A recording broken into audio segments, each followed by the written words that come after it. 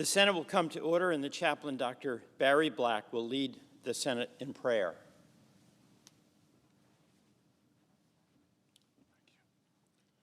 Let us pray.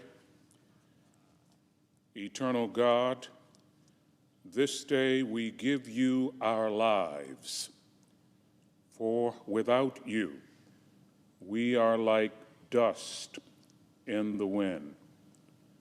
Shield us with your protection, mercy, and love. Remind us that disgrace comes to those who seek to deceive others. Lord, sustain our lawmakers. Show them the right plans. Point them to the right path so that one day they will stand in your presence with great joy. We pray in your sovereign name. Amen. Please join me in reciting the Pledge of Allegiance to the flag. I pledge allegiance to the flag of the United States of America and to the republic for which it stands, one nation, under God, indivisible, with liberty and justice for all.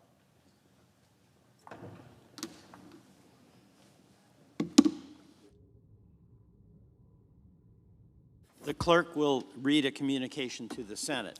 Washington, D.C., May 22, 2024, to the Senate. Under the provisions of Rule 1, Paragraph 3 of the Standing Rules of the Senate, I hereby appoint the Honorable Peter Welch, a senator from the state of Vermont, to perform the duties of the chair. Signed, Patty Murray, President pro tempore. Under the previous order, the leadership time is reserved.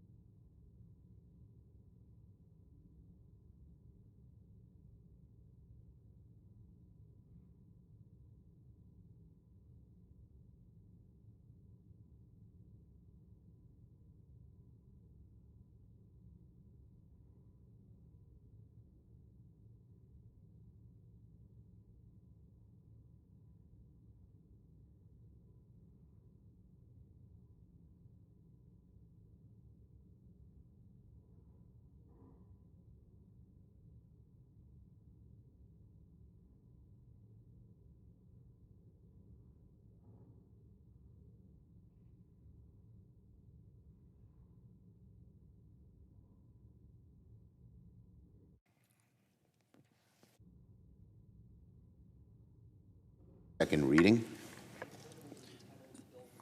The clerk will read the title of the bill for the second time. S4381, a bill to protect an individual's ability to access contraceptives and to engage in contraception, and to protect a health care provider's ability to provide contraceptives, contraception, and information related to contraception. In order to place the bill on the calendar under the provisions of Rule 14, I would object to further proceeding.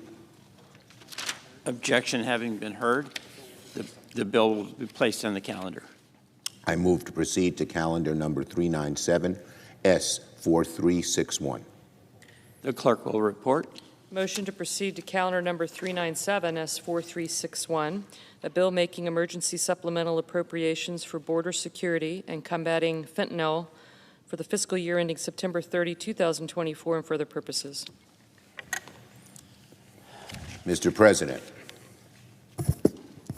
Majority Leader. Mr. President, I'd like to begin with a few words about Donald Trump's dangerous post last night on Truth Social.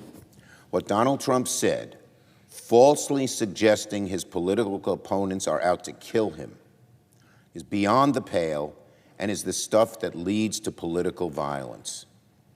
Donald Trump seems to have no consideration for the sanctity and peacefulness and further functioning of our democracy. Everyone who was here on January 6th should immediately see what he's doing, what Donald Trump is doing, using conspiracy theories to spin the hard right into a frenzy. And it's despicable for members of Congress to spread Donald Trump's lies. This is how people get killed, how the seeds of political violence are sowed, and how people lose faith in this democracy. Donald Trump has no regard for that. He would basically rip up parts of our democracy for his own, what he thinks is his own personal gain. Let's speak truthfully. What the FBI did was follow standard practice. They worked with the Secret Service at Mar-a-Lago ahead of time to coordinate how to carry out a search warrant. Donald Trump wasn't even in Florida, but instead in New Jersey on the day of the search. So this idea that his political opponents are out to kill him is absurd. Every single member of the House and Senate, Democrat and Republican, should condemn Donald Trump's outlandish and dangerous statement. It should be the easiest thing they do today. If words like Donald Trump's are not fiercely condemned, we're only begging for something far worse to our democracy down the line. We cannot let this man, Donald Trump, or anybody else, throw these kinds of matches to light flames that could burn our democracy. It's just horrible. I can't believe that someone would do something like that. Now, on judges, a much better note. Mr. President, today the Senate reached a significant milestone. 200 judges. Today the Senate reaches a significant milestone. 200 judges confirmed to lifetime appointments under President Biden and this very proud Democratic majority. 200 judges who are restoring balance and excellence to our courts. 200 judges who are increasing the diversity and dynamism of our judiciary.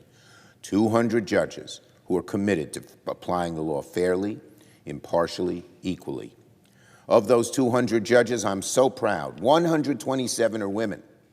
125 are people of color, both traditionally underrepresented demographics on the bench. We're making our courts look more like America. It's not just going to be partners, male white partners in fancy law firms. It's much more diverse, and the bench is better for it. It's something we can all be proud of.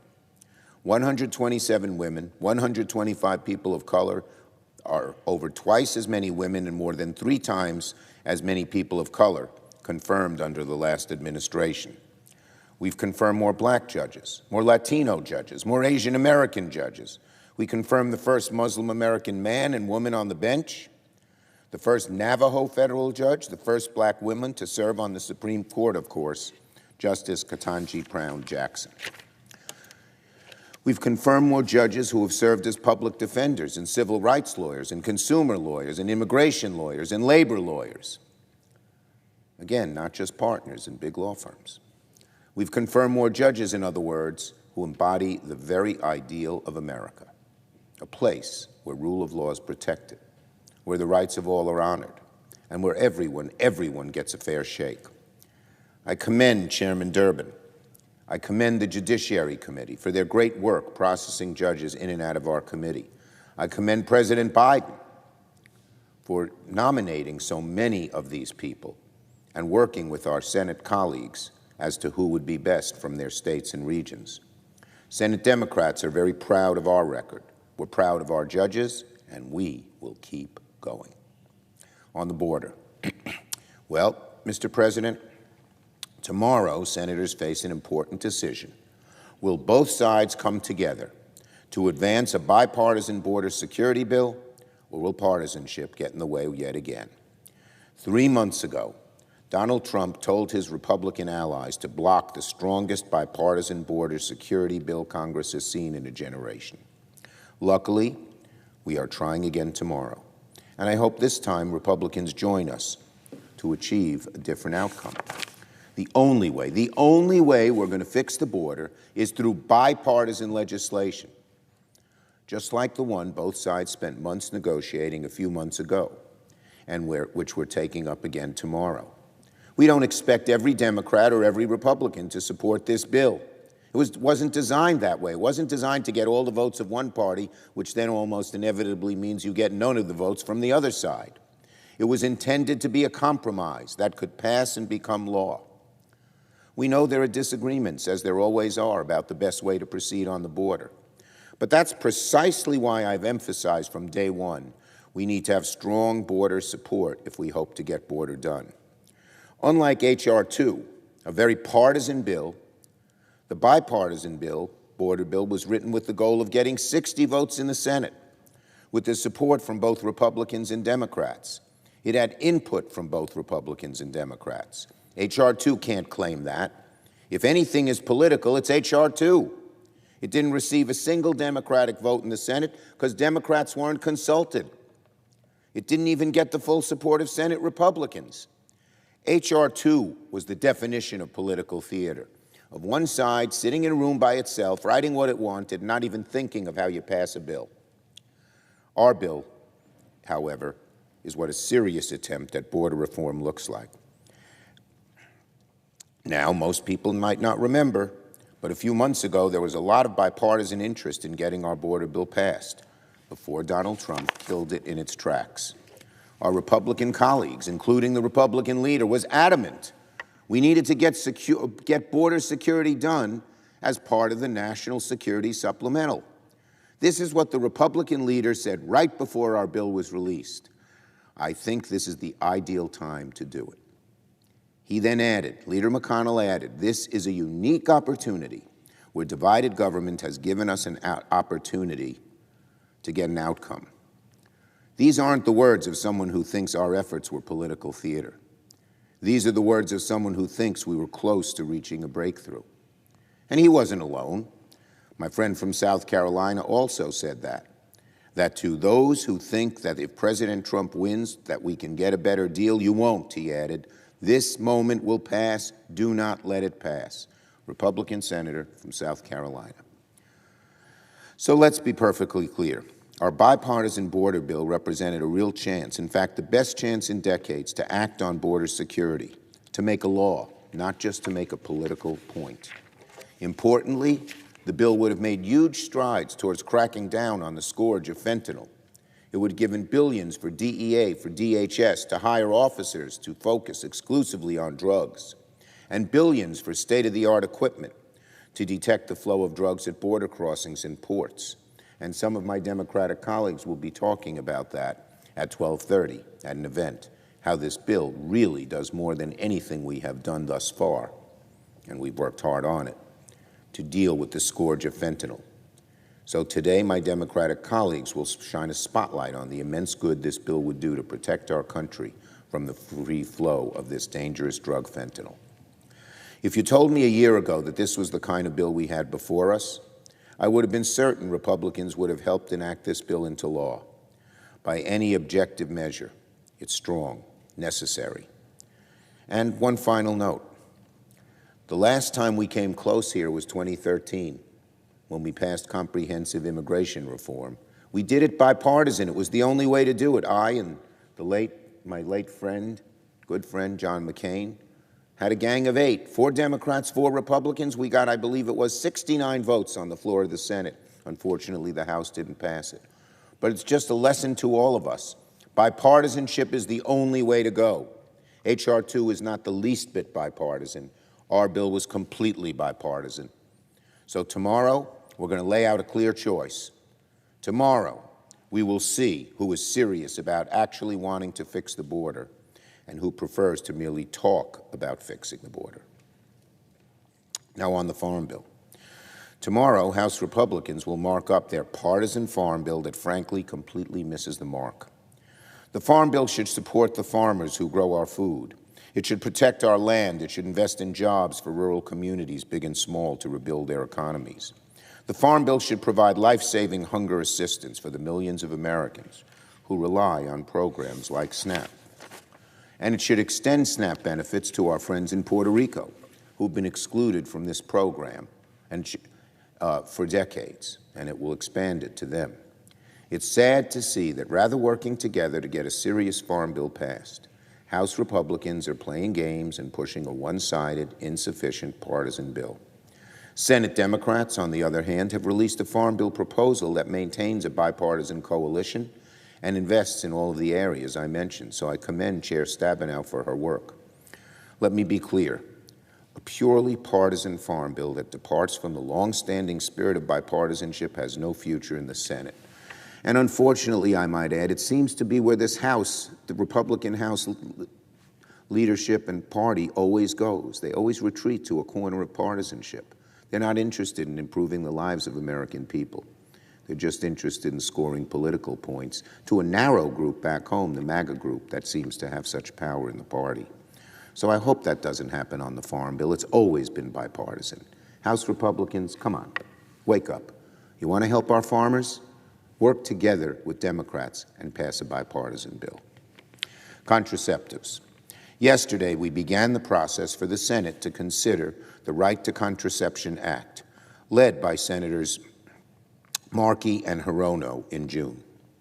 Now more than ever, contraception is a critical piece of protecting women's reproductive freedoms, standing as nothing short of a vital lifeline for millions of American women across the country. Senate Democrats are committed to restoring women's freedoms and will fight to protect access to contraception, and other reproductive freedoms that are essential safeguards for millions of women to control their own lives, their futures, and their bodies. I yield the floor. Note the absence of a quorum. Clerk will call a roll. Ms. Baldwin.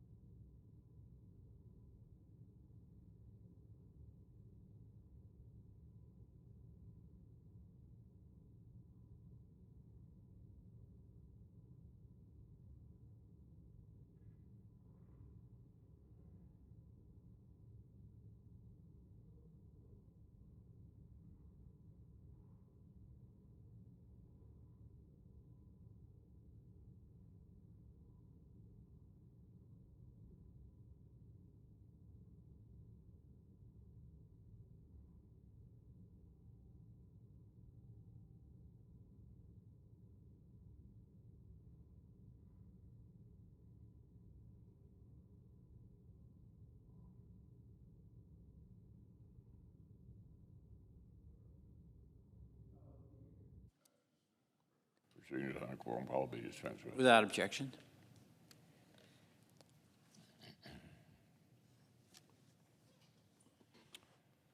Last week, just days after President Orban rolled out the red carpet in Budapest, in Beijing, for Vladimir Putin, the friendship without limits struck between America's greatest generations to come, end quote. And it appears to be rooted in a shared myth about the nature of world conflicts and a victim complex that would be laughable if it didn't carry such grave consequences for Western peace and security. At last week's summit, Russia and China together accused the United States of threatening the world's order by force or to disrupt global order. Well, if you're looking for the government that has doubled its nuclear arsenal in 3 years, you'll find it in Beijing, not Washington, by the PRC. And if you're looking for the regime recklessly developing an insanely provocative and destabilizing nuclear weapon to deploy in space, you'll find that one in Moscow. The world's leading authoritarians never seem to let the facts get in the way, but economic and military realities matter enormously to the future of fled coercion and thuggish political intimidation. The challenge to Western peace and security is not confined to the Taiwan Straits and the trenches of Ukraine. Influence from Central America, Central Asia to Africa, and to our own Western Hemisphere. Russia's efforts to strangle democracy and wrestle free societies back under its control were perhaps most glaring along the borders of Europe. After the collapse of the Soviet Union, the unshackled nations have largely chosen freedom and worked to build democratic governments, and the Kremlin see that as a threat. Leaders in Washington are prone to forget how fragile our precious are the safeguards our founders enshrined authoritarianism of majority rule. Sometimes, of course, politicians in Washington even flirt with the idea of tearing down these safeguards of democracy to deny the minority any meaningful power. Fortunately, there's still a bipartisan firewall in the Senate for nascent, vulnerable democracies, the nation's civil society, and unravel the guardrails of its democracy. In an attempt to consolidate it, would stamp out the Euro-Atlantic aspirations of the Georgian people. And while the political opposition is large, despite their feckless party leaders, thousands of Georgians have taken to the streets to protest. Georgians tell pollsters they want a distinctly European future. They believe that planting themselves firmly in the West among democratic nations where the rule of law prevails is in their best interest. Whether Georgia looks east or west matters to the United States, standing with free people resist Japan. And it's true of Georgia. The Georgian people deserve to write their own future, not have it dictated to them by Moscow. That why is it that Russians obsess over controlling Georgia's future? Oh, it's about more than acting out Putin's neo-imperialist fantasy. Geography matters. For millennia, Georgia and its Black Sea coast have stood at the crossroads of the civilized world in Moscow and Tehran. The people of Georgia have a long history of enduring Russia and turning to the West. So, like friends of the Georgian people across the West, I'm hopeful this moment will be one which they can take yet more pride. As a moment when the opposition to Russian coercion puts petty differences aside and stands united. Of course, this must also be a moment for Georgia's ruling party to recognize the cost of ignoring their people's will in order to fulfill Putin's whims and to stop short of shredding their relationship with the West. I hope those in power in Tbilisi will put sovereignty over subjugation and withdraw the coercive Russia law from Parliament. On another matter, last Thursday, the Biden administration announced its plan to sacrifice yet another source of affordable, reliable American energy on the altar of climate activism. After years of freezes and bans on onshore and offshore oil and gas leasing, the Powder River Basin of Wyoming and Montana. This region is responsible for producing nearly half of the nation's coal. Last year alone, the basin dollars of lost revenue for Montana and Wyoming. The sting of the administration's war on coal is one Kentuckians know all too well, and working families across the country are already struggling with persistent inflation. Energy prices alone have risen more than 40% since President Biden our own party to the breaking point. In fact, the Biden administration's war on affordable, reliable American energy has proven so radically harmful to consumers, workers, and our global right here in the Senate, natural gas home furnaces. This rule would signify an increase the existing efficiency. This rule will heap as much as cost of the Biden economy. The American people have suffered enough, from Bidenomics to the Green New Deal, administration's assault on gas appliances, and I'm thankful to my colleague Senator Cruz for bringing attention to this madness.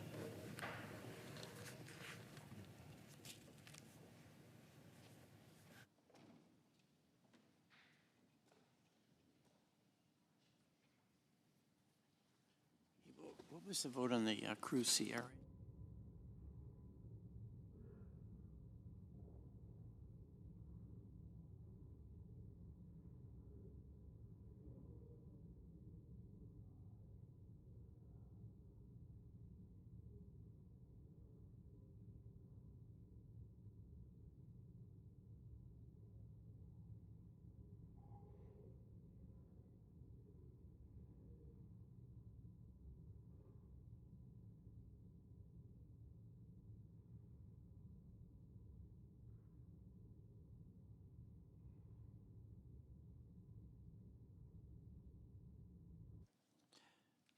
Morning business is closed. Under the previous order, the Senate will proceed to executive session to resume consideration of the following nomination, which the clerk will report. Nomination, the Judiciary, Angela M. Martinez of Arizona to be United States District Judge for the District of Arizona.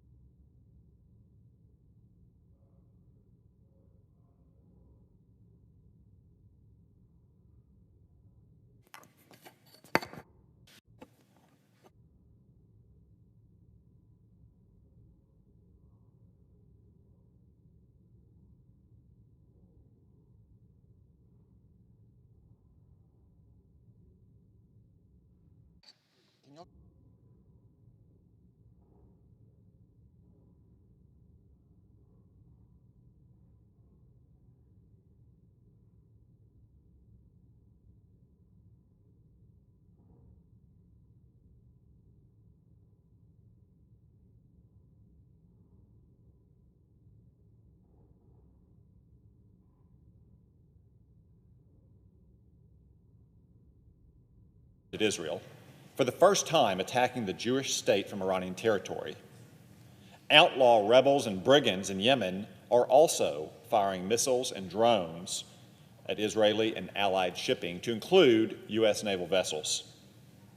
As Israel is under siege at home, it's also under diplomatic assault abroad from Hamas's proxies at the United Nations, the International Criminal Court, and even American college campuses. Joe Biden's allies on Capitol Hill have grown increasingly hostile as well. The majority leader and former Speaker of the House, Nancy Pelosi, called for the removal of Benjamin Netanyahu from power. The majority leader said that Israel needs new elections. I think New York may need new elections.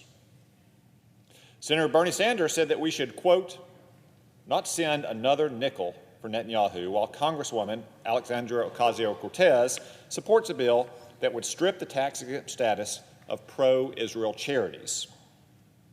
That's bad enough, but unfortunately, instead of backing our Israeli friends to the hilt in this moment of maximum danger, the Biden administration has sanctioned Israelis, condemned its military, and second-guessed it, while trying to undermine its democratically elected leader. 2 weeks ago, Joe Biden went a step further, halting the shipment of bombs and precision-guided bomb kits that Israel needs to limit civilian casualties and destroy Hamas strongholds inside of Rafah, and for that matter, to free hostages, including American citizens. The president also announced that he will withhold additional offensive weapons to Israel if Israel targets Hamas in Rafah, as if there were much difference between offensive and defensive weapons when Israel is surrounded on all sides by mortal enemies. Joe Biden is instituting a de facto arms embargo on Israel that will save Hamas. The reason appears to be simple. He wants to appease a small minority of pro-Hamas voters in his own party in critical swing states he believes are necessary for his reelection. That's why I've partnered with Congressman Ken Calvert to pass the Israel Security Assistance and Support Act, which would reverse Joe Biden's arms embargo on our ally. This legislation simply requires the prompt delivery of all weapon shipments approved by Congress. It also withholds pay from any Department of State or Defense bureaucrat who withholds vital military aid from Israel. Earlier last week, the House did its part and passed the Israel Security Assistance Support Act, and it proceed to the immediate consideration of calendar number 398, H.R. 8369. I further ask that the bill be considered, read a third time, and passed, and that the motion to reconsider be considered, made, and laid upon the table. In my capacity as Senator from Vermont, I object. I regret that the Democrats will not allow this bill to come up for a vote, which again would simply ensure that aid that Congress has approved is delivered promptly to Israel in the middle of a shooting war of survival, a bill that I would remind everyone passed the House of Representatives with a bipartisan majority. The time is now to reverse Joe Biden's de facto arms embargo on Israel. I yield the floor.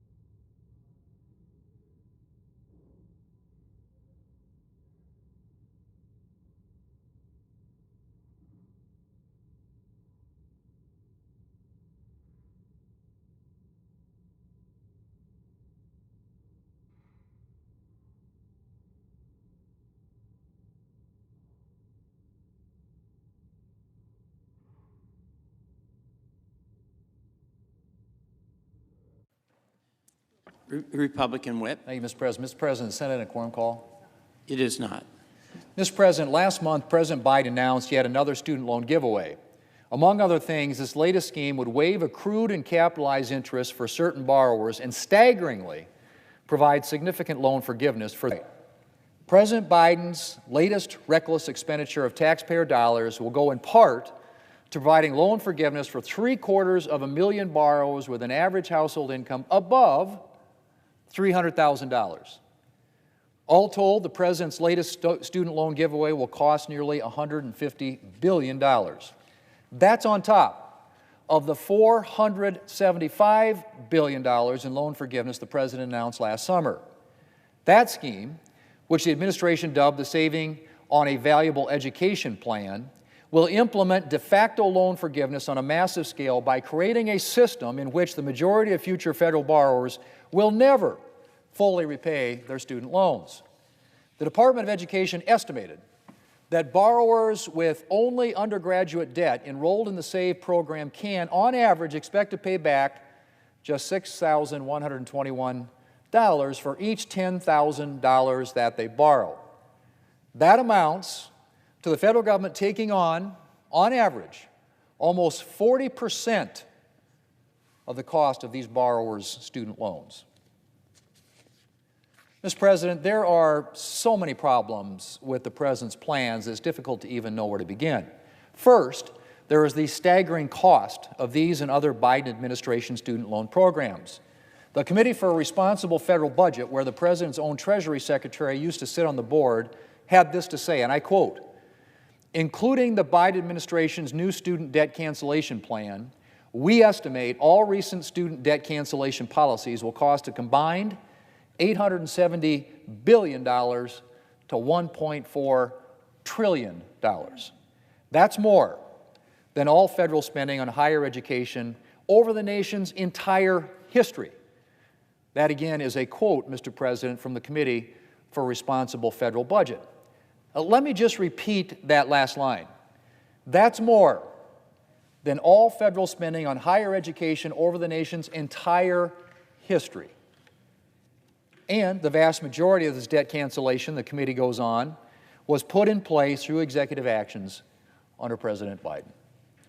So, Mr. President, the staggering cost of President Biden's giveaways is one major problem, especially when you consider another major problem, which is that the President's giveaways will do nothing to fix the actual problem, which is the cost of higher education. In fact, they could very well make things worse. For one, there's reason to fear that his student loan giveaways could actually encourage colleges to raise their prices. And of course, the President's giveaways will do nothing to encourage students to only borrow what they can afford. Indeed, there's a good chance students will increase their borrowing as a result of the President's plans. So, Mr. President, President Biden's student loan schemes will cost a massive amount of money while doing nothing to solve higher education costs. But the problems don't end there. To start with, there's the question of whether or not what the President is doing is even lawful. Last summer, the Supreme Court struck down the President's original student loan forgiveness plan because the President lacked the statutory authority to forgive student loans. And there's reason to wonder whether his SAVE plan or these latest measures could be struck down in the courts as well. And of course, Mr. President, on top of all these issues, there's also the fundamental issue, and that's the unfairness of asking taxpayers who never went to college or worked hard to pay off the full balance of their student loans, or who worked their way through school to avoid a heavy loan burden, or who covered the cost of their education by enlisting in the military and risking their lives for their country, to shoulder the massive cost of all this loan forgiveness. Why should someone who never went to college be taking on the burden of loan forgiveness for borrowers making in excess of $300,000 a year? And then, of course, there's the troubling message sent to students when we teach them that they can expect to be bailed out for the debt they take on, even though they agreed to pay it. I could go on, Mr. President, the President announced his first student loan forgiveness scheme 2 months before the 2022 congressional elections. I don't think there's a coincidence about that, and I suspect it's no coincidence that he expects to implement his latest student loan giveaway this fall, before the 2024 election. Last week, I joined Senator Cassidy and Congresswoman Fox on a bicameral letter to the Secretary of Education urging him to withdraw this latest plan. But unfortunately, I suspect that the President and his administration won't be withdrawing anything that they think could win them a few votes in November. And so the American people will once again have to endure yet another disastrous Biden administration spending plan. Mr. President, I yield the floor.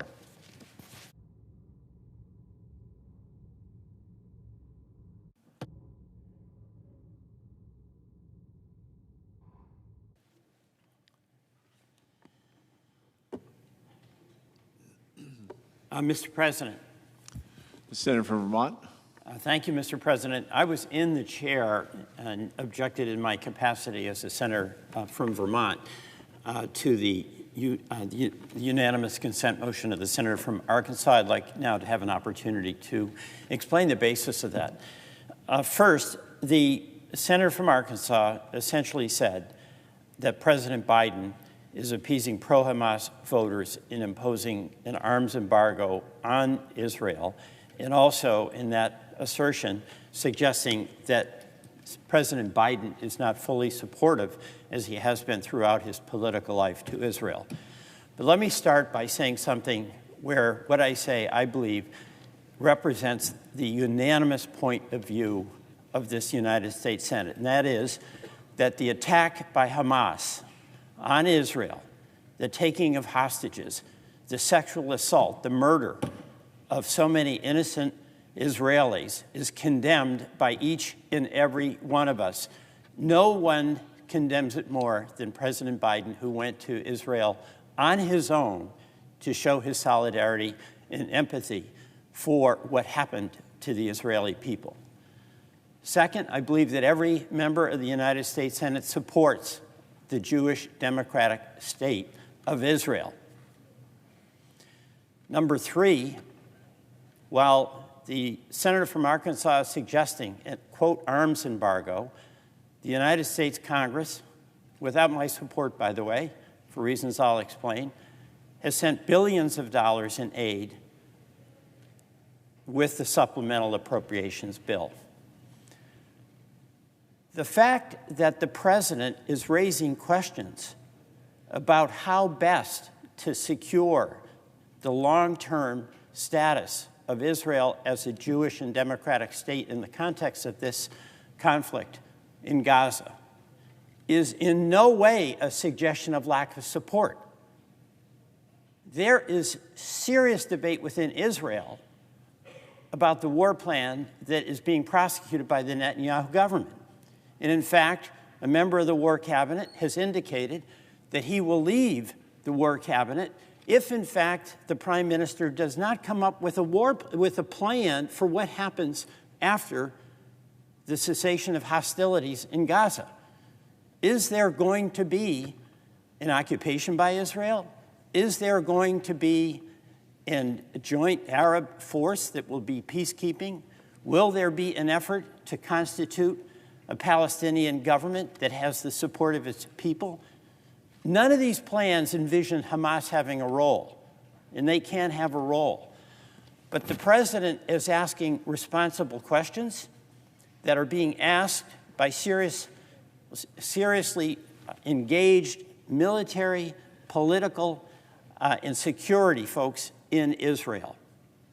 So to suggest that the president is raising questions because he's looking over the horizon and saying that adding to the 35,000 casualties in Gaza, half or more women and children, to suggest that the president, when he says we should not invade Rafah, or Israel should not invade Rafah because of the catastrophic consequences of more humanitarian losses, to suggest that when the president says 2,000-pound bombs that would be dropped on the most densely populated couple of square miles in the world without massive civilian casualties is not showing support for Israel, I dispute that.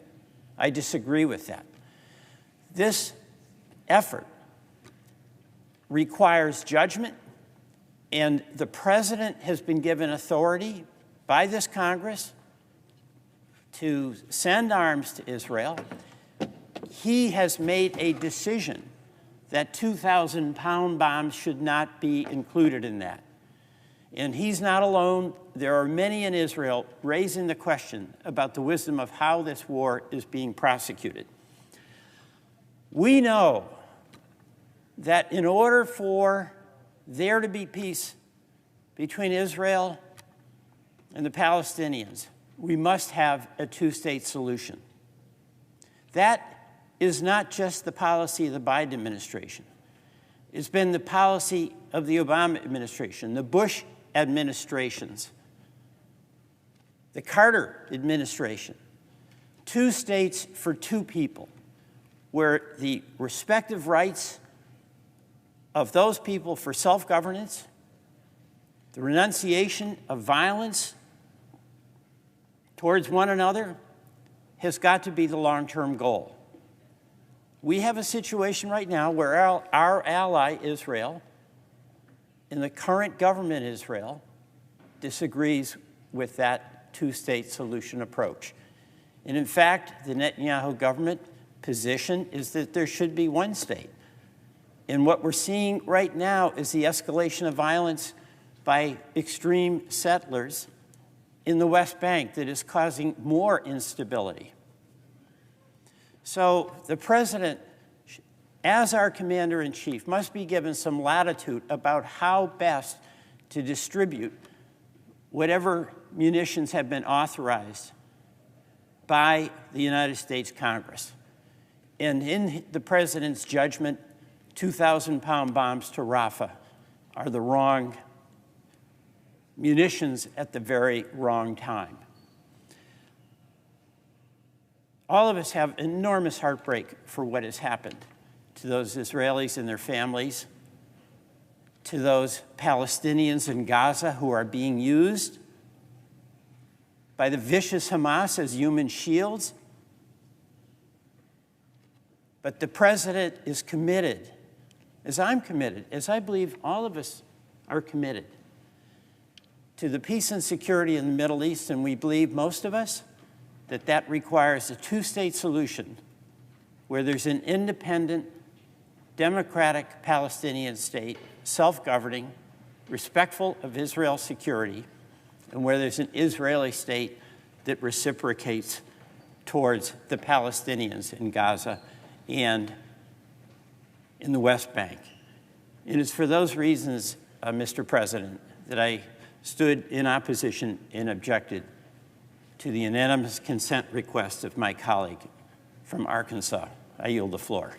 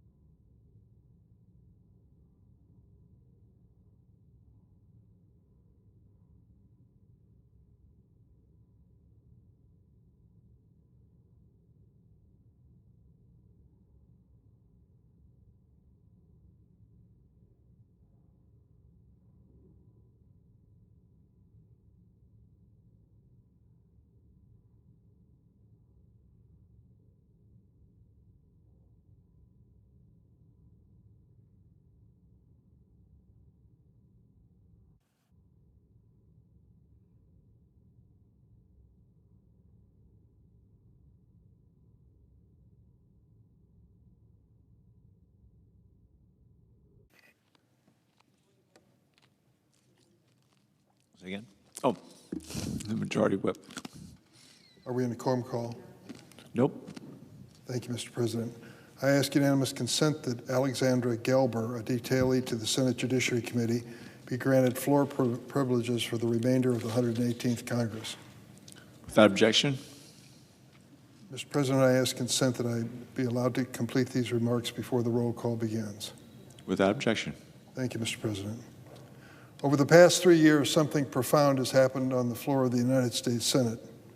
We have been building one of the most important accomplishments of the Biden-Harris administration, the confirmation of highly qualified, independent, even-handed judges to the federal bench. Today, the Senate will confirm the 200th lifetime judge since President Biden took office. This is an extraordinary slate of judges who are ruling with reason and restraint. These judges respect the rule of law, adhere to precedent, and above all, answer only to the Constitution. I have served on the Senate Judiciary Committee for more than 2 decades, including as chair for the past 3 years. During that time, I have been called on to evaluate and vote on over 1,000 judicial nominees that the committee has considered and have been brought to the Senate floor. In my opinion, the record is clear. President Biden's nominees to the federal bench represent the best in our judiciary. They are highly qualified. Not a single one of these nominees, these 200, have failed to be found qualified or well qualified by the American Bar Association. That is a departure from the previous administration's record. I've heard some of my Republican colleagues extolling the quality of those nominees in the previous administration as compared to those of President Biden. So I want to set the record clearly, as straight as I can. For each judicial nominee that comes before this Senate, the American Bar Association conducts a nonpartisan peer review that ranks their qualifications. The qualifications are based on integrity, professional competence, and judicial temperament. During the Trump administration, Senate Republicans confirmed 8 Trump nominees whom the American Bar Association found unqualified to serve on the federal bench. Compare that to President Biden's record. Under this administration, not one of the 200 judges we've confirmed received an unqualified rating. Not one. When there was a suggestion that one might receive that rating and they asked me whether we should move forward, I said the answer is clearly no. So when I hear some of my Republican colleagues reminisce about the former president's nominees, I have to wonder, which ones are they talking about? Are they talking about several nominees who'd never tried a case? How about the district court nominee in the previous administration who challenged the legal basis for both surrogacy and in vitro fertilization, or the Sixth Circuit nominee who likened abortion to slavery? And who could forget the Ninth Circuit nominee in the previous administration whose colleagues called him, quote, arrogant, lazy, an ideologue, and lacking in knowledge of day-to-day practice of law? Yet some Republican senators have relied on increasingly absurd criticisms in an attempt to criticize President Biden's nominees. In a new low, some of my Republican colleagues have gone so far as to falsely claim that a historic nominee who would be the first Muslim American to serve on the federal appellate court is anti-Semitic and anti-law enforcement. As I have said repeatedly, these bigoted attacks are false and should not stand. Something that stands out about President Biden's nominees, aside from their qualifications and loyalty to the rule of law, is the professional and demographic diversity they bring to the bench. We've made history, confirming more black women to the federal circuit courts than all prior presidents combined. Of course, we've confirmed the first ever black woman to serve on the Supreme Court, Justice Ketanji Brown Jackson, and we've confirmed historic numbers of Asian American, Latino, and LGBTQ judges. As we celebrate Asian American Pacific Islander Heritage Month, I want to take a moment to recognize that President Biden has appointed more AAPI judges than any previous president. This includes several firsts to the federal bench: the first ever Asian American judge in the 3rd and 7th circuits, the first South Asian judge in the 9th circuit, the first Asian American judge in Virginia. Beyond this demographic diversity, there is a record-breaking professional diversity.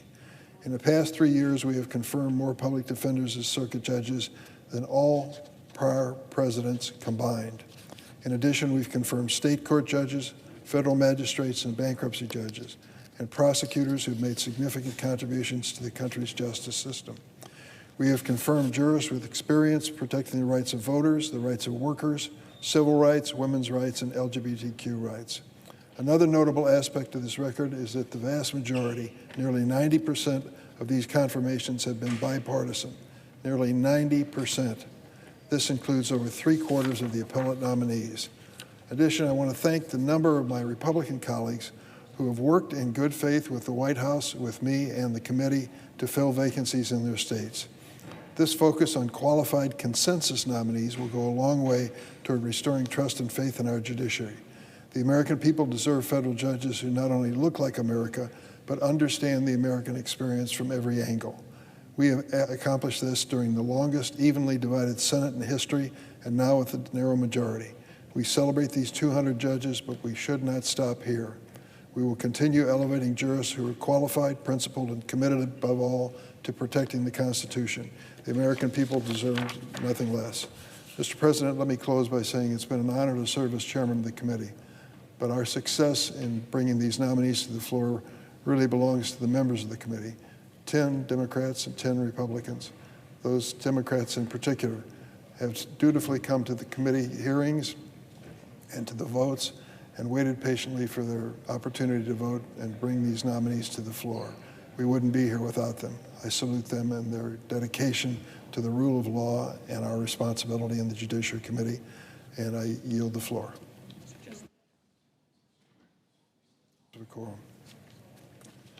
Clerk, call the roll. Ms. Baldwin.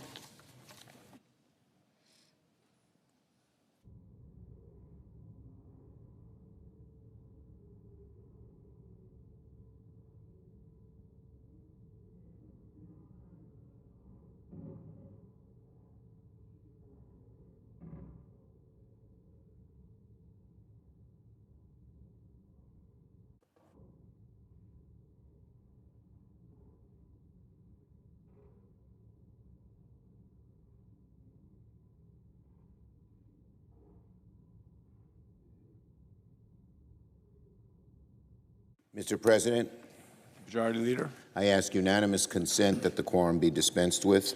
Without objection. So, Mr. President, this is an amazing moment in the history of this Senate and of all Senates, because in just a few moments, the Senate will confirm Angela Martinez to be a district judge for the District of Arizona. Judge Martinez will be the 200th federal judge under the Biden administration and this Democratic majority. Reaching 200 judges is a major milestone. Simply put, our 200 judges comprise the most diverse slate of judicial nominations under any president in American history. Our federal judiciary is now far more balanced, far more diverse, far more experienced than it was just a few years before President Biden took office. I'm so proud of the 200 judges. 127 are women. 125 are people of color. That's a majority of the judges, more than a majority, over 60% women, 2/3 women, 2/3 people of color. 58 black judges, 37 black women judges, each a record. 36 Hispanic judges, 33 Asian American Pacific Island judges, also a record. It's amazing. And it's not just, there's also not just demographic diversity, but professional diversity. It's not just a lot of white male partners in big fancy law firms anymore. It's people who are public defenders, civil rights lawyers, labor lawyers, immigration lawyers, consumer lawyers. We have so much greater diversity on the bench, and that is so good for America, because the bench, the powerful federal judiciary filled with lifetime appointments, should reflect America. It's taken too long to get to this point. We still have more ground to make up, but we're getting there, and we're so proud of it. And of course, the first black woman to serve on the Supreme Court, Justice Ketanji Brown Jackson. Ever since I've gotten on the Judiciary Committee, it's been my goal to diversify the bench, and the judges I've chosen in New York have been like that for, over 2 decades. But now, under the Biden administration and under the great leadership of Chairman Durbin and his Judiciary Committee, we have really moved forward. And I want to give special consideration, because she works full-time on this, to Cecilia, my nominations director. We work so closely with the White House, and that is Catalina Tam, who has been so important and so dedicated behind the scenes in getting these judges confirmed. This is a really fine day for America. When you look at all the trouble and all the things swirling around, and then you realize so many fine people who never would have even had access to the federal bench are getting on the bench, gives you faith in the future of this great country. I yield the floor and I yield the floor. The question's on the nomination. Is there a sufficient second? It appears to be. The clerk will call the roll. Ms. Baldwin, Mr. Barrasso, Mr. Bennett, Mrs. Blackburn.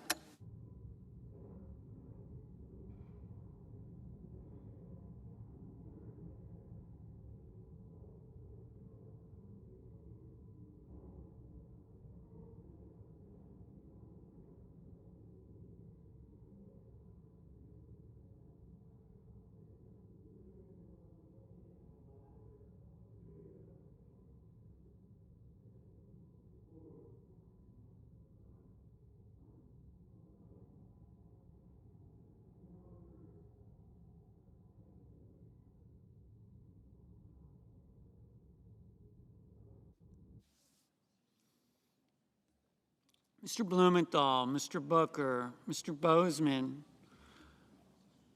Mr. Braun, Mrs. Britt, Mr. Brown, Mr. Budd, Ms. Butler, Ms. Cantwell, Mrs. Capito, Mr. Cardin, Mr. Carper, Mr. Casey,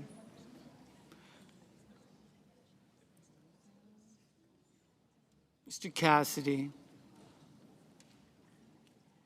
Ms. Collins, Mr. Coons, Mr. Cornyn, Ms. Cortez Masto, Mr. Cotton, Mr. Kramer, Mr. Crapo, Mr. Cruz, Mr. Daines, Ms. Duckworth, Mr. Durbin, Ms. Ernst, Mr. Fetterman, Mrs. Fisher, Mrs. Gillibrand, Mr. Graham, Mr. Grassley, Mr. Haggerty, Ms. Hassan, Mr. Hawley, Mr. Heinrich, Mr. Hickenlooper,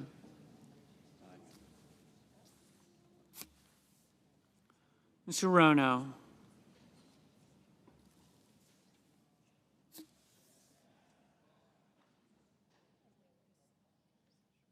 Mr. Hoven, Mrs. Hyde-Smith, Mr. Johnson, Mr. Kane, Mr. Kelly, Mr. Kennedy,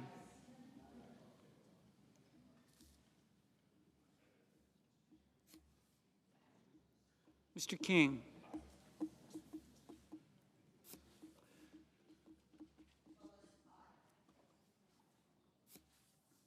Ms. Klobuchar, Mr. Langford, Mr. Lee,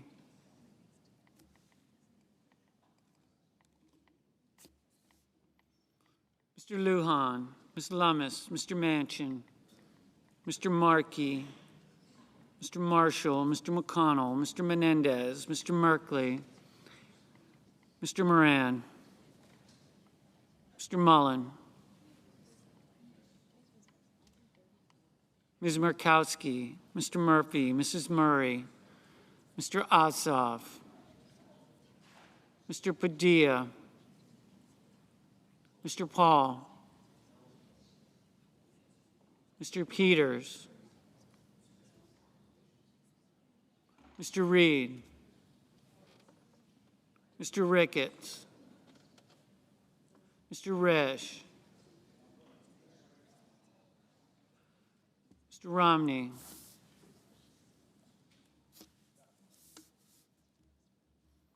Ms. Rosen.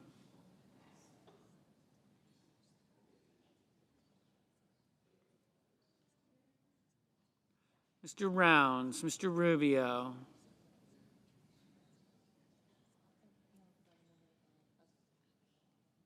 Mr. Sanders.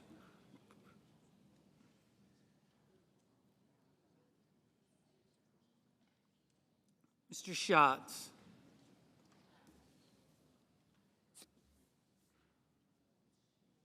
Mr. Schmidt.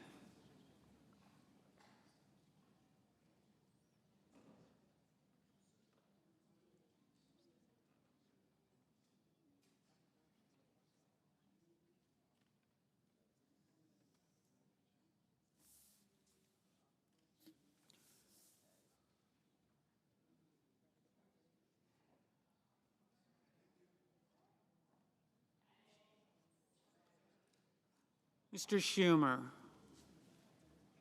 Mr. Scott of Florida, Mr. Scott of South Carolina, Mrs. Shaheen, Ms. Sinema, Ms. Smith, Ms. Stabenow, Mr. Sullivan, Mr. Tester, Mr. Thune, Mr. Tillis, Mr. Tuberville, Mr. Van Hollen, Mr. Vance, Mr. Warner, Mr. Warnock, Ms. Warren, Mr. Welch, Mr. Whitehouse, Mr. Wicker, Mr. Wyden, Mr. Young.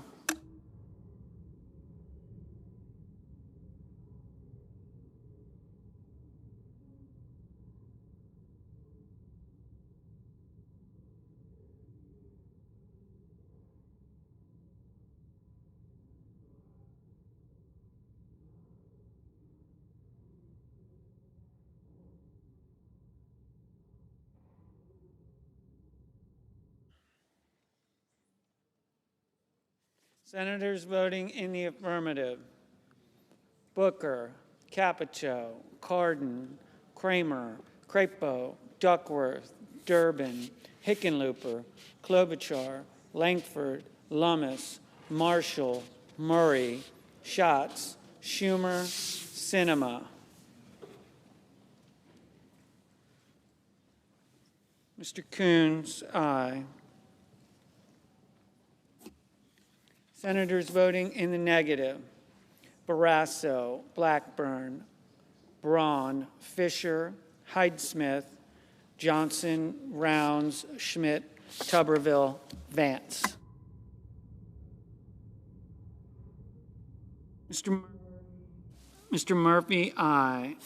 Mr. Thune, no.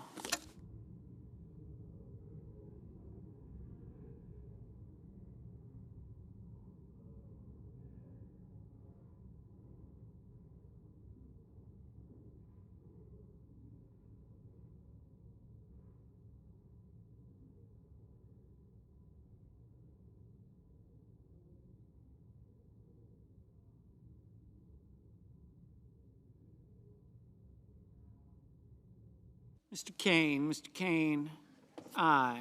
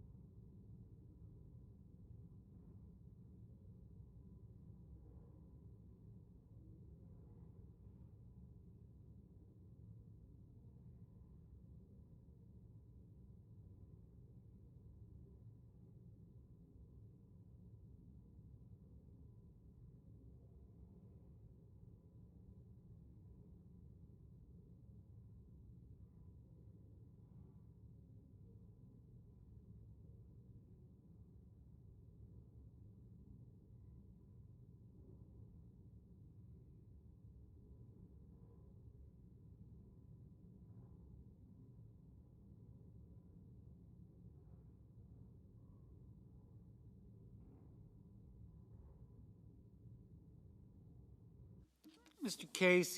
Casey, aye.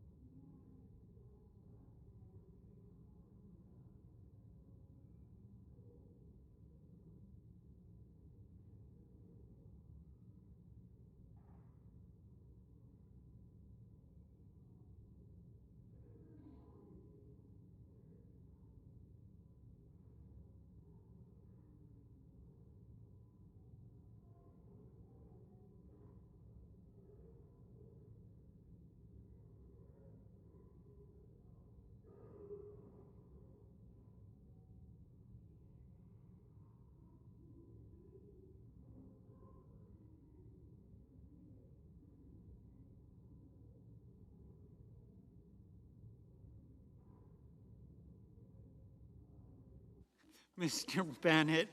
Bennett, aye.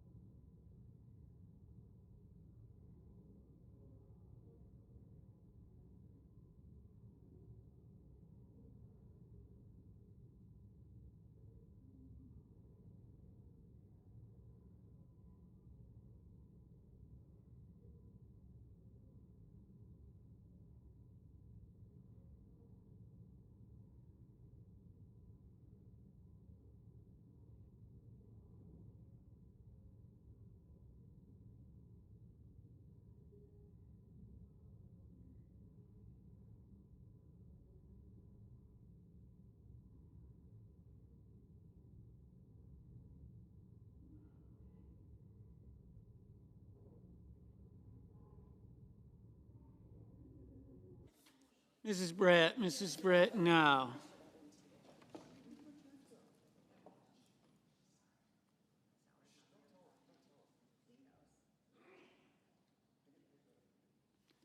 Mr. Van Hollen, aye.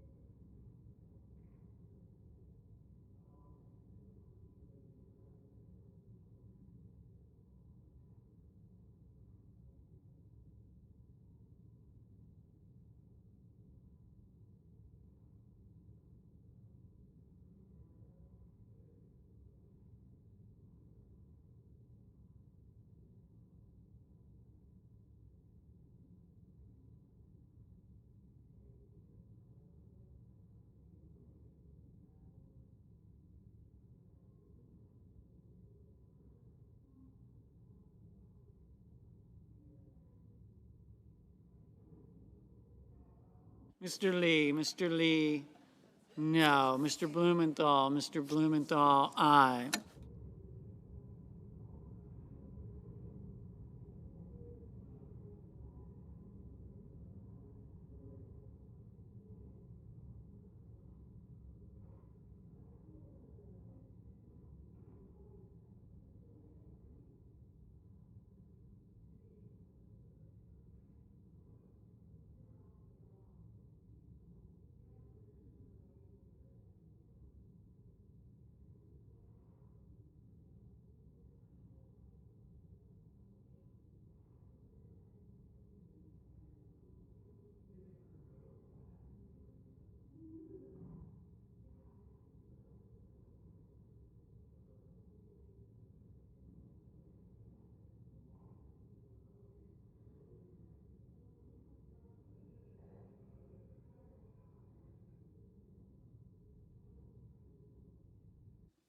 Mr. Reed, aye.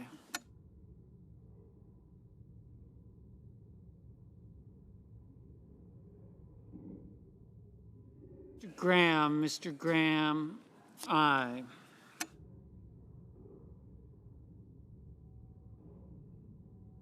Mr. Lujan, aye.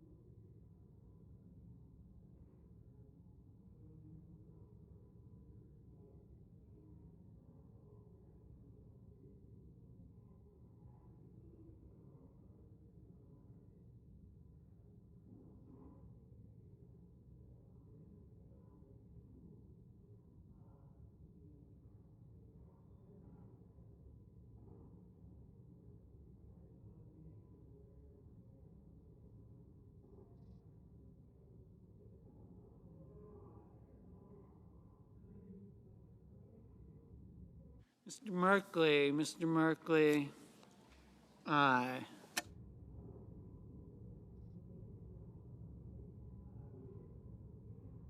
Mr. Peters, Mr. Peters, aye.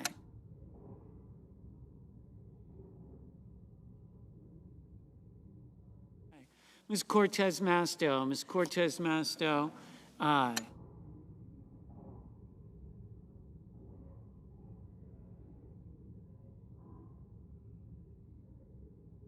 Ms. Baldwin, aye.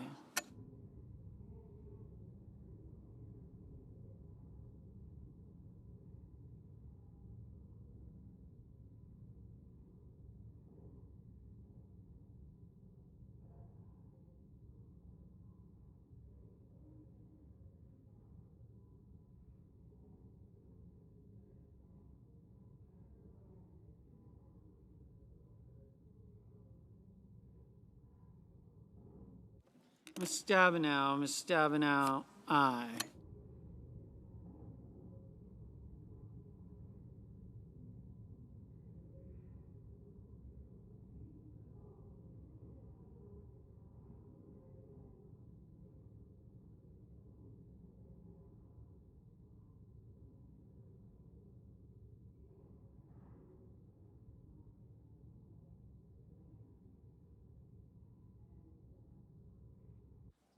Mr.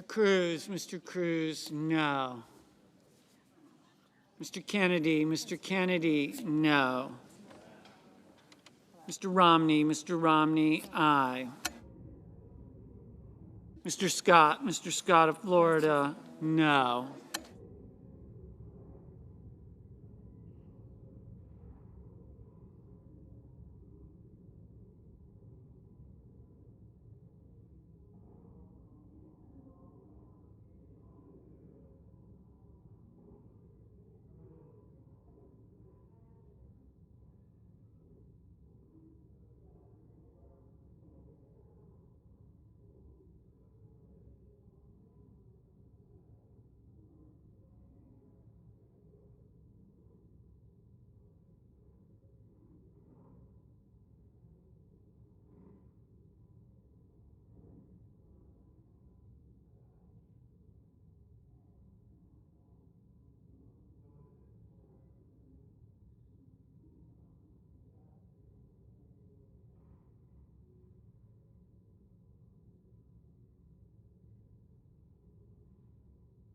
Mr. Warner, aye.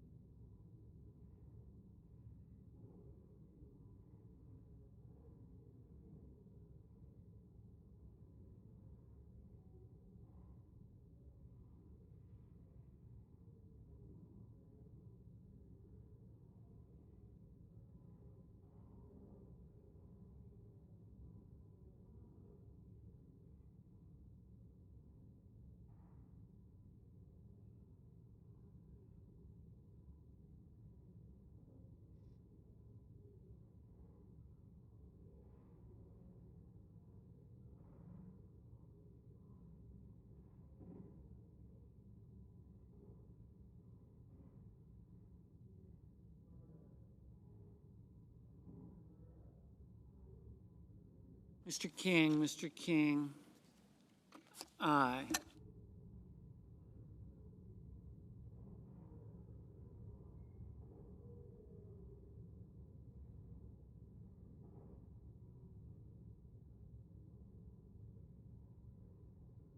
Mr. Heinrich, aye.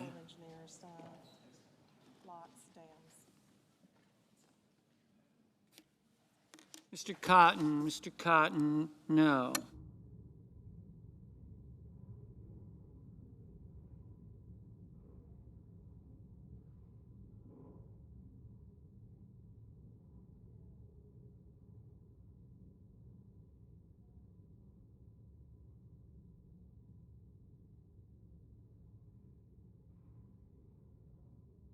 Mr.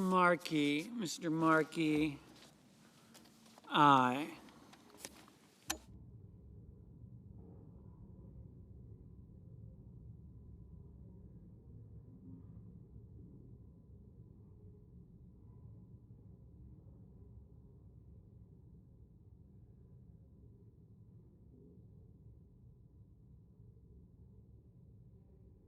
Mr. Cornyn, no.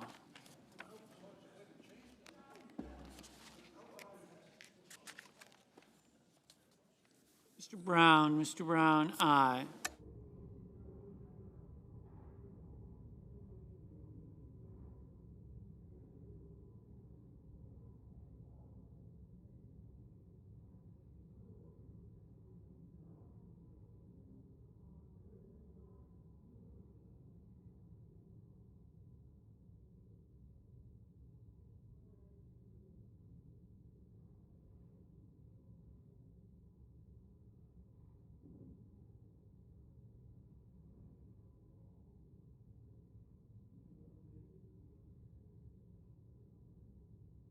Mr. Daines, no.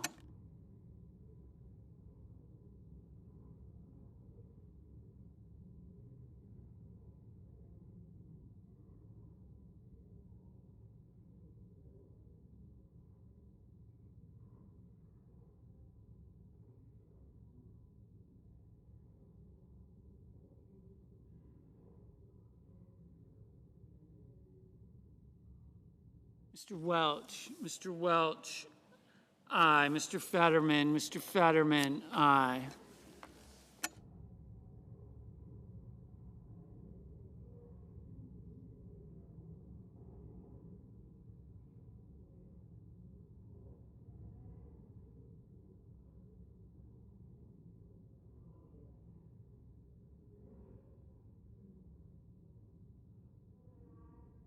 Mrs. Gillibrand, aye. Ms. Butler, aye.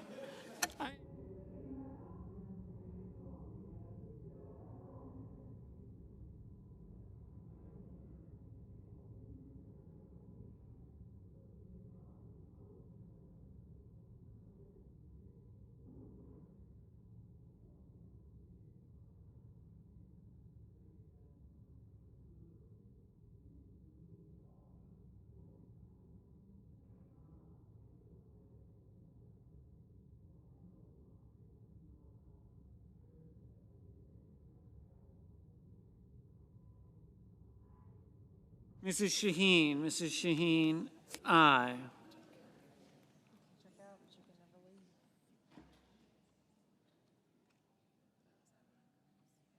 Ms. Collins, aye. Ms. Hirono, aye. Ms. Hassan, aye.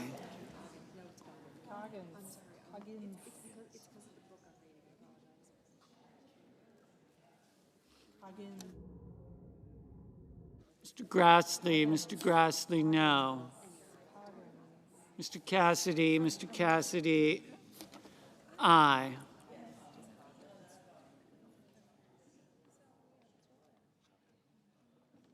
Ms. Warren, aye.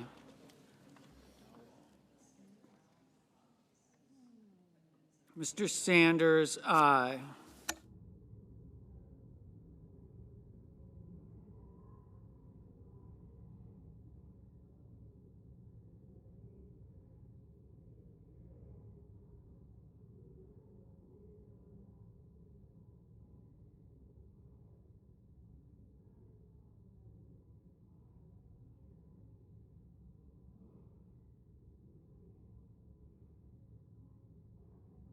Ms. Smith, aye.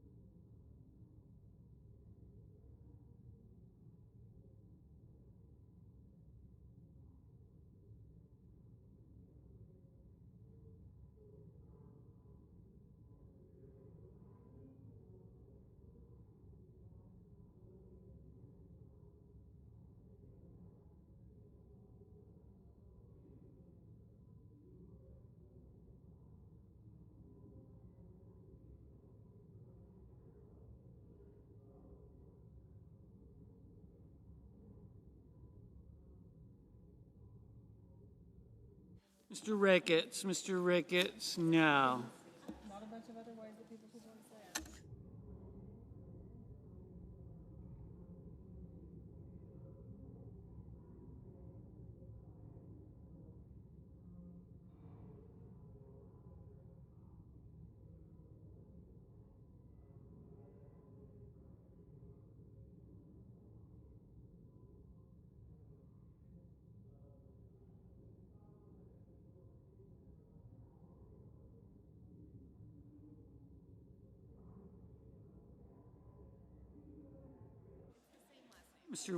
Mr. Wicker, aye.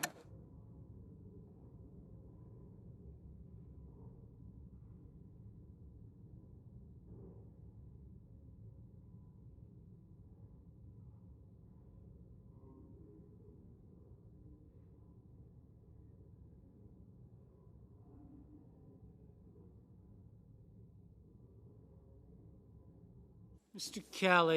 Kelly, aye.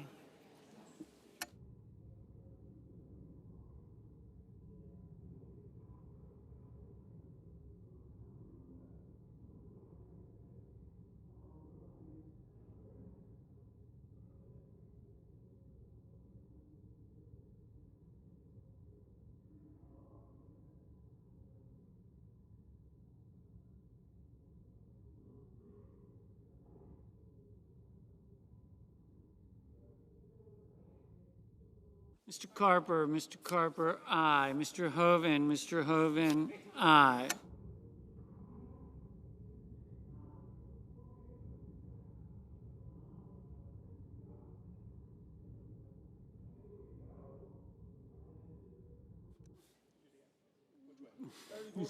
Mr. Bozeman, no. You, Mr.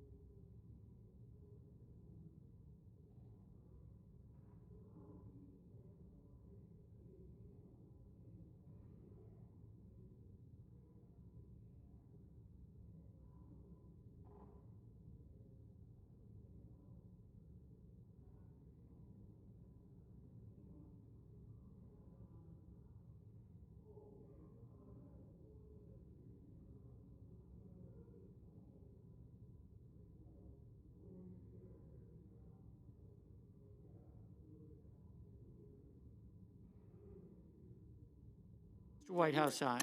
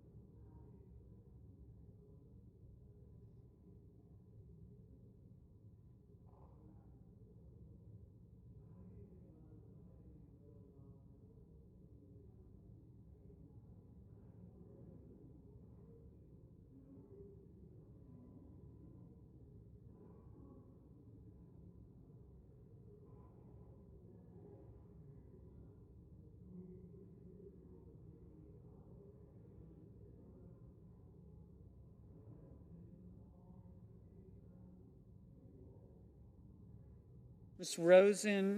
Rosen, aye.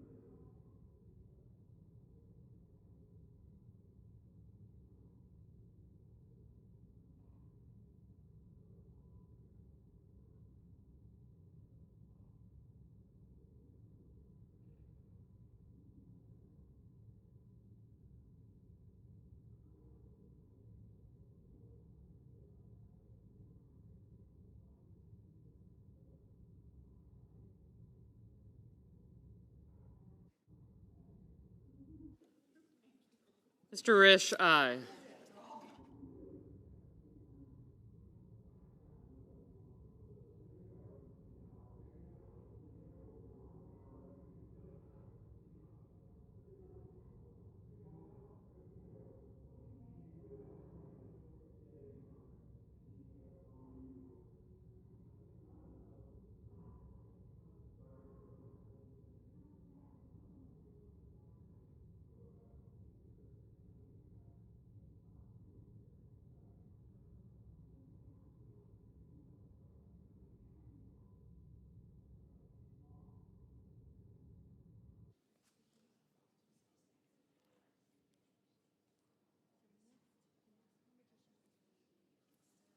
Mr. Paul, no.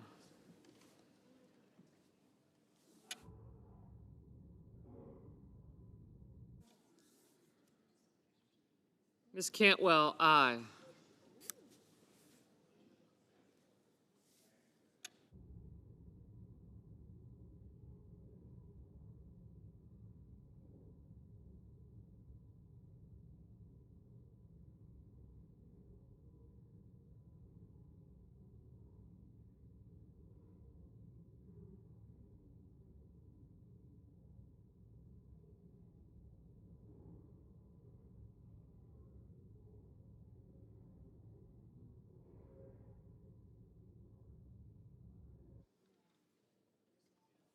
Mr. Ossoff, aye.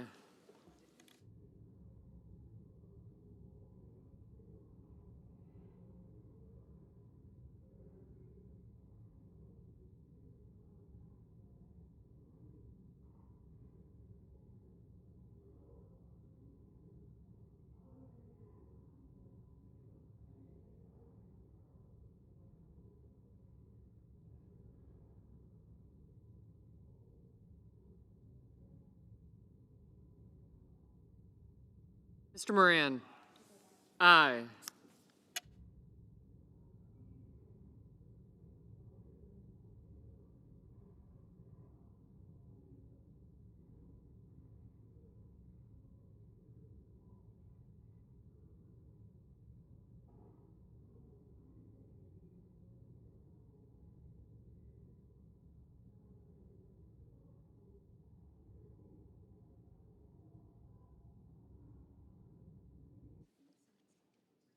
Ms. Duckworth, aye.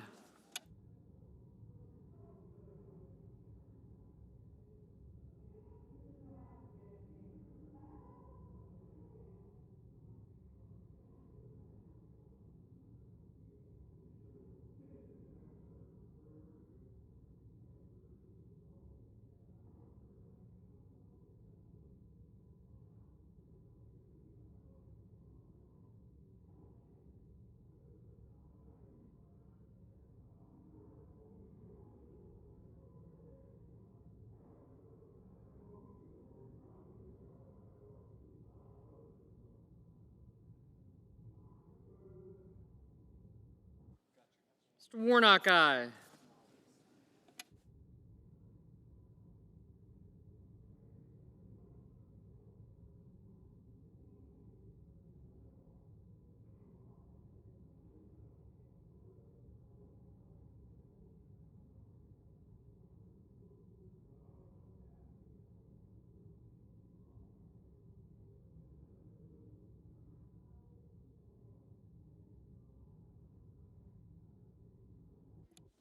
Mr. Wyden, aye.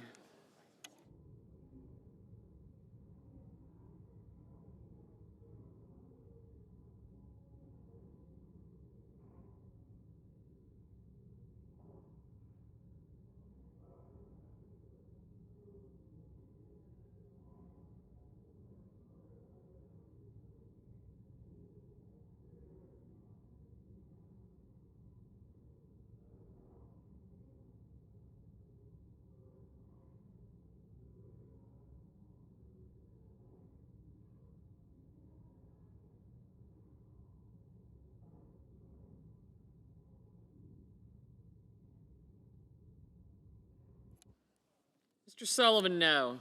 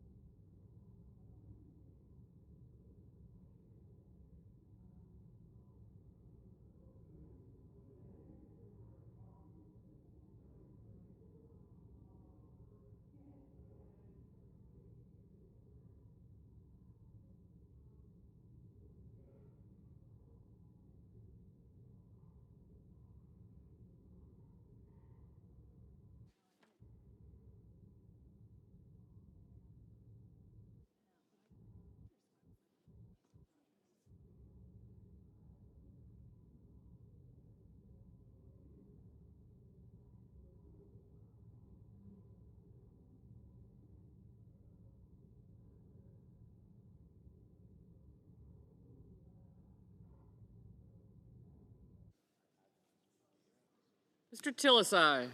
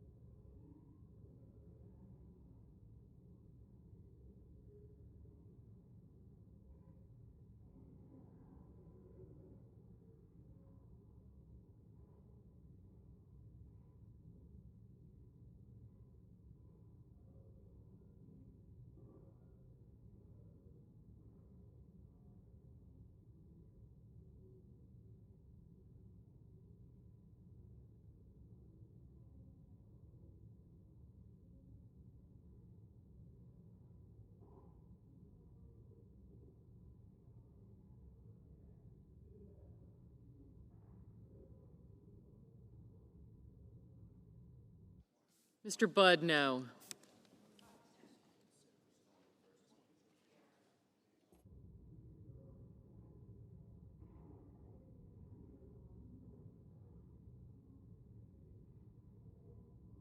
Ms. Murkowski, aye.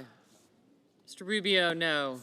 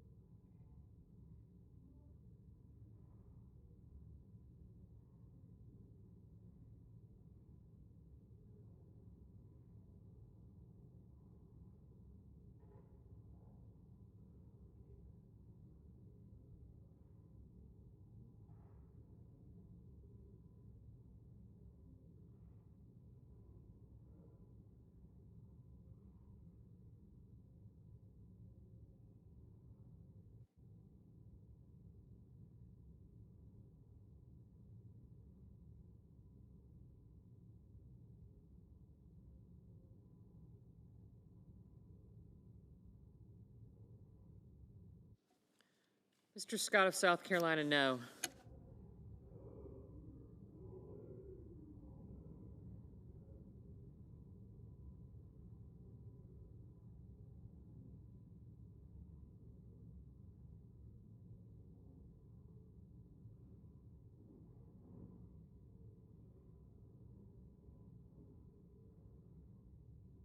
Mr. Padilla, aye.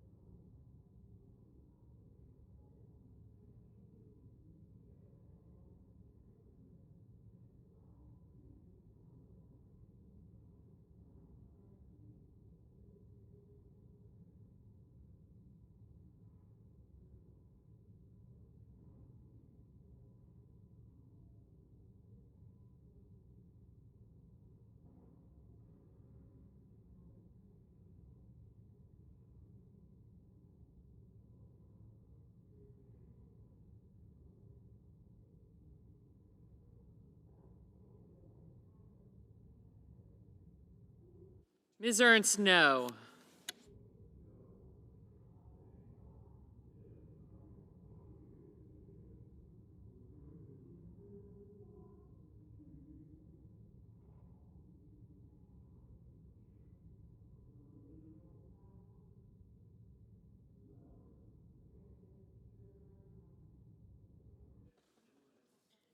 Mr. Young, aye.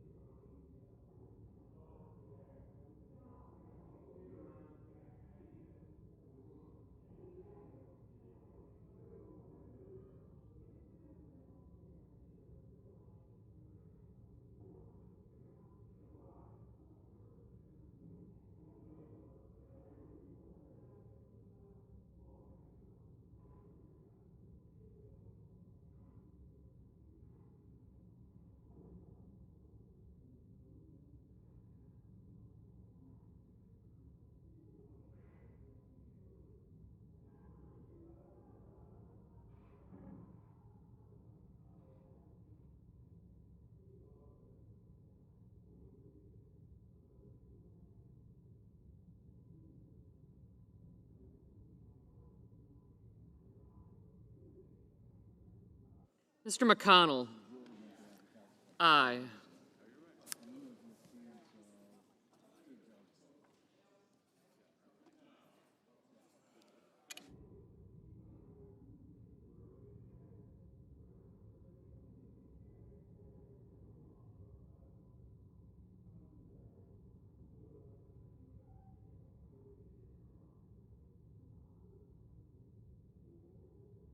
The yeas are 66 and the nays are 28. The nomination is confirmed. Under the previous order, the motion to reconsider is considered made and laid upon the table, and the President will be immediately notified of the Senate's action. The clerk will report the motion to invoke cloture. Cloture motion. We, the undersigned senators, in accordance with the provisions of Rule 22 of the Standing Rules of the Senate, do hereby move to bring to a closed debate on the nomination of Executive Calendar Number 571, Dina M. Coggins of California, to be United States District Judge for the Eastern District of California, signed by 17 senators. By unanimous consent, the mandatory quorum call has been waived. The question is it the sense of the Senate that debate on the nomination of Dina M. Coggins of California to be United States District Judge for the Eastern District of California shall be brought to a close? The yeas and nays are mandatory under the rule. The clerk will call the roll. Ms. Baldwin, Mr. Barrasso, Mr. Bennett, Mrs. Blackburn, Mr. Blumenthal, Mr. Booker, Mr. Bozeman, Mr. Braun, Mrs. Britt, Mr. Brown, Mr. Budd, Ms. Butler, Ms. Cantwell, Mrs. Capito, Mr. Cardin, Mr. Carper, Mr. Casey, Mr. Cassidy, Ms. Collins, Mr. Coons, Mr. Cornyn, Ms. Cortez Masto, Mr. Cotton, Mr. Kramer, Mr. Crapo, Mr. Cruz, Mr. Daines, Ms. Duckworth. Thank you. Mr. Durbin, Ms. Ernst.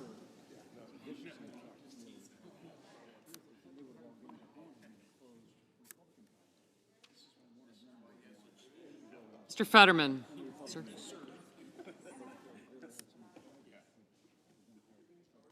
No, I didn't. No. Mrs. Fisher. Mrs. Gillibrand. Mr. Graham. Mr. Grassley.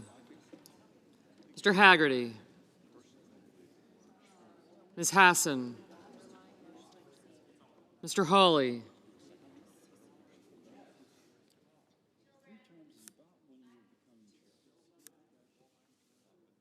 Mr. Heinrich.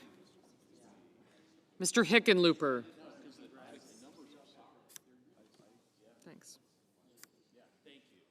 Ms. Hirono. Mr. Hoeven.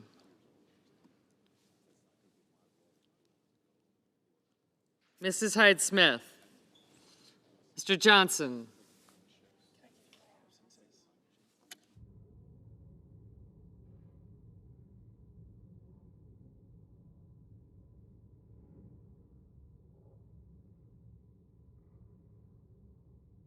Mr. Johnson, Mr. Kane, Mr. Kelly, Mr. Kennedy,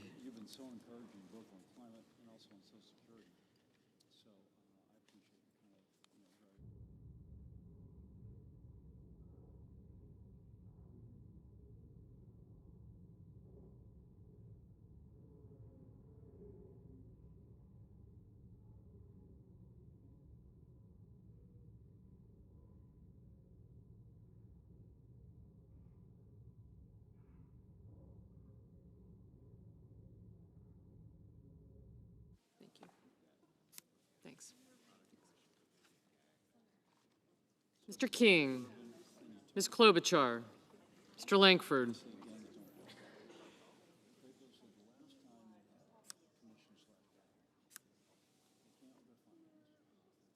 Mr. Langford, Mr. Lee, Mr. Lujan, Ms. Lummis, Mr. Manchin, Mr. Markey, Mr. Marshall, Mr. McConnell, Mr. Menendez, Mr. Merkley, Mr. Moran, Mr. Mullen, Ms. Murkowski, Mr. Murphy, Mrs. Murray, Mr. Ossoff, Mr. Padilla, Mr. Paul, Mr. Peters, Mr. Reed, Mr. Ricketts, Mr. Risch, Mr. Romney, Ms. Rosen, Mr. Rounds, Mr. Rubio, Mr. Sanders, Mr. Schatz, Mr. Schmidt, Mr. Schumer, Mr. Scott of Florida, Mr. Scott of South Carolina, Mrs. Shaheen, Ms. Sinema, Ms. Smith, Ms. Stabenow,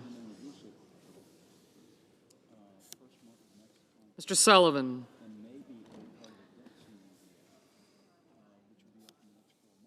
Mr. Tester, Mr. Thune, Mr. Tillis, Mr. Tuberville, Mr. Van Hollen, Mr. Vance, Mr. Warner, Mr. Warnock, Ms. Warren,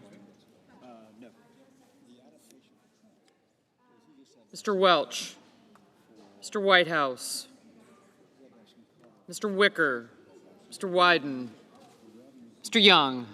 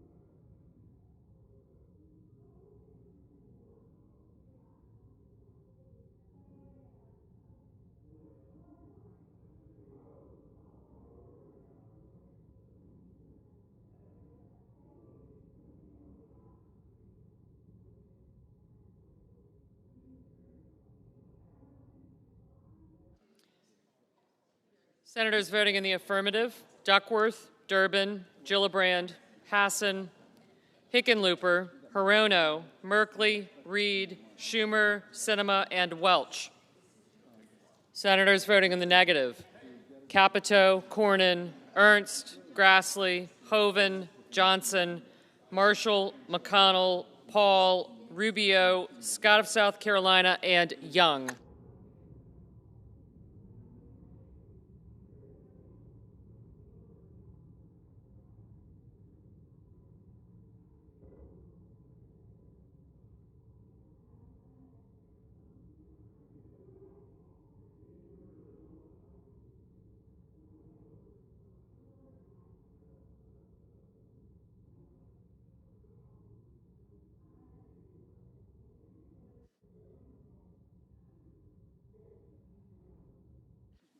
Mr. Sullivan, no.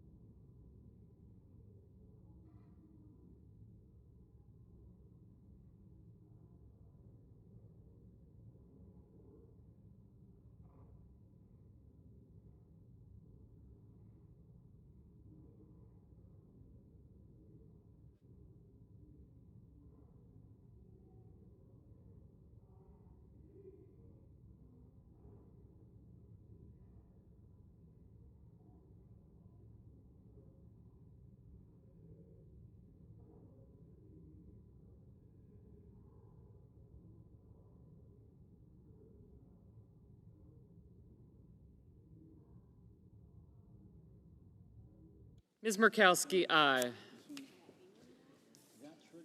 Mr. Blumenthal, aye.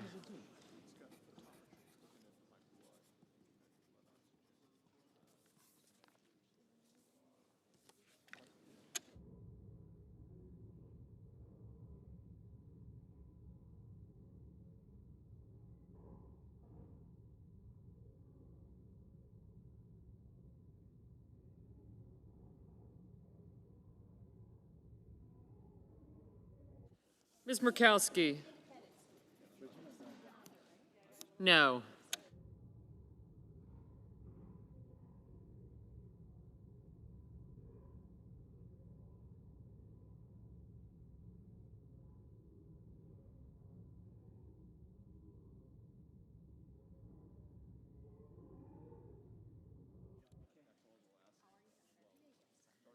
Ms. Rosen, aye.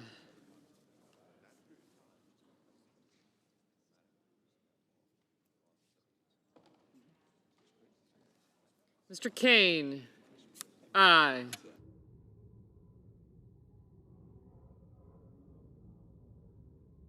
Mr. Romney, no.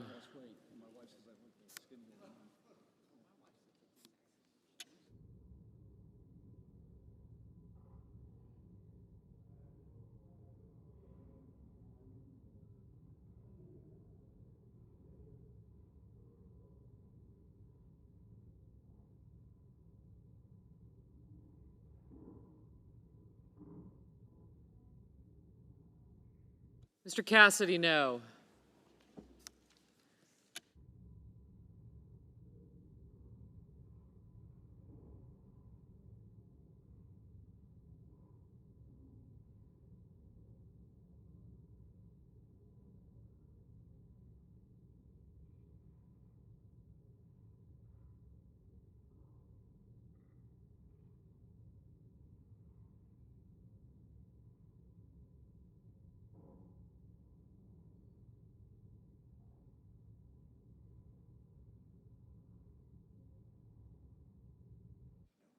Mr. Lee, no.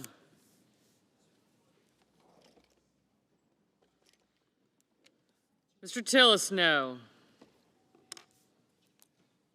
Mr. Kelly, aye.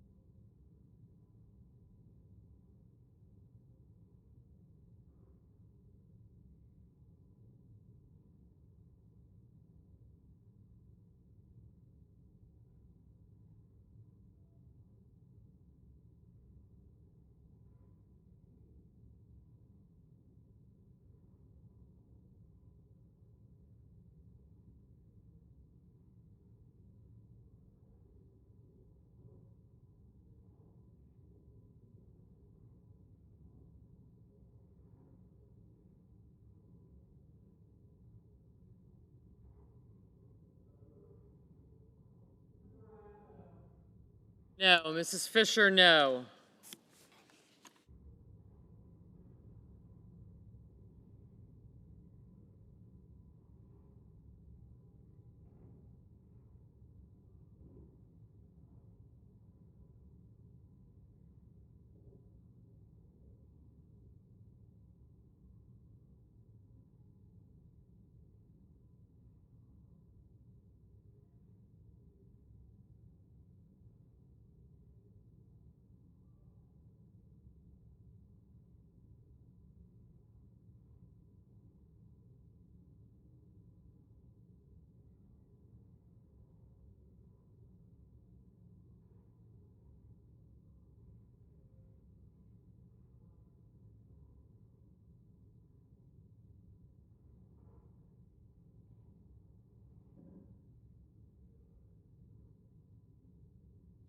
Mr. Whitehouse, aye.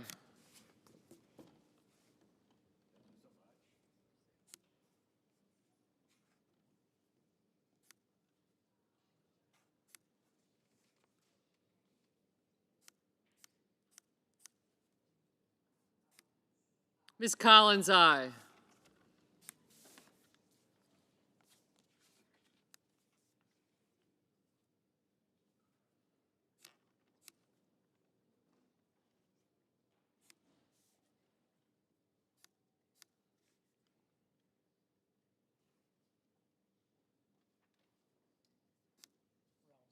Mr. Rounds, no.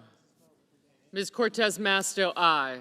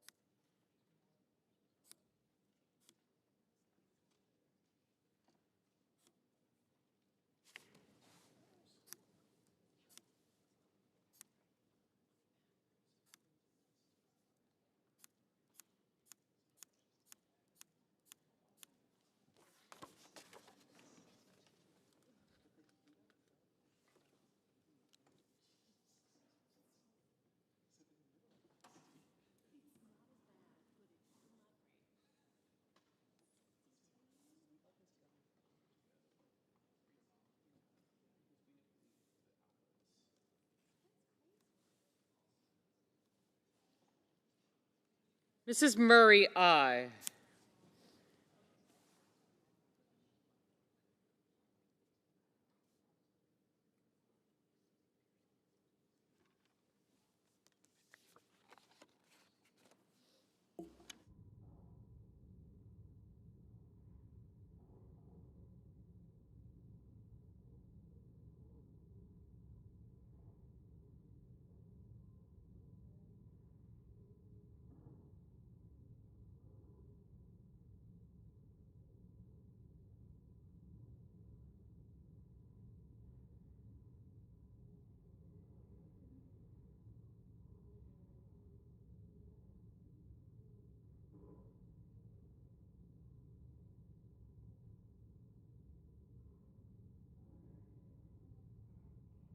Mr. Lujan, aye.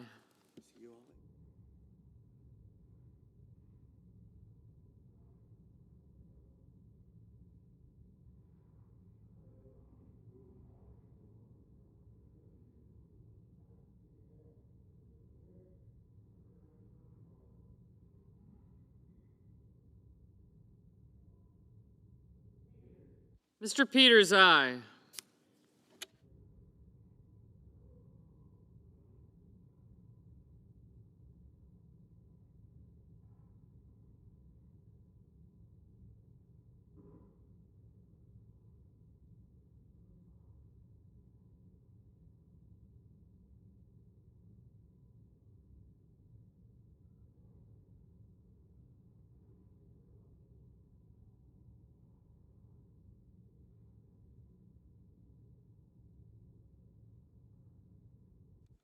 Mr. Ricketts, no.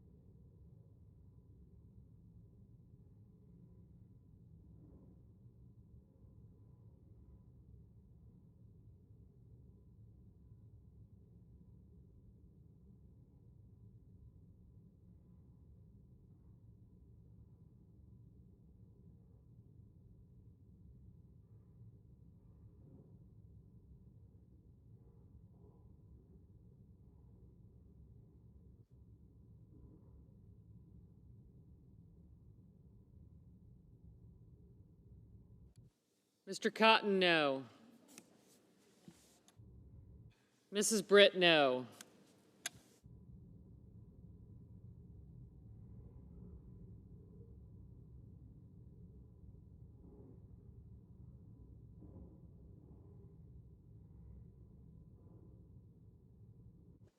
Mr. Scott of Florida, no.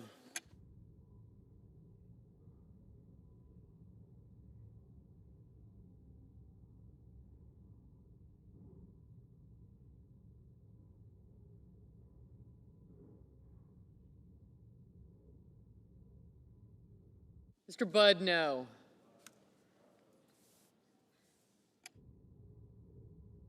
Mr. Vance?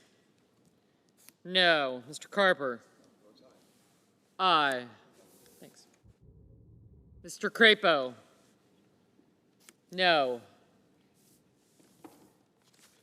Ms. Butler, aye. Mr. Schmidt, no.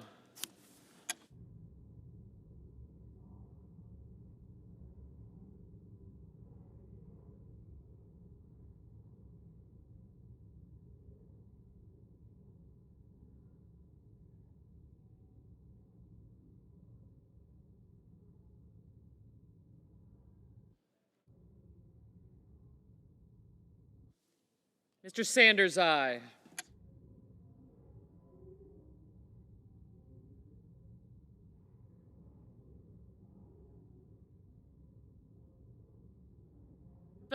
Mr. Fetterman, aye.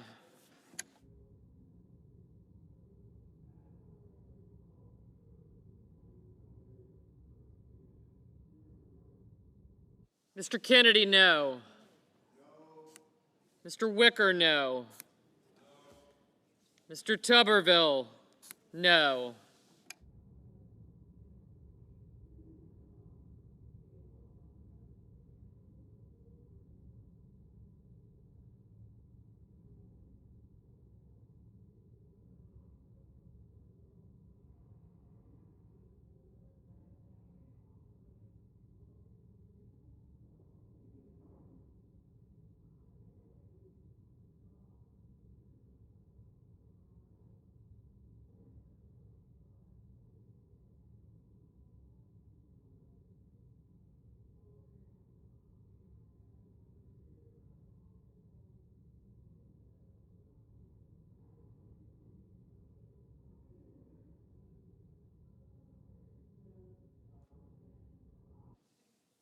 Mr. Schatz, aye.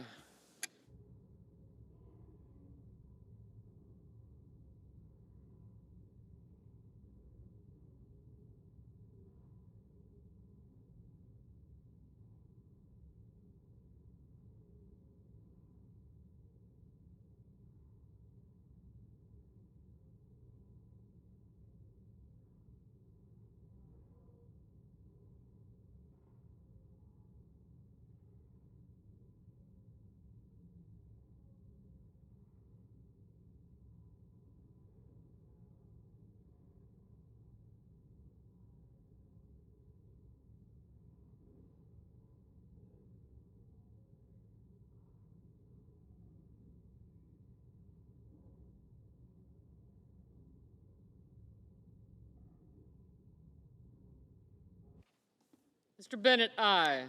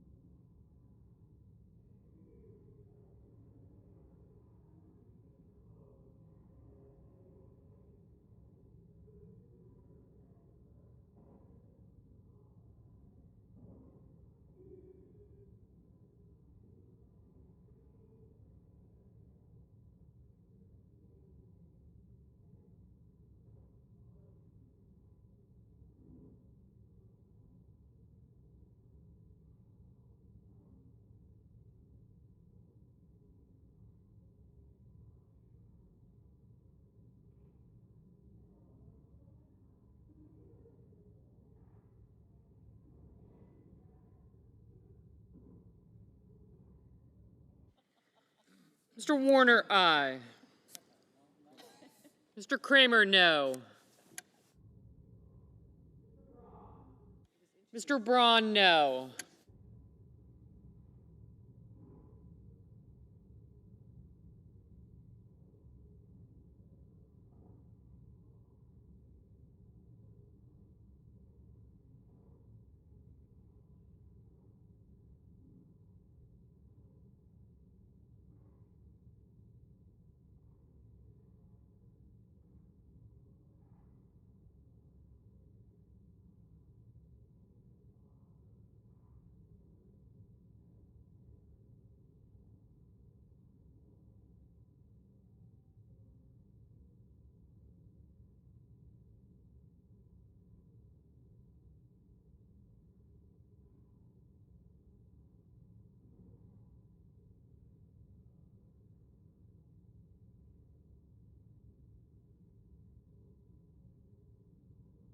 Ms. Stabenow, aye.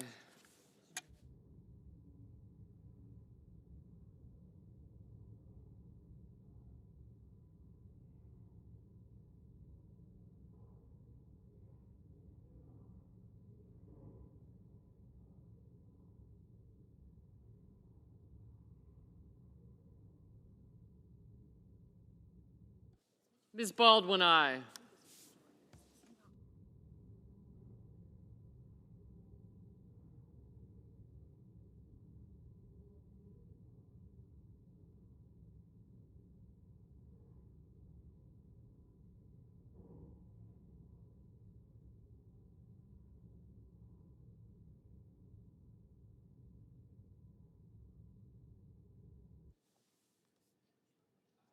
Mr. Ossoff, aye.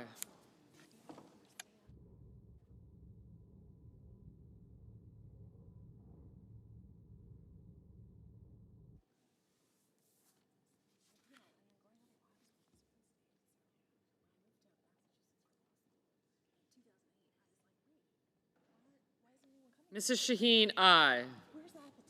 Mr. Murphy, aye.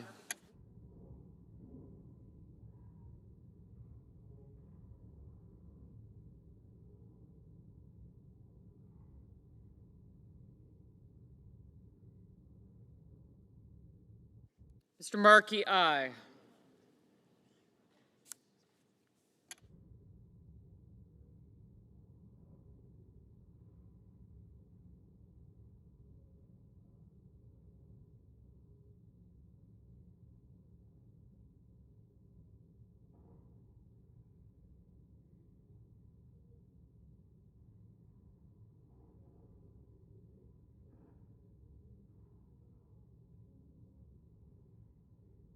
Mr. Graham, aye. Mr. Langford, no. Mrs. Hyde-Smith, no.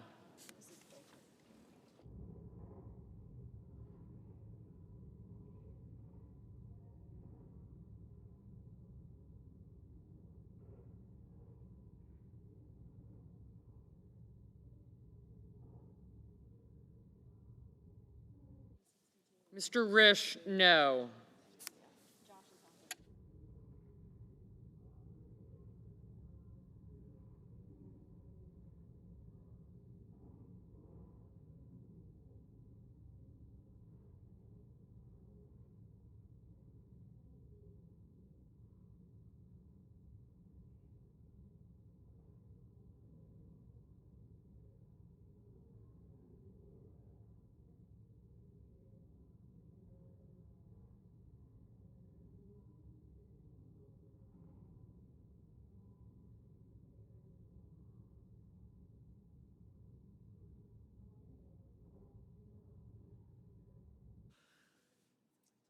Mr. King, aye. Ms. Warren, aye.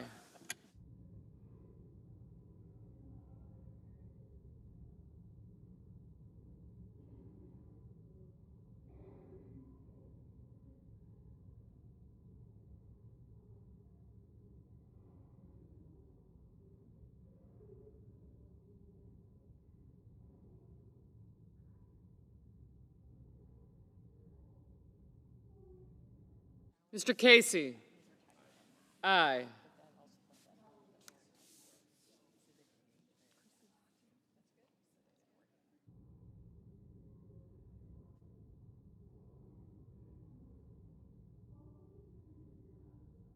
Mr. Padilla, aye. Mr. Cardin, aye.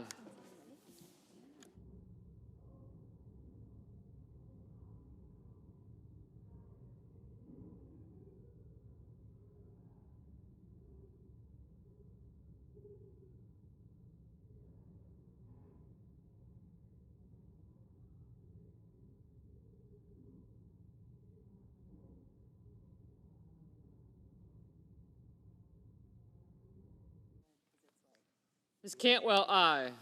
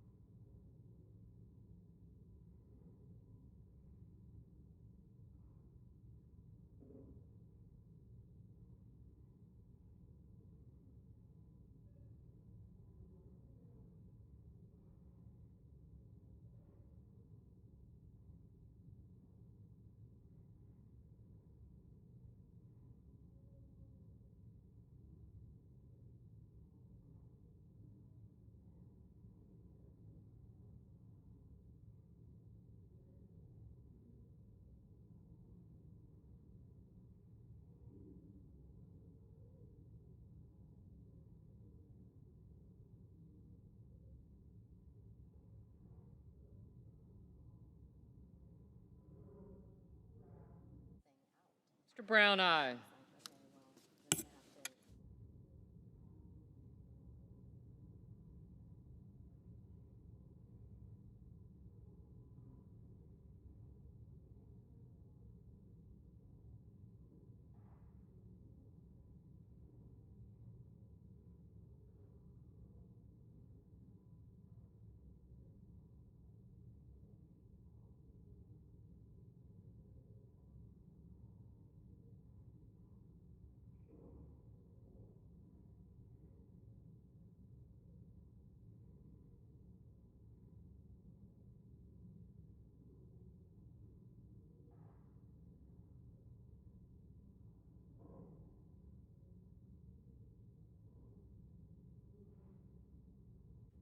Mr. Heinrich, aye.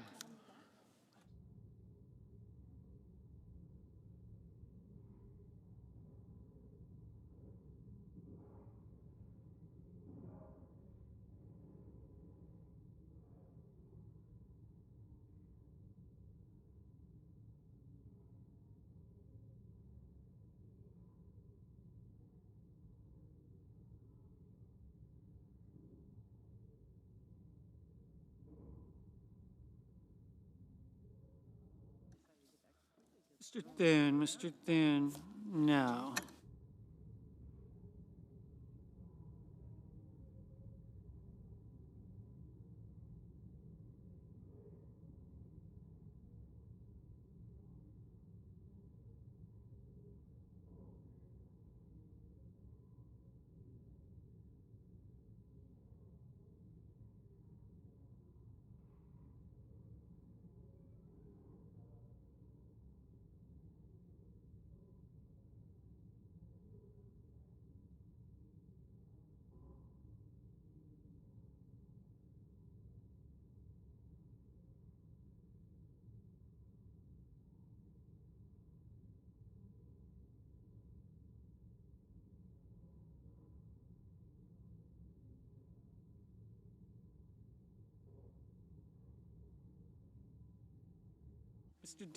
Mr. Daines. No.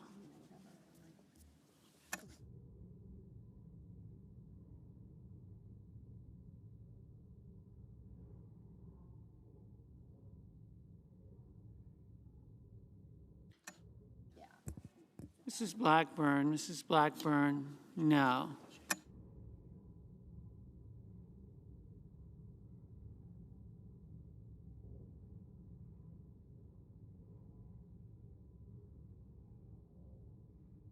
Mr. Bozeman, no.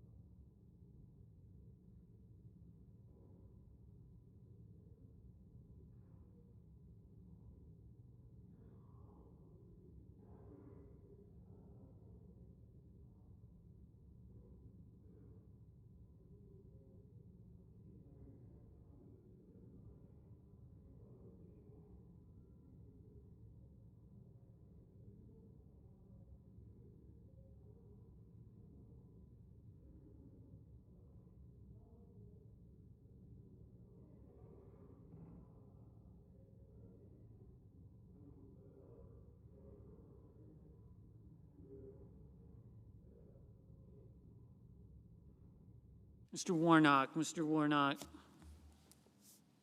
Aye.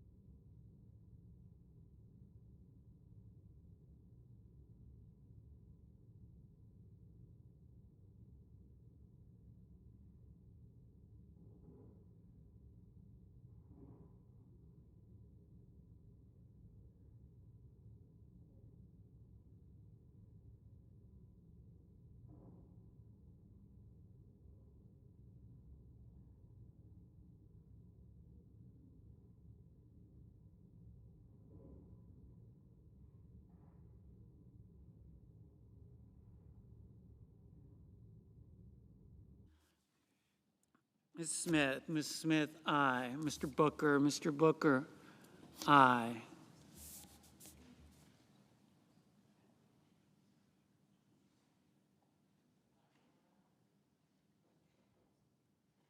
Ms. Klobuchar. Ms. Klobuchar, aye.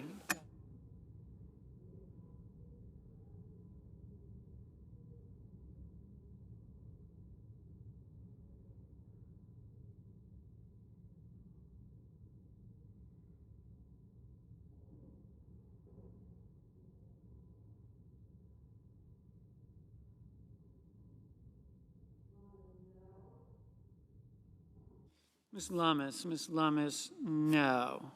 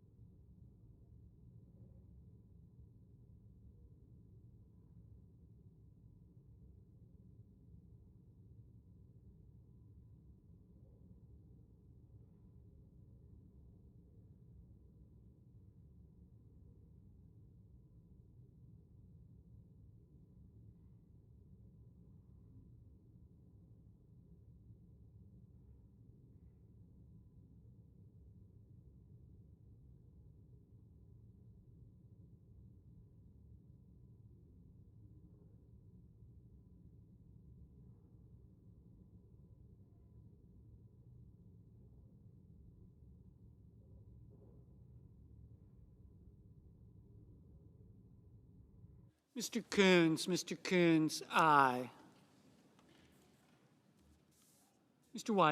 Mr. Wyden, aye.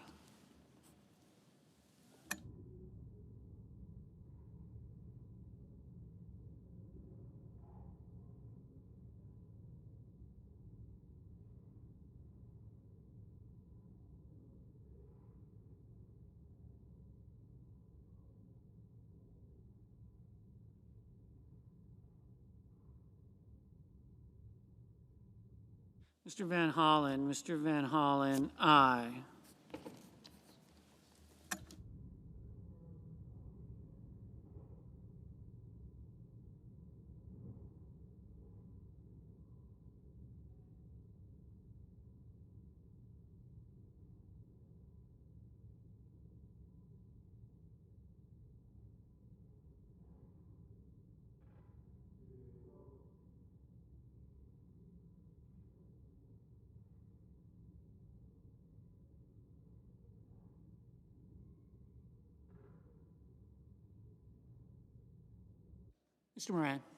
Mr. Moran, no.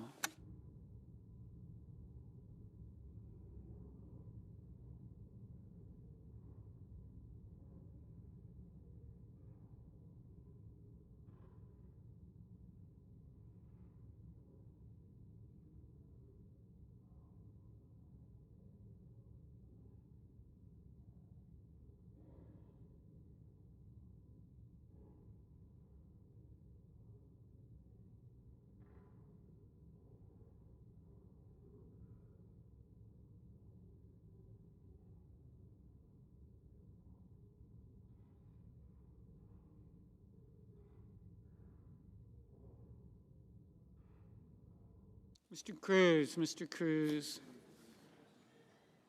no.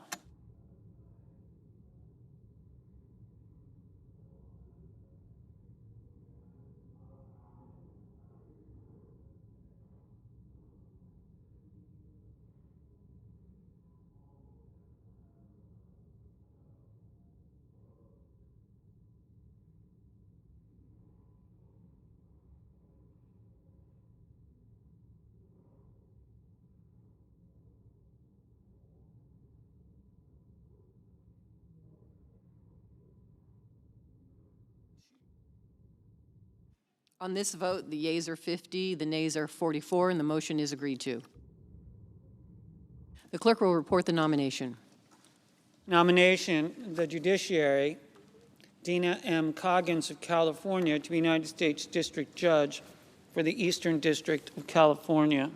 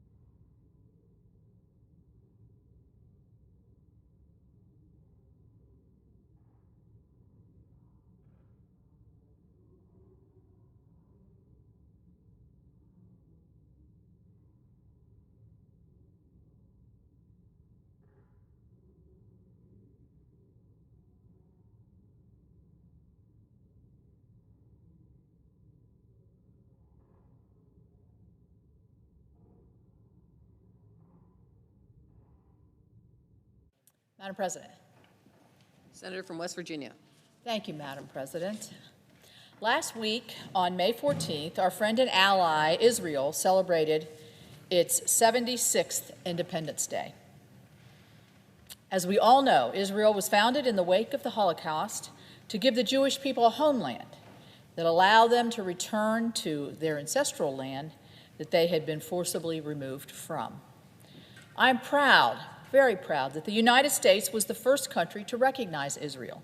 And since then, we have been steadfast allies that support one another through times both prosperous and challenging. However, this year's Israeli Independence Day came during a time of great turmoil, as Israel battles terrorist forces that have ruthlessly waged war against them since October the 7th. We join them as they mourn the loss of over 1,200 Israelis killed in that initial attack and pray for the safe return of the hostages still kept in captivity by Hamas. In an alarming development, this long-standing U.S.-Israel relationship is now becoming unnecessarily strained by President Biden's quest to appease those in his party who do not support the State of Israel, a bastion of democracy and freedom in the Middle East. The October 7th attack marks the most horrific attack Israel has suffered since its founding, and the deadliest day for the Jewish people since the Holocaust. So how did we get to this point?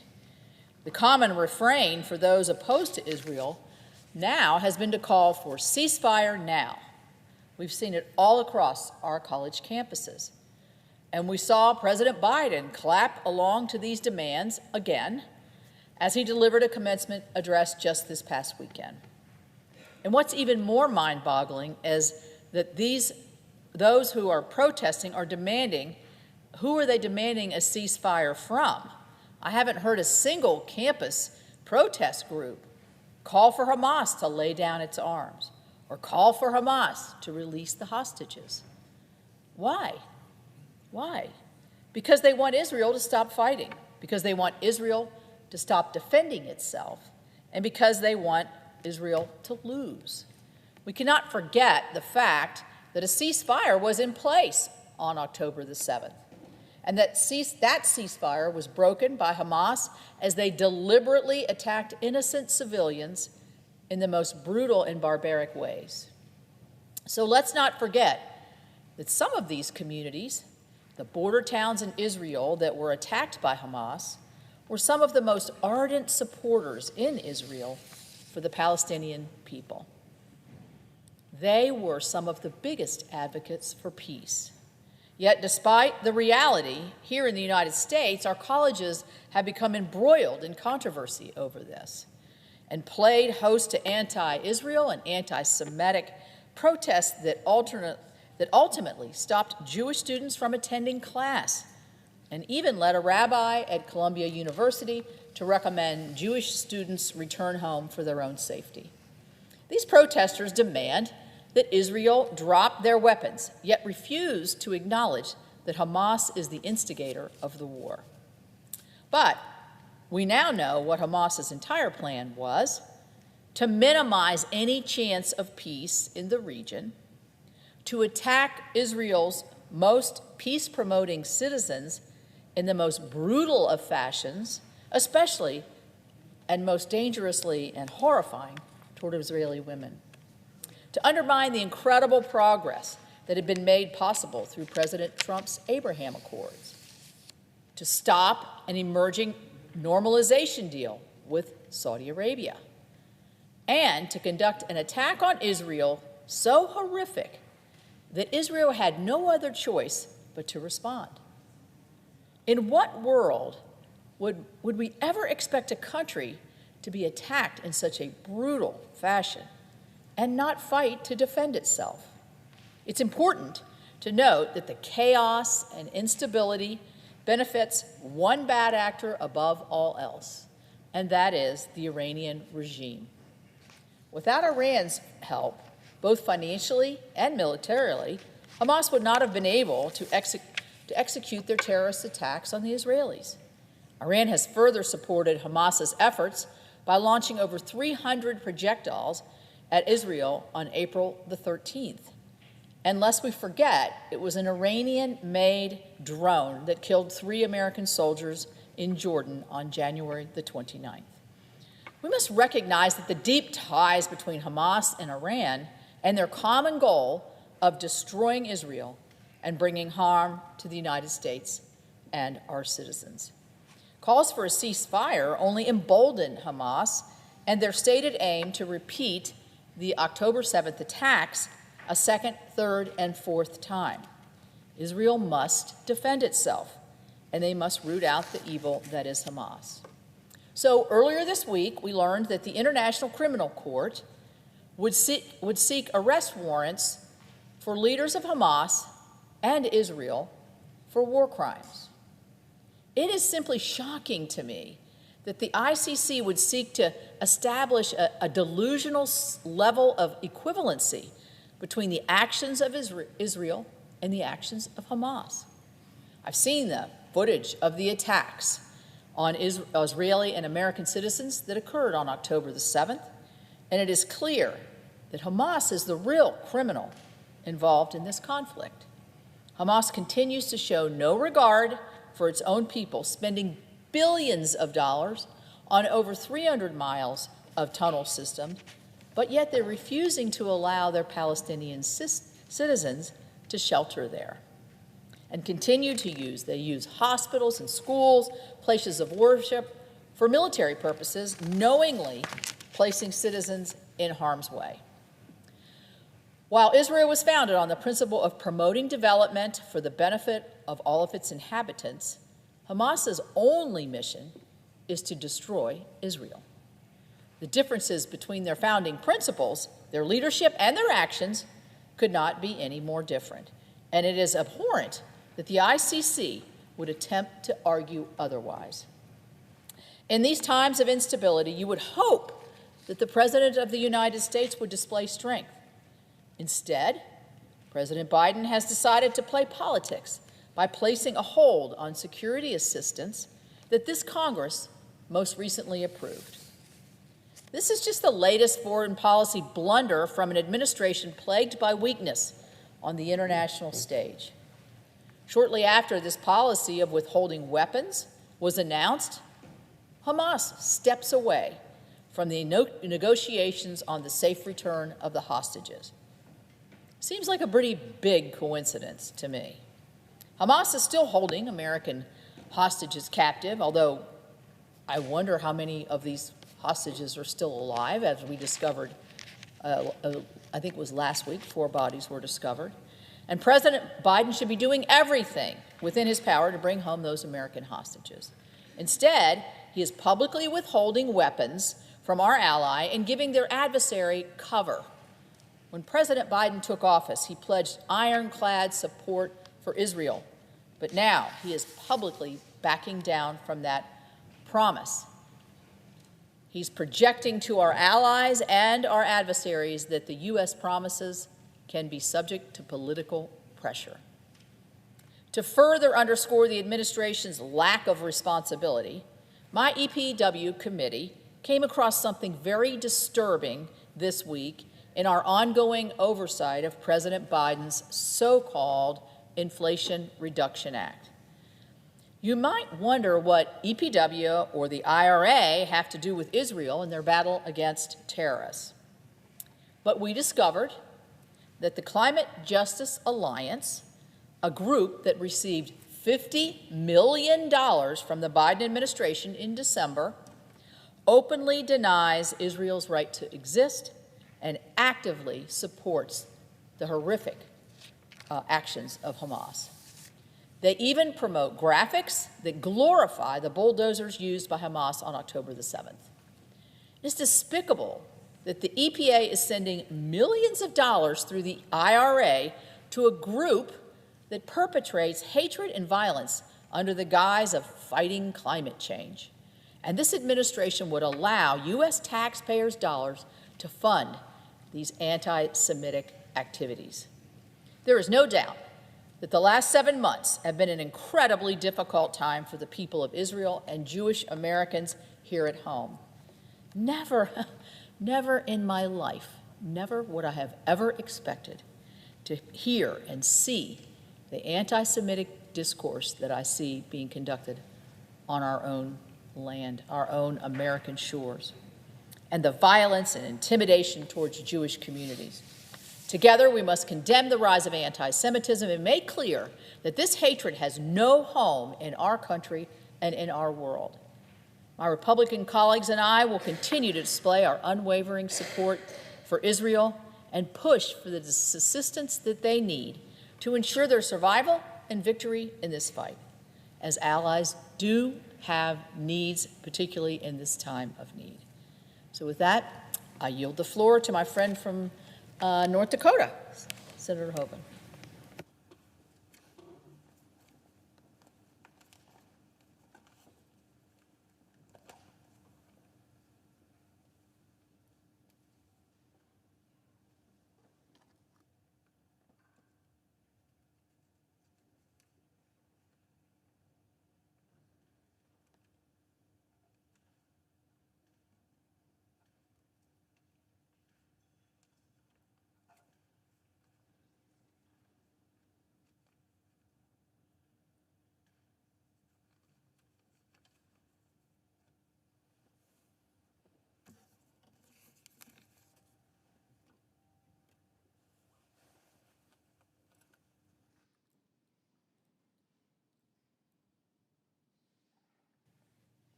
Madam President.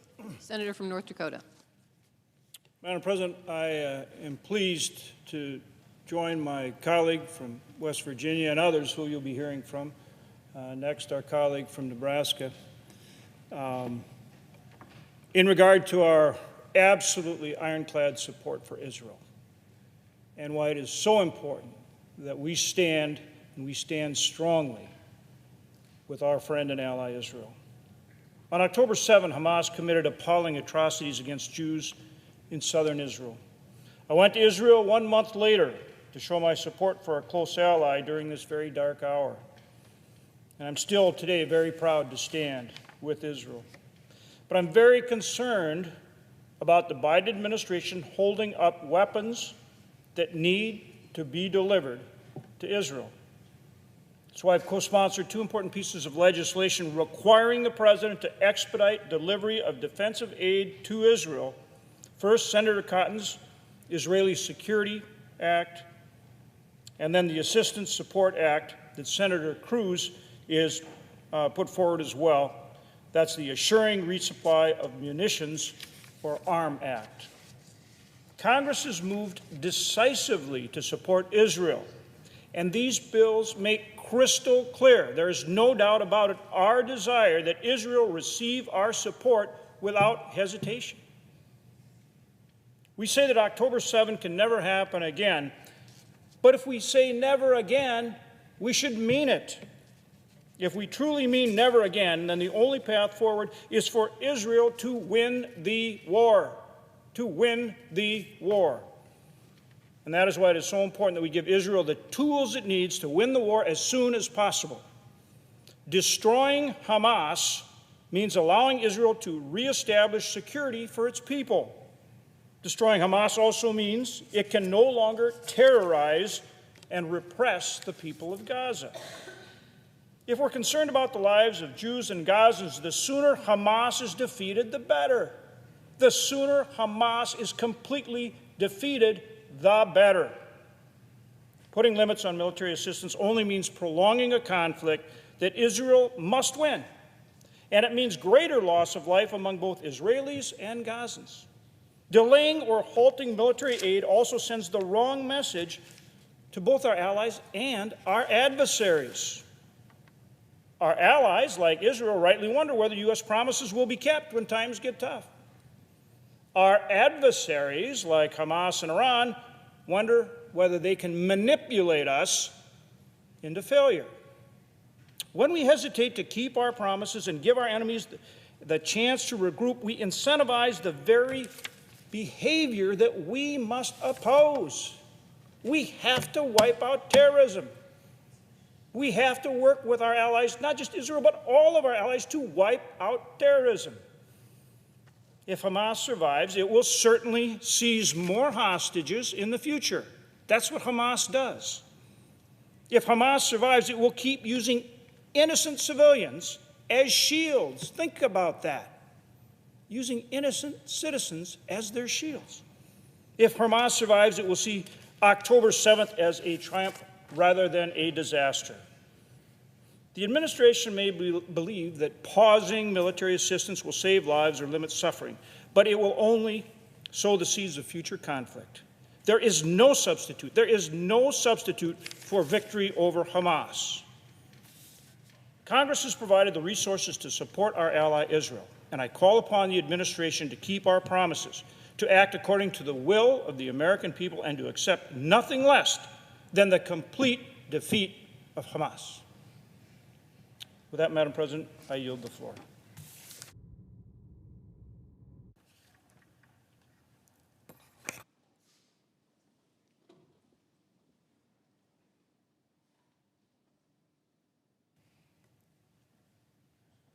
Madam President. Senator from Nebraska. Thank you, Madam President. Madam President, this weekend, President Biden called for an immediate ceasefire in Gaza. What the President didn't acknowledge is that Israel and Gaza were not in a state of war until October 7th, when Hamas broke a ceasefire. They stormed Israel's borders, and they raped, tortured, and killed innocent civilians. Far-left, pro-Hamas activists are painting Hamas as freedom fighters who want to liberate their fellow Palestinians. Nothing could be further from the truth. Hamas uses innocent civilians, anyone from babies to the elderly, as human shields. They shelter themselves in schools and in hospitals. They have no regard for human life or dignity, not for Israelis and not for Palestinians.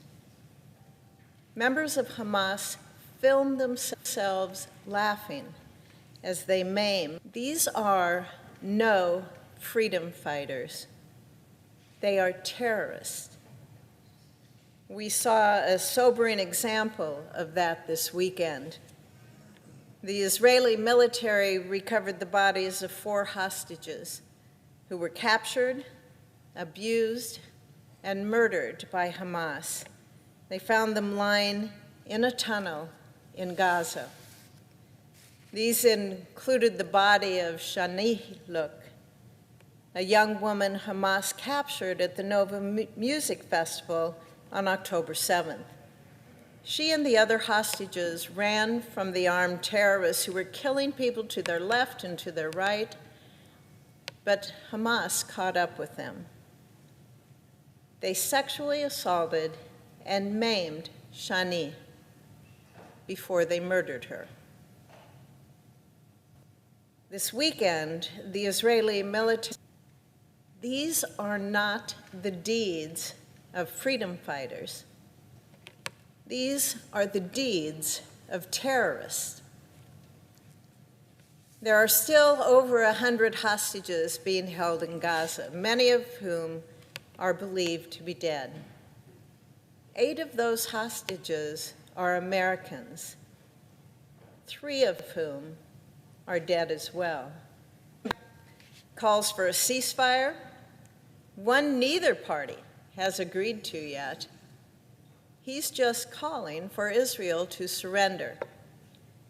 He's emboldening Hamas and abandoning the dozens of people still being abused by these terrorists. He's equivocating because of political pressure. President Biden must stop sacrificing a moral backbone for political gain. You don't negotiate with terrorists. Hamas is using hostages as political pawns, and no amount of diplomacy is going to change that. The Biden administration should not be telling Israel's democratically elected government what they must do, their people, and protect their country. Thank you, Madam President. I yield the floor. Madam President. Senator from Nebraska. Thank you, Madam President. I rise today to join my colleagues in expressing my complete support for the State of Israel in the war against the Hamas terrorists. There was a ceasefire in place prior to October 7th. Hamas broke that ceasefire. Hamas attacked Israel and murdered over 1,200 Israelis and Americans. They also took hundreds of hostages, including Americans as well. Hamas is responsible for every death on October 7th and every death since that day. They need to surrender. Hamas must surrender. If Hamas surrenders and releases the hostages, aid can freely flow into Gaza to support the Gazans. Instead, Hamas continues to prosecute this war. And in fact, after October 7th, said they would continue to do atrocities like October 7th if given the chance. They will continue to try to destroy Israel. They will continue to murder Israeli citizens. They just don't chant death to Israel. They chant death to America as well. Terror groups like Hamas and Hezbollah represent an existential threat to Israel. They have repeatedly declared their intention to wipe Israel off the map. Israel has the right and the obligation to destroy the terrorist group Hamas. They must have the ability to defend themselves. And they will be doing the world a favor by destroying Hamas. We need to support Israel in their efforts to do just that. Part of that support means pushing back on anti-Semitic organizations like the United Nations or the International Criminal Court that attack Israel's legitimacy and their sovereignty.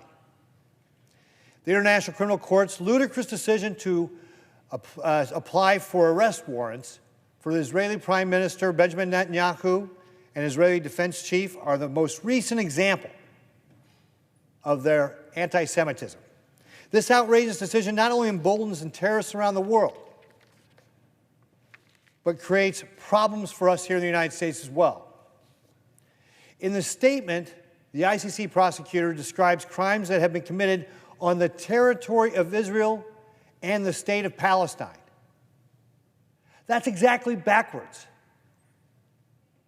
He should have said the state of Israel and the territories of Palestine. But that was intentional. It is a continuation of the rampant anti-Semitism in these organizations, like the ICC and the UN. It is designed to delegitimize the state of Israel. And the crazy thing is, the ICC's action in itself is illegitimate. It lacks legal basis. Under its own charter, the ICC is banned from moving forward with prosecutions unless the relevant government is unwilling or unable to police themselves.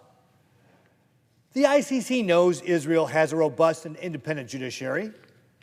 The ICC knows and has admitted that Israel has trained lawyers who advise commanders and a robust system intended to ensure compliance with international humanitarian law. By moving forward with these arrest warrants, the ICC is calling Israel's laws, governments, and democracy illegitimate. It's wrong. There is no moral equivalency between the state of Israel, democracy, and the terrorist organization Hamas.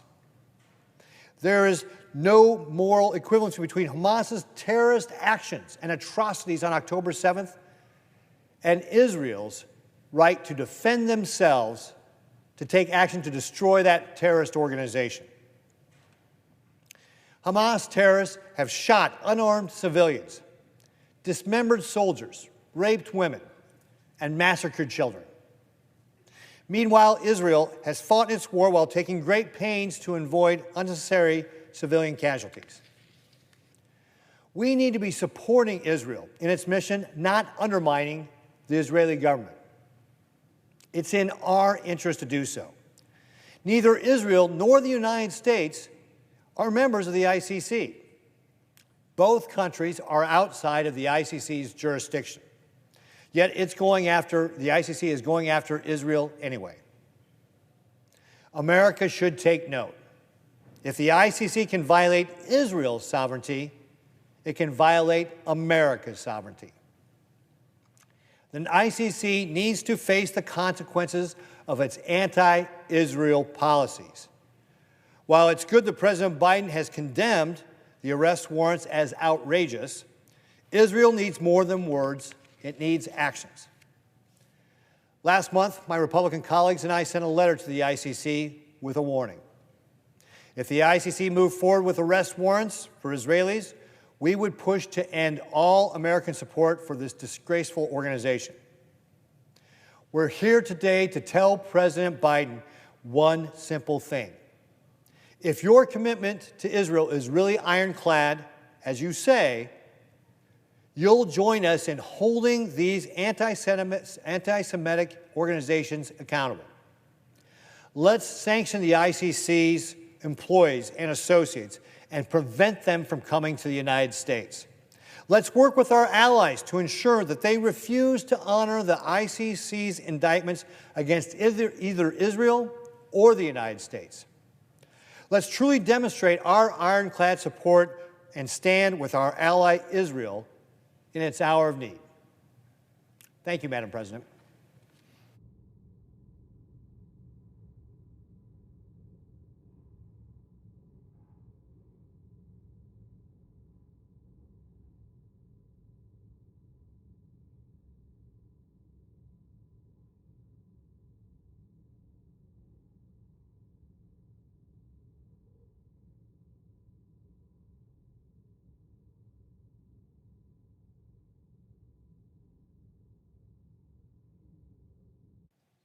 Madam President.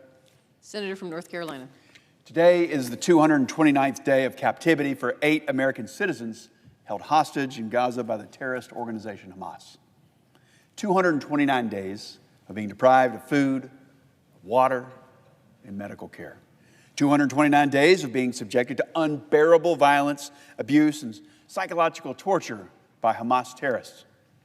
229 days that mothers and fathers, many of whom I've met, and husbands and wives and brothers and sisters, that they've had to live with the pain, the anguish, and the uncertainty of their loved ones' well-being. But if you flip on mainstream media tonight, or if you watch the protest on college campuses, or if you listen to the Biden White House, the conversation has been dominated by everything but securing the release of American hostages. We've seen the prosecutor for the International Criminal Court seek arrest warrants of Israeli leaders as well as Hamas leaders. Now, equating the Israeli Prime Minister with Hamas terrorists, that's despicable, and it shows a complete lack of moral clarity. Now, we've read about the state of Qatar reportedly temporarily expelling Hamas leaders from Doha only to reverse course and welcome them back later. Now, to be clear, Qatar is hosting a brutal terrorist organization with American blood on their hands. Now, this continuing dithering and flip-flopping, it's not helpful. Qatar must pressure Hamas leaders to release the hostages now or expel them from Doha. It's just that simple. To do anything less, my friends, it's unbecoming of a major non-NATO ally. When we look to the President of the United States, we continue to see weakness and a lack of moral clarity on this issue. It's a total betrayal of our friend and ally, the Biden administration. He withheld lethal aid to Israel earlier this month. Now, this signaled to Hamas that they can drag their feet and hold out because the so-called ironclad bond between the United States and Israel, in Biden's mind, it's not so ironclad after all. I know firsthand that Biden is overruling his national security team, and he's letting a few radical activists on his staff dictate foreign policy as American lives hang in the balance. At the end of the day, there's nothing more important in U.S. foreign policy than protecting American citizens. The best way that we can bring the hostages home from Gaza is by increasing pressure on Hamas. Now, on the international stage, we need global bodies like the ICC and the UN to grow a moral core, identify the evil being committed, and to rally the community of nations to pressure Hamas to release innocent hostages. We need the state of Qatar to end its straddling and its doublespeak and to permanently expel Hamas leaders from Doha. And here at home, we need the Justice Department to file charges and hunt down every Hamas terrorist responsible for the murder of over 40 Americans on October 7th and the kidnapping of 8 who remain in captivity. We need the President of the United States to show strength and to show some moral leadership on this issue. Friends, the line between good and evil in this conflict, it's crystal clear. President Biden needs to use every lever of national power to secure the hostages' freedom. After 229 days, let's be united in working for the release of these 8 hostages. I yield the floor.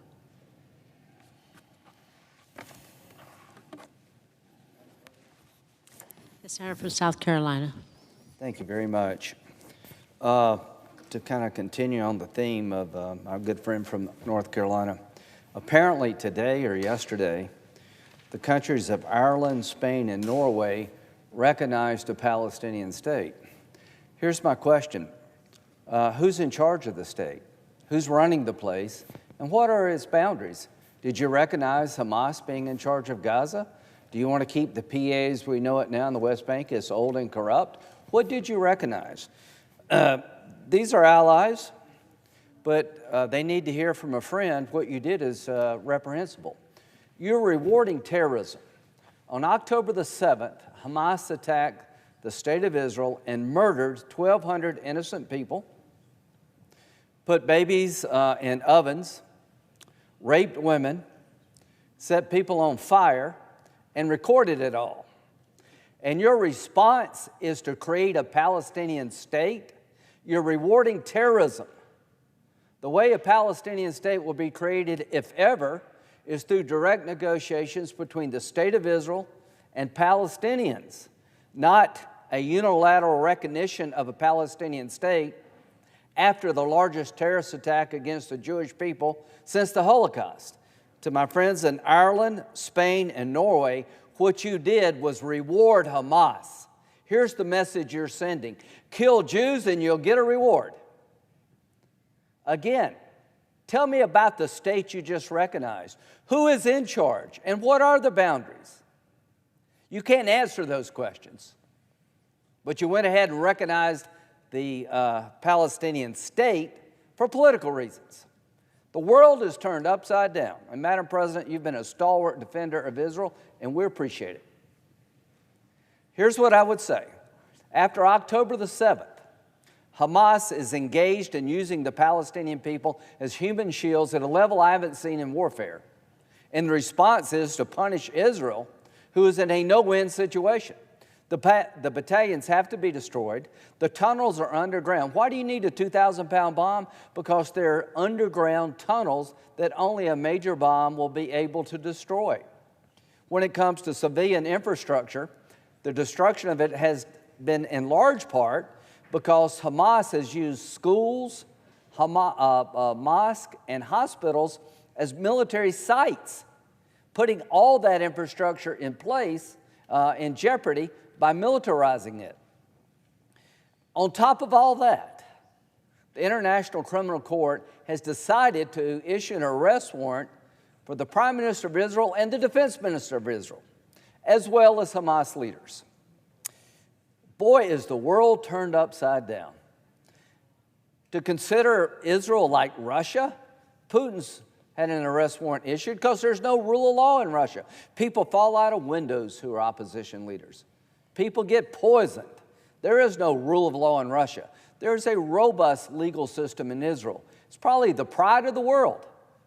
The most independent judiciary maybe on the planet lives and resides in Israel. So Israel's not Russia, and the Prime Minister and the Defense Minister of Israel are not Hamas. But in the ICC world, they're all the same. That's despicable. Here's what's happened. Apparently, a lot of legal experts, some well-known, famous people, advised the ICC that Israel needed to be charged, the State of Israel, the Prime Minister, and the Defense Minister, they're legal experts under international law. I would not pay these people 5 cents, given my understanding of the Rome Statute. I, along with 7 members, 4 Republicans and 4 Democrats, engaged the ICC weeks ago, arguing that for you to bring a charge against the State of Israel, you would have to believe that the judiciary in Israel is not independent and Israel's not acting in good faith, they're acting in bad faith when it comes to allegations against Israeli forces and policies of Israel. It's called complementarity. Israel is not a member of the ICC, nor are we. In 2015, the ICC recognized the Palestinians as a state for ICC purposes, even though they're not recognized by the UN.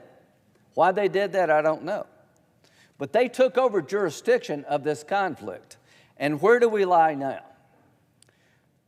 May 20th, a couple of days ago, a representative of the ICC was supposed to land in Israel to set up a meeting between legal officials, government officials of the State of Israel, and the prosecutor Khan next week.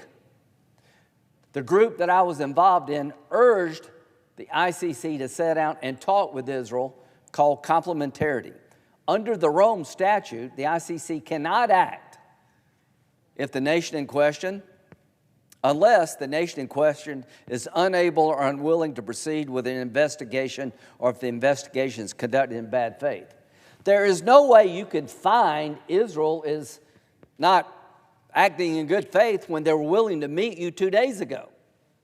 So here's what happened. We were misled and lied to by the ICC. This group thinks they have jurisdiction of the entire world. They're going to roam the globe and right wrongs. They're created to deal with voids where there is no rule of law, or rogue states like Russia where the rule of law has been destroyed, not come and second-guess robust democracies like Israel, the United States. They threatened to come after our soldiers in Afghanistan years ago, and Senator Ernst, who is a member of the United States Army serving abroad, we objected to high heaven. We have a very robust military legal system. We have a very independent judiciary. Israel has the most independent judiciary on the planet. So they canceled the meeting. Israel called and said, when will you get here? The man in question for the ICC says, I've been told I can't come. And Israel heard about the arrest warrant on CNN. They had pre-recorded this interview Mr. Khan had with a CNN reporter before the meeting. Senator Cardin has been awesome on this. We're trying to get Israel to engage with the ICC, listen to their complaints, and see if we can move forward. They acted in bad faith. A meeting was set up, the man did not attend, and before Israel knew anything, they heard it on CNN. So I am hoping that we can come together, and I want to applaud President Biden, Secretary of State Blinken, and Jake Sullivan for issuing strong statements condemning the actions of the ICC against the State of Israel. Now it is time to impose sanctions, not only to help our ally, but also to help ourselves. I want everybody to know, if you deal with the ICC in this sham trial against Israel, you will never come to this country. Your visa will be revoked, and if you have assets here, they will be lost. You have to pick what I think is an abuse of the rule of law over doing business with America. And if we don't do that as a body, we are next. I have tried for months to find a way forward with my colleagues who have been terrific, trying to find a way for Saudi and Israel to recognize each other, come up with a better deal for the Palestinians, to end this conflict in a permanent way. In the middle of this sensitive moment, the ICC, in a very deceptive way, brings charges against the Prime Minister of Israel and the Defense Minister, who is in a fight for their lives. They're surrounded by Hezbollah, Hamas, and Iran. Where was the ICC when the Iranians drug the young girl off the bus and beat her to death? Where that in North Korea? They pick Israel, a nation with one of the most robust independent legal systems on the planet. They lied to 8 United States senators, and they cannot get away with this. If you let them get away with this, then you're going to regret it. So I look forward to working with Republicans and Democrats and the administration to send a clear signal. We're not going to sit on the sidelines while the rule of law is politicized, turned upside down to the detriment of our allies and our own nation. With that, I yield.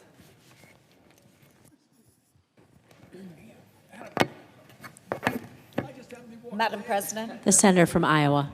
Madam President, first I'd like to thank the gentleman from South Carolina. We know that normalization between Saudi Arabia and Israel is incredibly important, and the senator from South Carolina has been knee-deep in efforts to bring those two nations together. So I'd like to thank him first for that. Madam President, America's promises mean something, or at least they should. President Biden has repeatedly promised that his commitment to Israel is ironclad. But revoking much-needed military support for our closest Middle Eastern ally says otherwise. Let's be clear. The Middle East, really the entire world, right now is on fire. And the blame lies in large part on the shoulders of the administration. President Biden's weak leadership has consistently appeased our enemies and abandoned our allies. This dangerous trend began with a disastrous withdrawal from Afghanistan, where he left behind Americans and Afghan allies to the mercies of Taliban rule. As a result, terrorists across the globe rejoice at Biden's decisions instead of trembling in fear of the United States as they once did and should. 2 weeks ago, I returned from Israel, where I advocated for the release of American hostages held captive by Iran-backed Hamas. I stood before Israeli officials, including Prime Minister Benjamin Netanyahu, and assured them that America has your back. Yet as my words were still reverberating, the Biden administration sent a far different, far more damaging message to our ally. We're withholding key munitions. Unbelievable and unconscionable. And let's not miss that the very weapons that President Biden is withholding include kits that will convert bombs into precision-guided weapons. Tools that would help Israel conduct very precise strikes against Hamas, thus reducing civilian casualties. Mind you, reducing civilian casualties is the administration's stated goal when it comes to how the IDF prosecutes their rightful retaliation. Yet the Biden White House is withholding the very means Israel needs to accomplish this goal. It is total hypocrisy, folks. As Prime Minister Netanyahu said to me and to the world, the U.S. withholding these precision-guided capabilities will not stop Israel from defending itself. But make no mistake, Biden's decision will make it harder for Israel to avoid civilian deaths. This, my friends, is a very, very grim reality. In April, Congress, with my help, stood firmly with our ally by approving critical weapons support for Israel. Leading up to the passage of this bill, President Biden himself declared the aid to Israel was critical and called for, quote, swift and decisive action, end quote, to ensure Israel had everything it needed to defend itself. Yet now, when it is his time to act, Biden fails to do so. Since October 7th, Israel has faced existential Iran-backed threats on every side. In the Gaza Strip, Hamas terrorists continue to attack our friend and hold dozens of hostages, including Americans, our American 8. Hezbollah forces continue to bomb northern Israel, forcing the evacuation of 60,000 Israelis. Houthis have also attacked dozens of ships crossing the Red Sea to strangle the Israeli economy. And of course, Iran, the supporter of all of these terrorist groups, launched more than 300 projectiles against Israel last month in an unprecedented escalation, not to mention the attacks by Iranian proxies on our own service members in the region. 3 American service members were killed at Tower 22 in Jordan. Let's not forget. As Israel faces these dangers, we must give her the arms needed to fight and win, to destroy the Hamas terrorists that continue to hold our fellow citizens hostage. The American 8. What must not get lost in all the noise is that the decision to withhold weapons from Israel reeks of politics. The president is choosing to capitulate to an anti-Israel, pro-Hamas faction within his own party. And he does so at his own peril, and more importantly, at the peril of countless lives. President Biden, you have made your choice. You are choosing the side of Iran-backed Hamas terrorists who brutally rape women and burn children. You are choosing the side of anti-Semites who are ruining the lives of Jewish students across this country.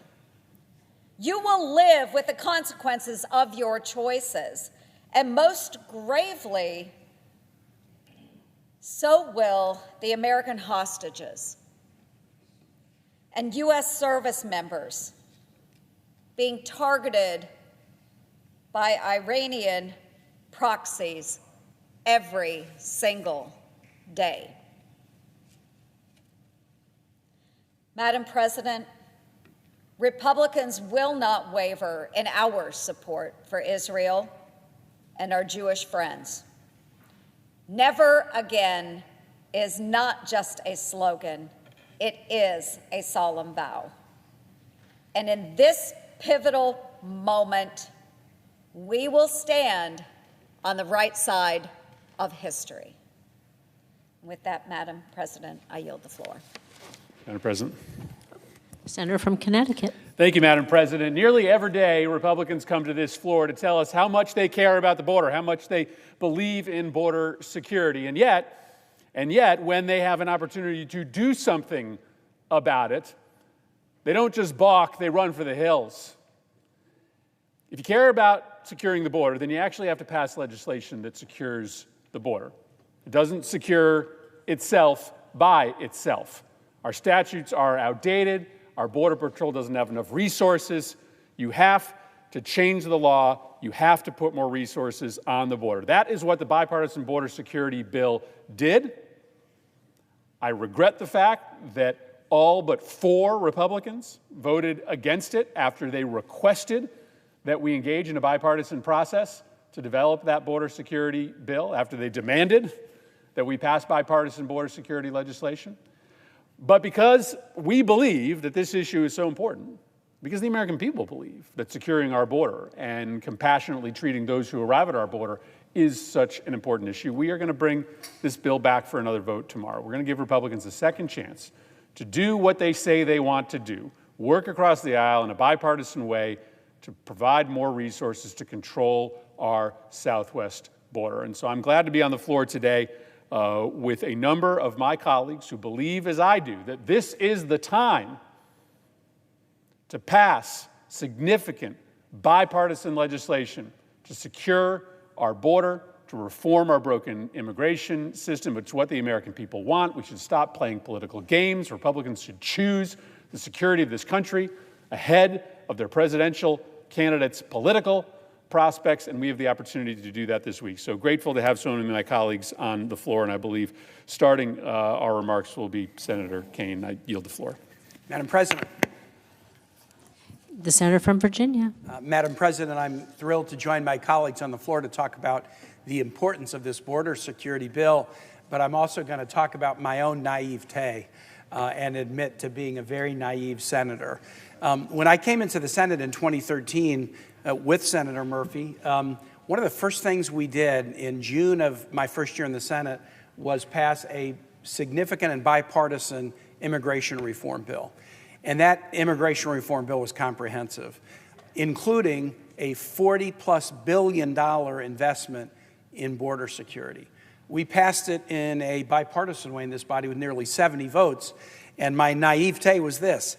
Yes, there was a Republican House. When the bill went over there, having been a governor and watched how state legislatures worked, I assumed that the Republican House wouldn't just embrace our bill, but that they would do their own version of an immigration bill, and then we would sit down in a conference and hash out some middle ground. No, I was wrong. The Republican majority House decided to bottle the bill up in committee, never took it up, and never did their own bill. That was in 2013, the education of a naive senator. Years later, in 2018, during the Trump administration, when we had a Republican majority in this body, we dealt directly with President Trump, and he wanted $25 billion in border security over 10 years.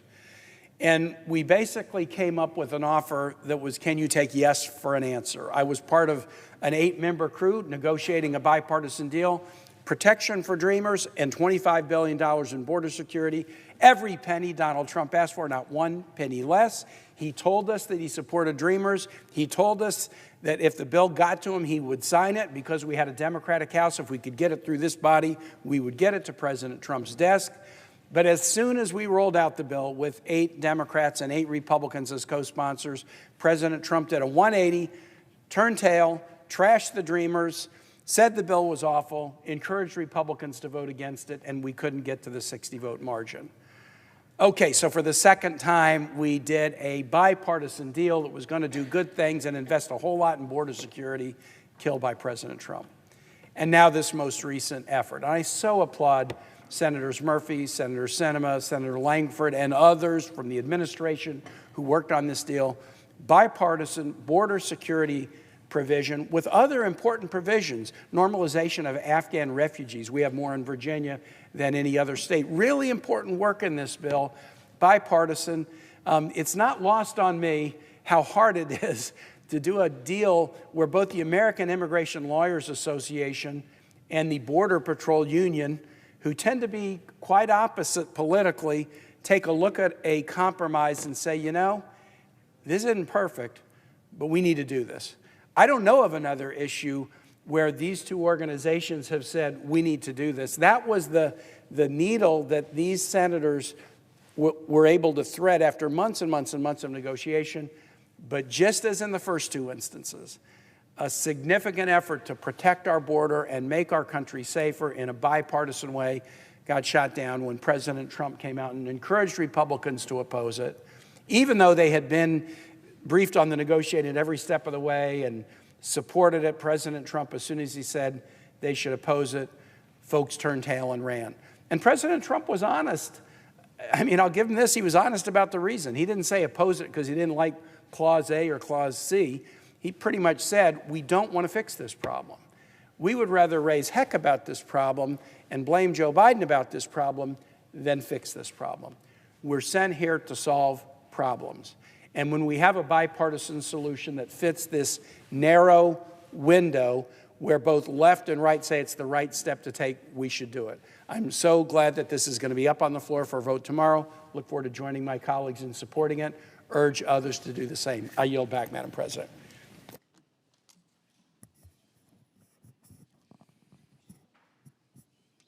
Madam President. The senator from Michigan. Thank you, Madam President. I'm really pleased to be here on the floor with my colleagues who just want to get something done on the border. I mean, how long have we talked about this? Senator Kaine talked about 2013. I was here as well. It was an amazingly difficult piece of legislation to negotiate at the time, but it was comprehensive. And in the end, it was a big bipartisan vote in the United States Senate. And I agree with Senator Kaine. When it went to the House, we thought, okay, we've put together this comprehensive bill. It's not only border security, it's about how we manage and create a pathway to citizenship and address young people who've been there their whole lives, who've been here as dreamers, and agriculture jobs, which I work with all the time. Our farmers need ag labor and want to know there's a legal path to be able to have people work here. And it covered everything. But then, at that time, Republicans in the House didn't want to deal with it, didn't want to solve it. So we have been down this road before, but I really did think this time, in the context of the national security bill and the demand from Republican colleagues, they wouldn't consider the supplemental on security issues without a tough border bill. I thought, okay, here we go. So we all know, major negotiations, months of negotiations. Senator Murphy, Senator Sinema, Senator Langford, everybody stretching and pushing and trying to get to a spot for something that would really, really make a difference. And they did. And the vast majority of us said, okay, we're going to support it. But that was 105 days ago. 105 days ago, that Republican colleagues had a chance to solve the issue that they come to the floor on every day. They keep coming to the floor every day. We need to do something about the border. We need to do something about the border. Well, we offered a bipartisan bill, tough bill, to do something about the border, and at the last minute, they said no. Madam President, I want to speak for a moment about one piece in here that's so important. We think about the southern border, and there's certainly funding in here for the northern border. But one of the things that is in here, I know our presiding officer cares deeply about as well, it affects every part of the country, certainly affects Michigan, is the capacity to stop the flow of deadly fentanyl. So important, and it's in this bill. You know, on April 2nd, the Justice Department announced the largest law enforcement seizure of fentanyl in the entire history of Michigan, April 2nd. 40 kilos of fentanyl were found, enough to kill every single Michigan resident. On April 19th, a Michigan medical examiner raised the alarm on what was quoted as a really bad patch of fentanyl in Michigan and warned the public that there had been 6 drug overdoses in 11 days, raising the flag. What was going on here? Only takes 1 pill to be able to cause a death. These are just 2 headlines from last month in Michigan. And they do not come close to encapsulating the pain and the tragedy Michigan families have faced over the years due to drug overdoses. So we've got to do more to combat the fentanyl crisis. This bill does that. This bill actually does that. And we need to give the U.S. Customs and Border Security the tools they need to stop the drug from crossing the border. To combat the fentanyl crisis, this bill would invest in 2,400 more Customs and Border Protection officers, desperately needed. New innovative inspection equipment to decrease detection. We know there's all kinds of ways it's coming in, from tires and every part of a vehicle and you know, every imaginable way it's coming in, and there's equipment that can detect that. And we need that new innovative equipment at the border to help our agents. Drug Enforcement Agency efforts to disrupt drug trafficking networks in Mexico in this bill. Enhanced lab analysis of fentanyl samples in this bill. Improved technology for autonomous capabilities, air assets in this bill. In the bill we will be voting on tomorrow. And so when we hear colleagues talk about doing something about drug overdoses or about fentanyl, they have a chance tomorrow to vote to do that. But it's been 105 days since Republicans were given the opportunity for a strong bipartisan deal that included fentanyl efforts, and 105 days ago, they killed the bill. And we know why. We know why. It's been said over and over again.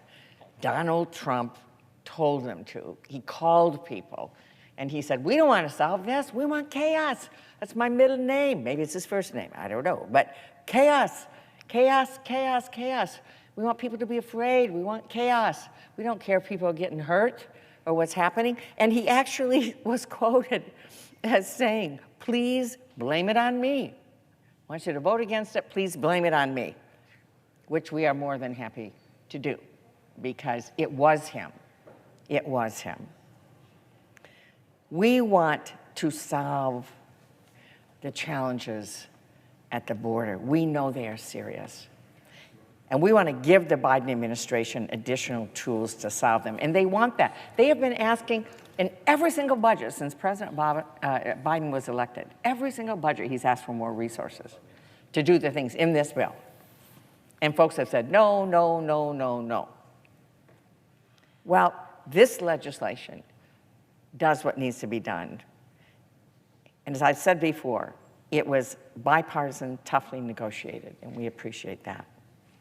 Let's be clear, this bill would significantly improve our nation's security in a number of important ways. It would reform the broken asylum system so that decisions would be made more quickly on who should be allowed to remain in the country and who should be deported. Those allowed to stay would be provided authorization to work so that they could take care of themselves and their families and fill crucial jobs in our economy while waiting for their cases to be resolved. The legislation would create a new emergency authority that would allow the President of the United States to pause the processing of asylum claims of migrants who arrive between ports of entry when cases rise above a certain point. It would expand legal pathways to citizenship and increase access to work authorizations, something that Republicans claim to support. And those immigrants who serve in our military, would gain quicker access to citizenship, something I think we can all agree they have earned. And people sometimes forget that Michigan, my home state, is a border state. This bill would provide up to $100 million in grants to states and local and tribal law enforcement agencies to secure the northern border, which is extremely important to me and the people I represent. Republicans say they care about solving the challenges at the border. Their actions, unfortunately, show otherwise. Madam President, we stand ready to pass this legislation. We stand ready to strengthen our border security and to keep our communities safe. We're ready to do it. Let's go. Tomorrow, our Republican colleagues will be given another chance to join us to pass this bipartisan bill. And I urge them to vote yes. I yield the floor. The Senator from Delaware. For years, many of our colleagues have said on this Senate floor, they've said in committee hearing rooms, they have said in cable news shows that there is a crisis at our southern border, and they've been right. Well, today we actually have the opportunity to do something about it. Once again, we have bipartisan legislation before us that works to address the challenges of a broken and decades-old immigration system. Along with our other colleagues here this afternoon, I rise to urge all members of the Senate to put aside politics, to do what I think we all believe to be the right thing, and to vote in favor of the Bipartisan Border Act.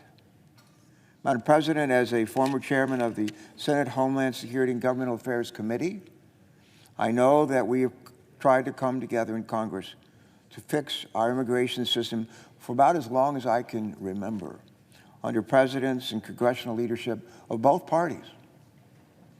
Our colleagues have oftentimes heard me say that bipartisan solutions are lasting solutions, and that's true. And in the case of fixing our nation's immigration laws, that has never been more true.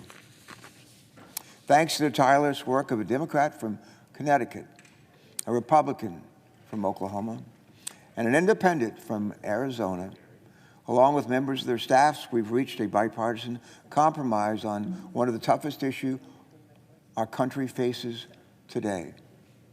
I'm proud to say that after 4 long months of negotiations between our 3 colleagues and members of the Biden administration, including the Secretary of Homeland Security, we have crafted the strongest border security bill in decades.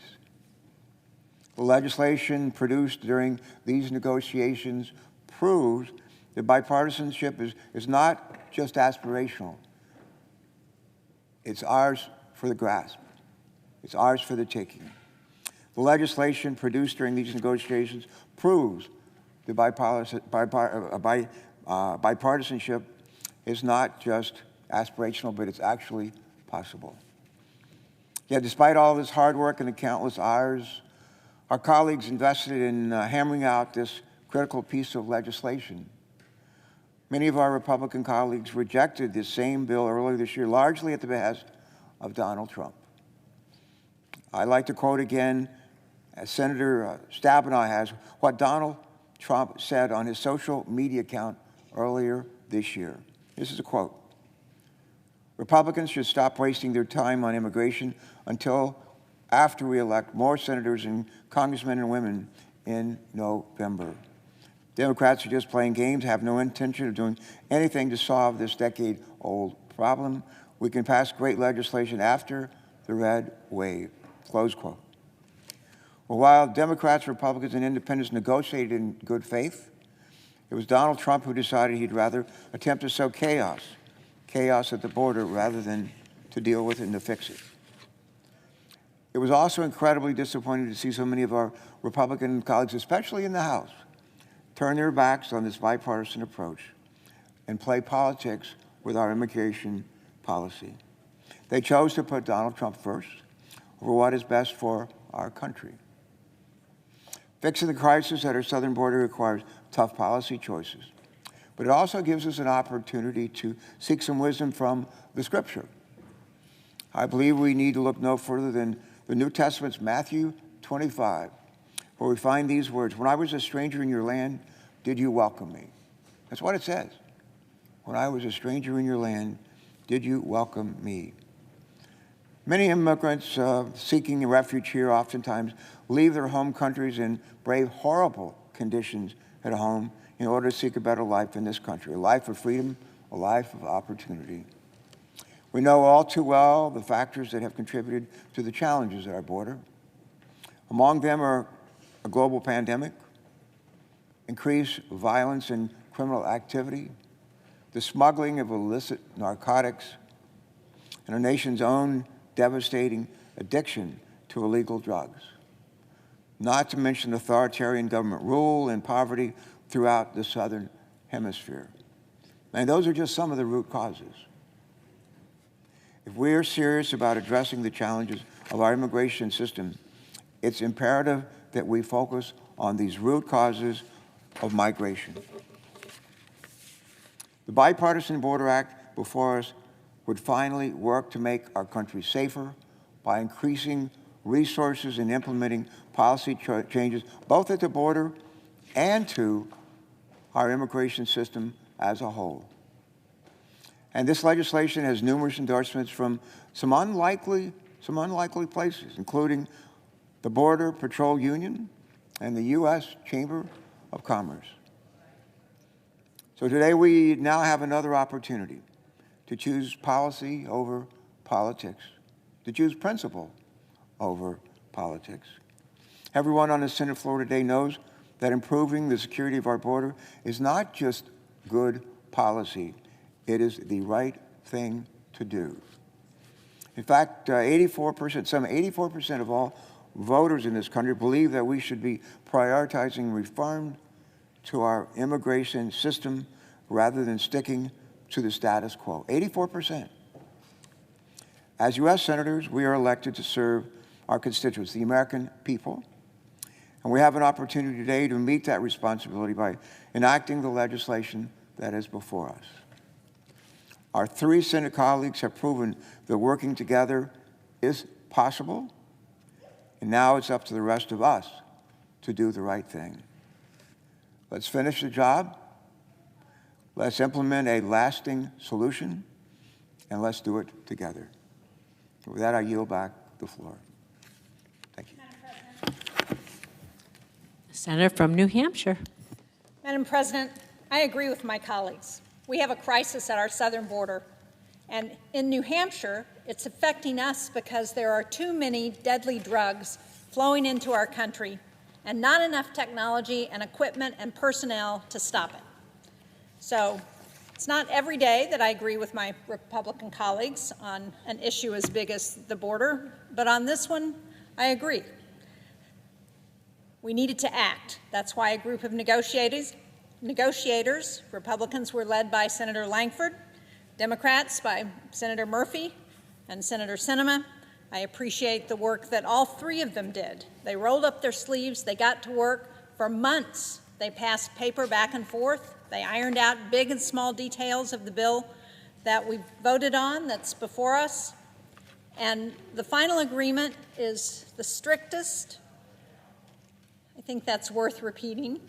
It is the strictest border security legislation that we've seen, certainly since my time in the Senate. It's an historic agreement to supply the border with critical resources that are necessary to increase security, to stop the flow of illicit drugs, and to better protect all Americans. Now, our Republican colleagues were for this bill until Donald Trump put his thumb on the scale and said, "Don't fix the border. I want to campaign on it as a crisis." And as we heard, he acknowledged we should blame him for the fact that the border deal failed. But unfortunately, our colleagues walked away from the strictest border security deal that we've had in decades, all because Donald Trump told them to make it a campaign issue rather than do what's in the best interest of the country. Now, we need to pass this bill because it includes more funding for identifying, tracking, and stopping fentanyl at the border. I don't know about all of our colleagues, but in my home state of New Hampshire, we have lost too many people because they've died from fentanyl overdoses. In the period from 2013 to 2023, New Hampshire lost 4,616 people from drug overdoses. 4,616. The majority of those people died as the result of fentanyl. About 70% of those deaths were the result of fentanyl.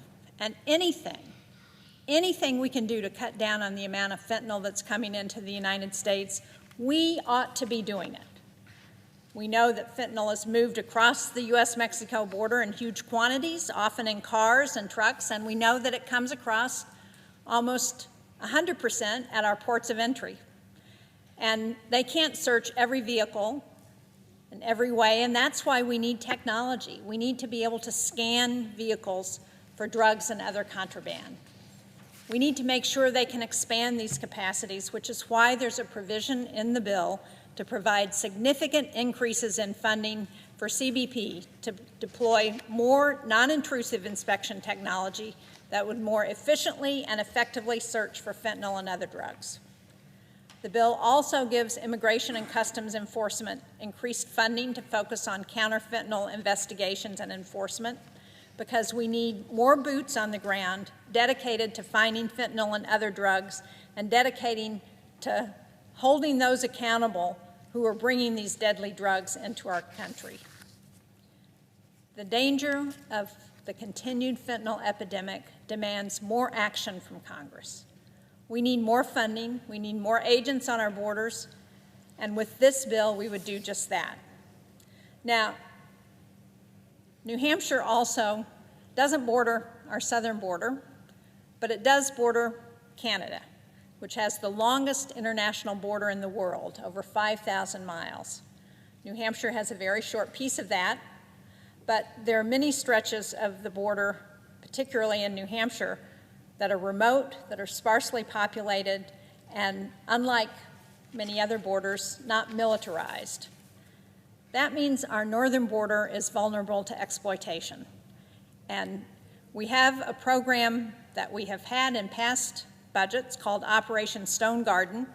It's in the Department of Homeland Security, so Senator Peters, I know, knows that program, but it helps police departments providing annual grants to help them, particularly in rural areas, who are really struggling to fund normal operations, let alone responsibilities along the border.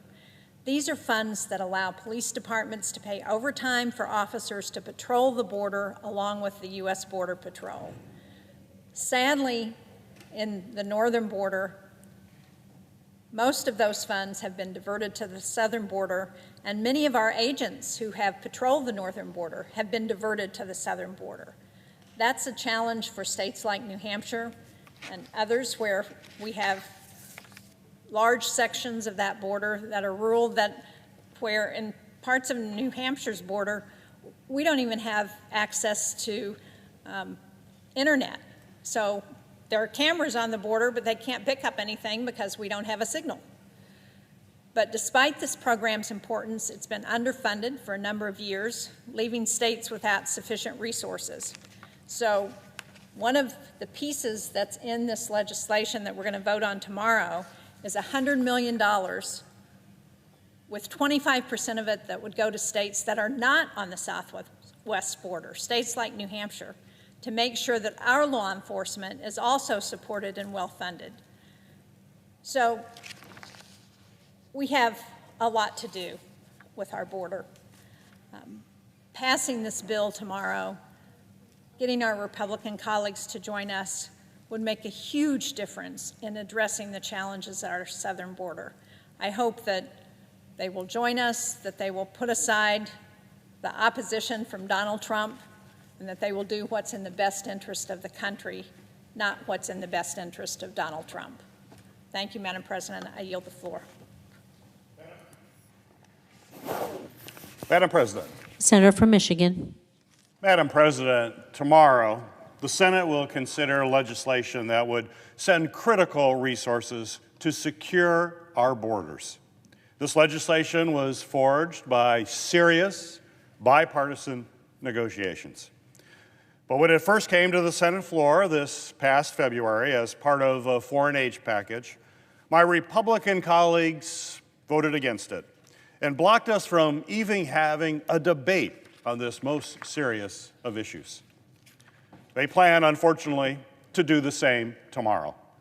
They are, once again, refusing to even come to the table to help strengthen our border security and support lawful trade and travel that drives our economy.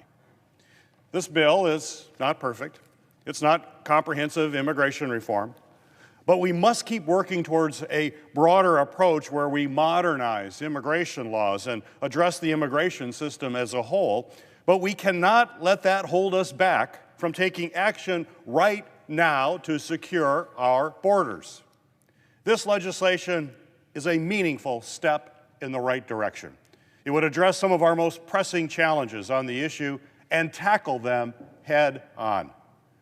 The bill would allow us to hire more than 2,000 CBP officers, addressing a critical shortage of frontline personnel who safeguard our national security at points of entry each and every day. It would provide $2 billion for advanced screening technology.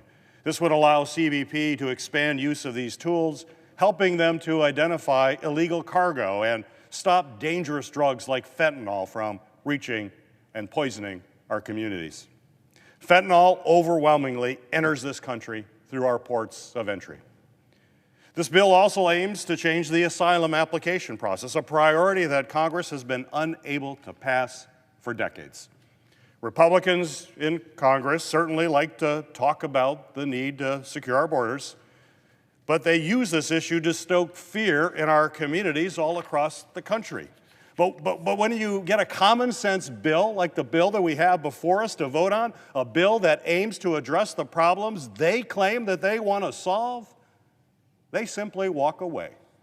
They talk the talk, but they refuse to walk the walk. We need to walk the walk. And that's why Republicans walked away last February.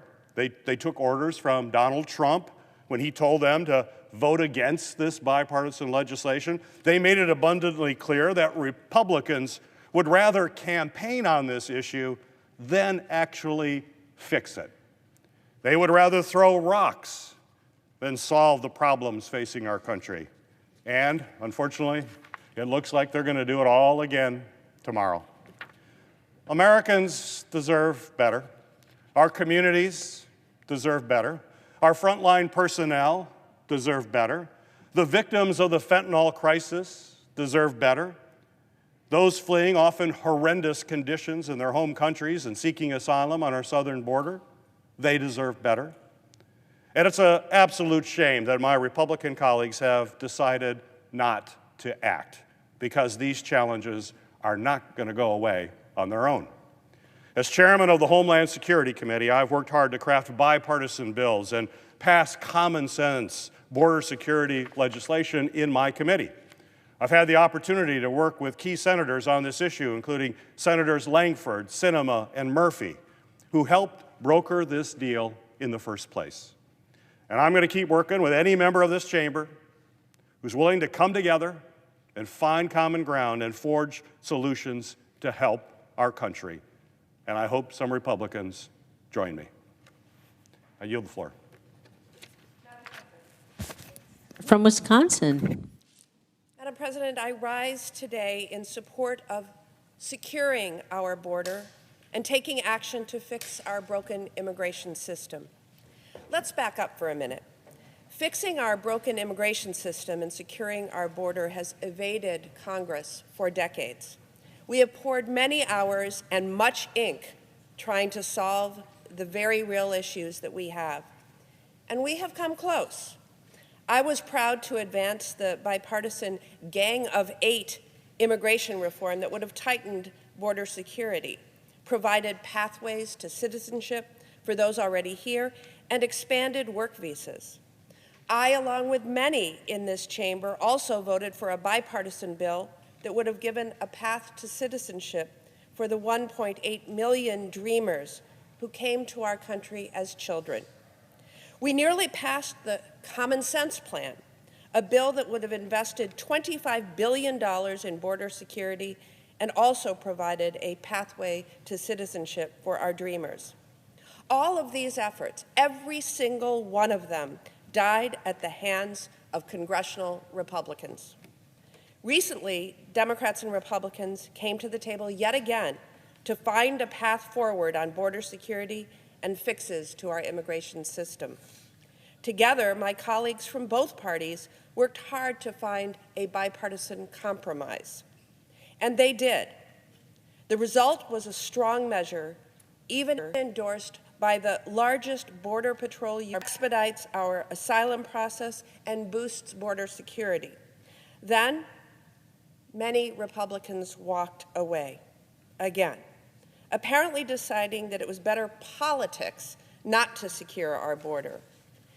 And what hits closest to home for me and every family who's watched a loved one pass away from fentanyl poisoning or an overdose is we have a real chance to disrupt the flow of these dangerous drugs into our communities.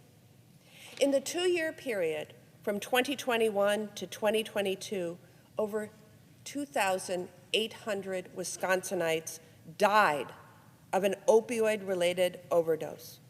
In just 2 years, thousands of Wisconsin families lost a loved one and gained an empty seat at the dinner table. I've heard from countless parents devastated by losing their child. One mother, Michelle, got a call one November morning in 2021 notifying her that her son, Cade, a freshman at UW-Milwaukee, had passed away. The night before, that he thought was Percocet. It turned out to be 100% fentanyl. Michelle told me earlier this year that Cade had his entire life ahead of him. He was home from college the weekend before he died, talking about changing his major to psychology and how he wanted to travel the world. He deserved to learn from his mistake, not die from it. He didn't overdose from taking one pill. He was poisoned. That's the stark reality of fentanyl. One pill can kill. In 2020, over 85, we can and we must do more to stop illicit drugs from coming into our communities. And we have that chance in front of us right now. We are bringing this bill back up because this is what the American people are demanding. While Wisconsin is not on the southern border, we are impacted by the flow of fentanyl coming across that border, and Wisconsinites want action. This bipartisan border compromise is that action.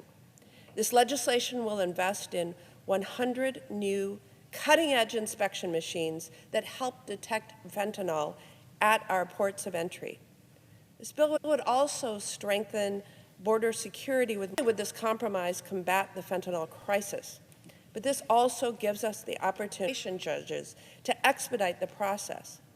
We'd also send more resources to help communities and help us meet workforce demands. This would help Wisconsin business. This bill would deliver the necessary resources, budgets. Many Republicans walked away from this deal that they negotiated more than 100 days ago because some would rather make this a campaign issue. Well, I, for one, would prefer to make a difference. Our constituents expect, well, frankly, they demand that we come here and work in good faith and find compromise where possible. Our colleagues found a compromise on immigration direction. Yes, I nor anyone got everything that they wanted. This bill is a compromise, and there is more work to do.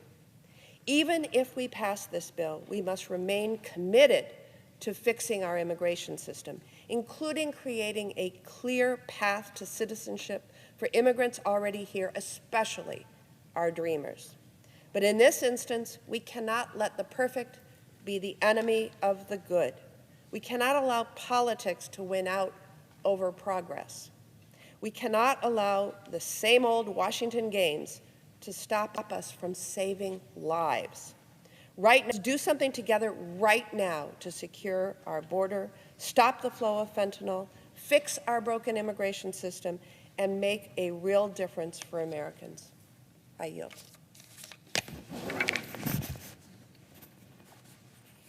Madam President. Senator from Connecticut. Thank you, Madam President.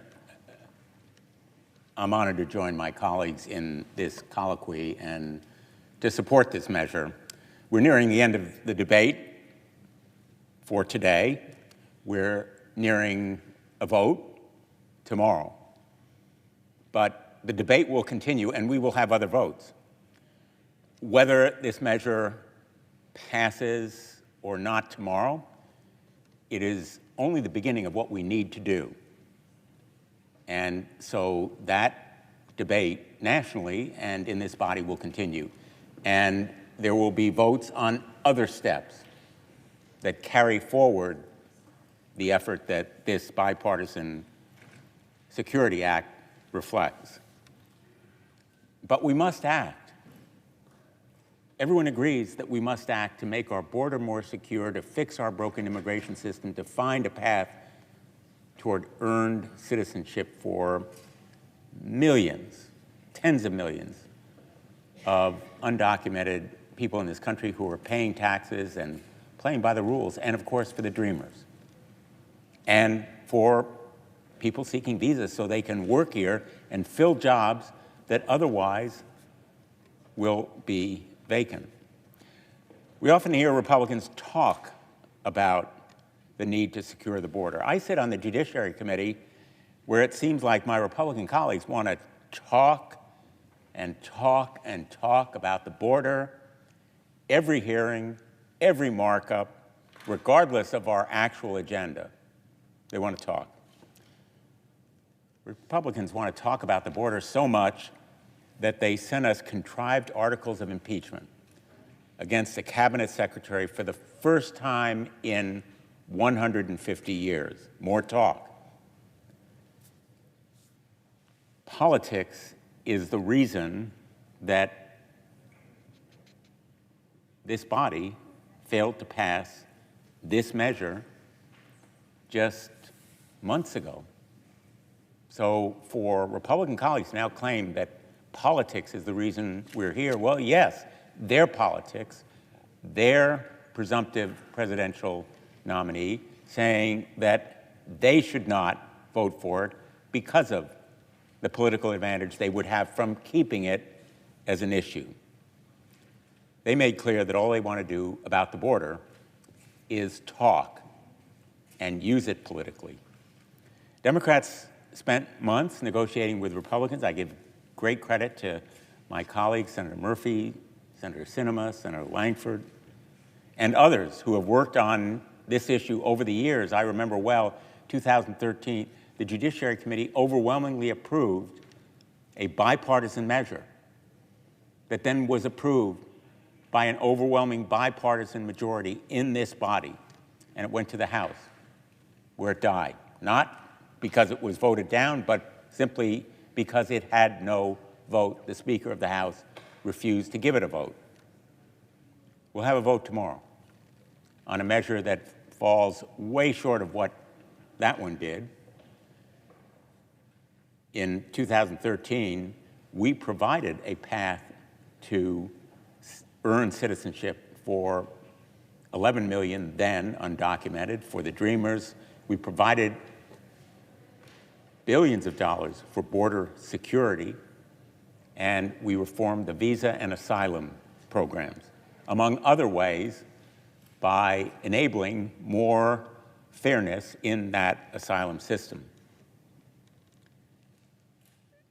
This bill is the strongest measure in recent history. It was endorsed by the National Border Patrol Council and the Union of Border Patrol Agents. And let's be very clear-eyed, it was a tough compromise. It limited asylum claims in a way that many Democrats and I remain concerned about doing, but it includes some key democratic priorities, including providing new pathways to citizenship for our Afghan at-risk allies, ensuring legal representation to vulnerable children under 13 attempting to navigate the immigration process on their own, and providing for new ways for family members to enter the United States legally for short stays to visit relatives and attend major life events. That's an issue I've worked with colleagues across the aisle for years, as well as some of those other provisions. These are key parts of the Democratic vision for immigration: fix our broken immigration system to continue growing our economy and maintain America's international leadership at a time of severe global unrest. It will be tough for my Republican colleagues to vote for this measure. It will be tough for many of us. But that's why we're here, and that's the measure of why it is a compromise. A lot of what's here we would not choose to include. Let me conclude by saying Donald Trump wants to campaign on the border, not fix it. The question is whether my Republican colleagues are so beholden to him that they will follow that lead like lemmings off a cliff, and at the end of the day, take the country with them. My Democratic colleagues and I are not giving up. To the dreamers, we will keep faith with you. To the undocumented, millions around the United States who are paying taxes, working hard, following all the rules, we will keep faith with you. To businesses that want more visas so they can have workers, skilled and others, we will keep faith with you. We will keep faith with America on this issue. We are not abandoning this effort. We're not going away. Thank you, Madam President. Madam President. The senior senator from Minnesota. Madam President, I ask unanimous consent that the following senators be permitted to speak prior to the scheduled vote. Myself for up to 5 minutes, Senator Schumer for up to 2 minutes, Senator Murphy for up to 10 minutes, Senator Butler for up to 5 minutes. Without objection. Madam President, I rise today, along with Senator Murphy and Blumenthal and so many others, in support of bipartisan legislation to improve our immigration system. As we face global and domestic threats, securing our borders and points of entry must be a top priority. As we have discussed, we had an opportunity in February to move forward in a bipartisan manner on broad and important reforms and security measures that Senators Murphy, Langford, and Sinema spent months negotiating. I'll note that this legislation, as Senator Blumenthal noted, included my bipartisan bill to keep our covenant with the thousands of Afghans living in the U.S. who fought shoulder to shoulder with our troops, a top priority of the VFW, a top priority of the American Legion, a top priority of those who have served in Afghanistan. These were their interpreters. These were the ones that gathered their intelligence. And now 80,000 of them are in our country, living with a trapdoor under them, not knowing if they will be sent back to the Taliban. Working, yes, but they need a permanent status. And that's what this bill that I have with Senator Graham, with support on the Afghan Adjustment Act as co-sponsors, senators like Senator Mullen and Senator Wicker, the ranking member of Armed Services, and Senator Risch, the ranking on Foreign Relations, are all on this bill. When it comes to our borders, though, as we're talking about today, this comprehensive legislation would have invested in hiring more Border Patrol agents and immigration judges while giving law enforcement the tools and technologies they need to make a safe order at the border. It would have fixed our broken asylum system, provided 250,000 new employment and family visas. And yes, Madam President, we have another opportunity to actually right this wrong and get this bipartisan bill done. Border security demands that we invest in both our southern and northern borders, which is something I like about this legislation, having lived on a state that borders Canada. Longest border in the world, America and Canada. A strong, secure northern border is critical for maintaining our trade relations, for maintaining the terrorist screening database, and we have witnessed terrible instances of drug smuggling and human trafficking. Last year, Border Patrol agents and sheriff's deputies in Kittson County, Minnesota, stopped a human smuggling attempt. That's why this legislation is so important. And of key importance to me, and I know you, Madam President, in the state of Wisconsin, is fentanyl and the work that can be done if this bill passes, not only to give the president emergency powers to shut down the border, but also to ensure that we take on fentanyl trafficking. One pill kills. These pills are getting in the hands of school children. These pills are getting in the hands of people that have no idea that the pills they have are laced with fentanyl. Fentanyl is a leading cause of death for Americans ages 18 to 45. Synthetic opioids like fentanyl kill more than 150 people a day, and a dose of just 2 milligrams, small enough to fit on the tip of a pencil, can be lethal. This isn't just numbers. It's 22-year-old Alex Davis from West St. Paul, who died of a fentanyl overdose while being a student at the University of North Dakota. 32-year-old Katie Flick from Erskine, Minnesota, who was killed by a fake pill laced with fentanyl. Devin Noring from Hastings, who bought a Percocet over Snapchat. It wasn't really a Percocet, laced with fentanyl. It killed him. He was only 19. That's why we call on our colleagues to join us in Border Control Agents gives law enforcement officers significant funding and support to hire more officers and intercept fentanyl coming into our country. I thank Senators Langford, Murphy, and Sinema of their work on this bill. I thank Senator Schumer, Senator McConnell for their leadership. There is not controversy about this bill except on the political side. If you look at this from the viewpoint of Americans and what makes people safer and what will stop kids from dying because they take one pill that they don't know has fentanyl in it, the answer is simple. Vote for this bill. Thank you, Madam President. I yield the floor. The Democratic leader. Madam President, first I want to thank Senator Murphy for organizing this important floor block. I want to thank all of my colleagues who participated. I see Senator Blumenthal, of course, Senator Klobuchar, and others who participated. And what we're talking about is the need to pass our bipartisan border bill to crack down on fentanyl entering our country. Every one of us in our states has talked to families who have lost loved ones because of fentanyl, particularly young people. It breaks your heart. Some of these family members didn't even know their loved ones had taken fentanyl, and were dead within 24 hours, just gone.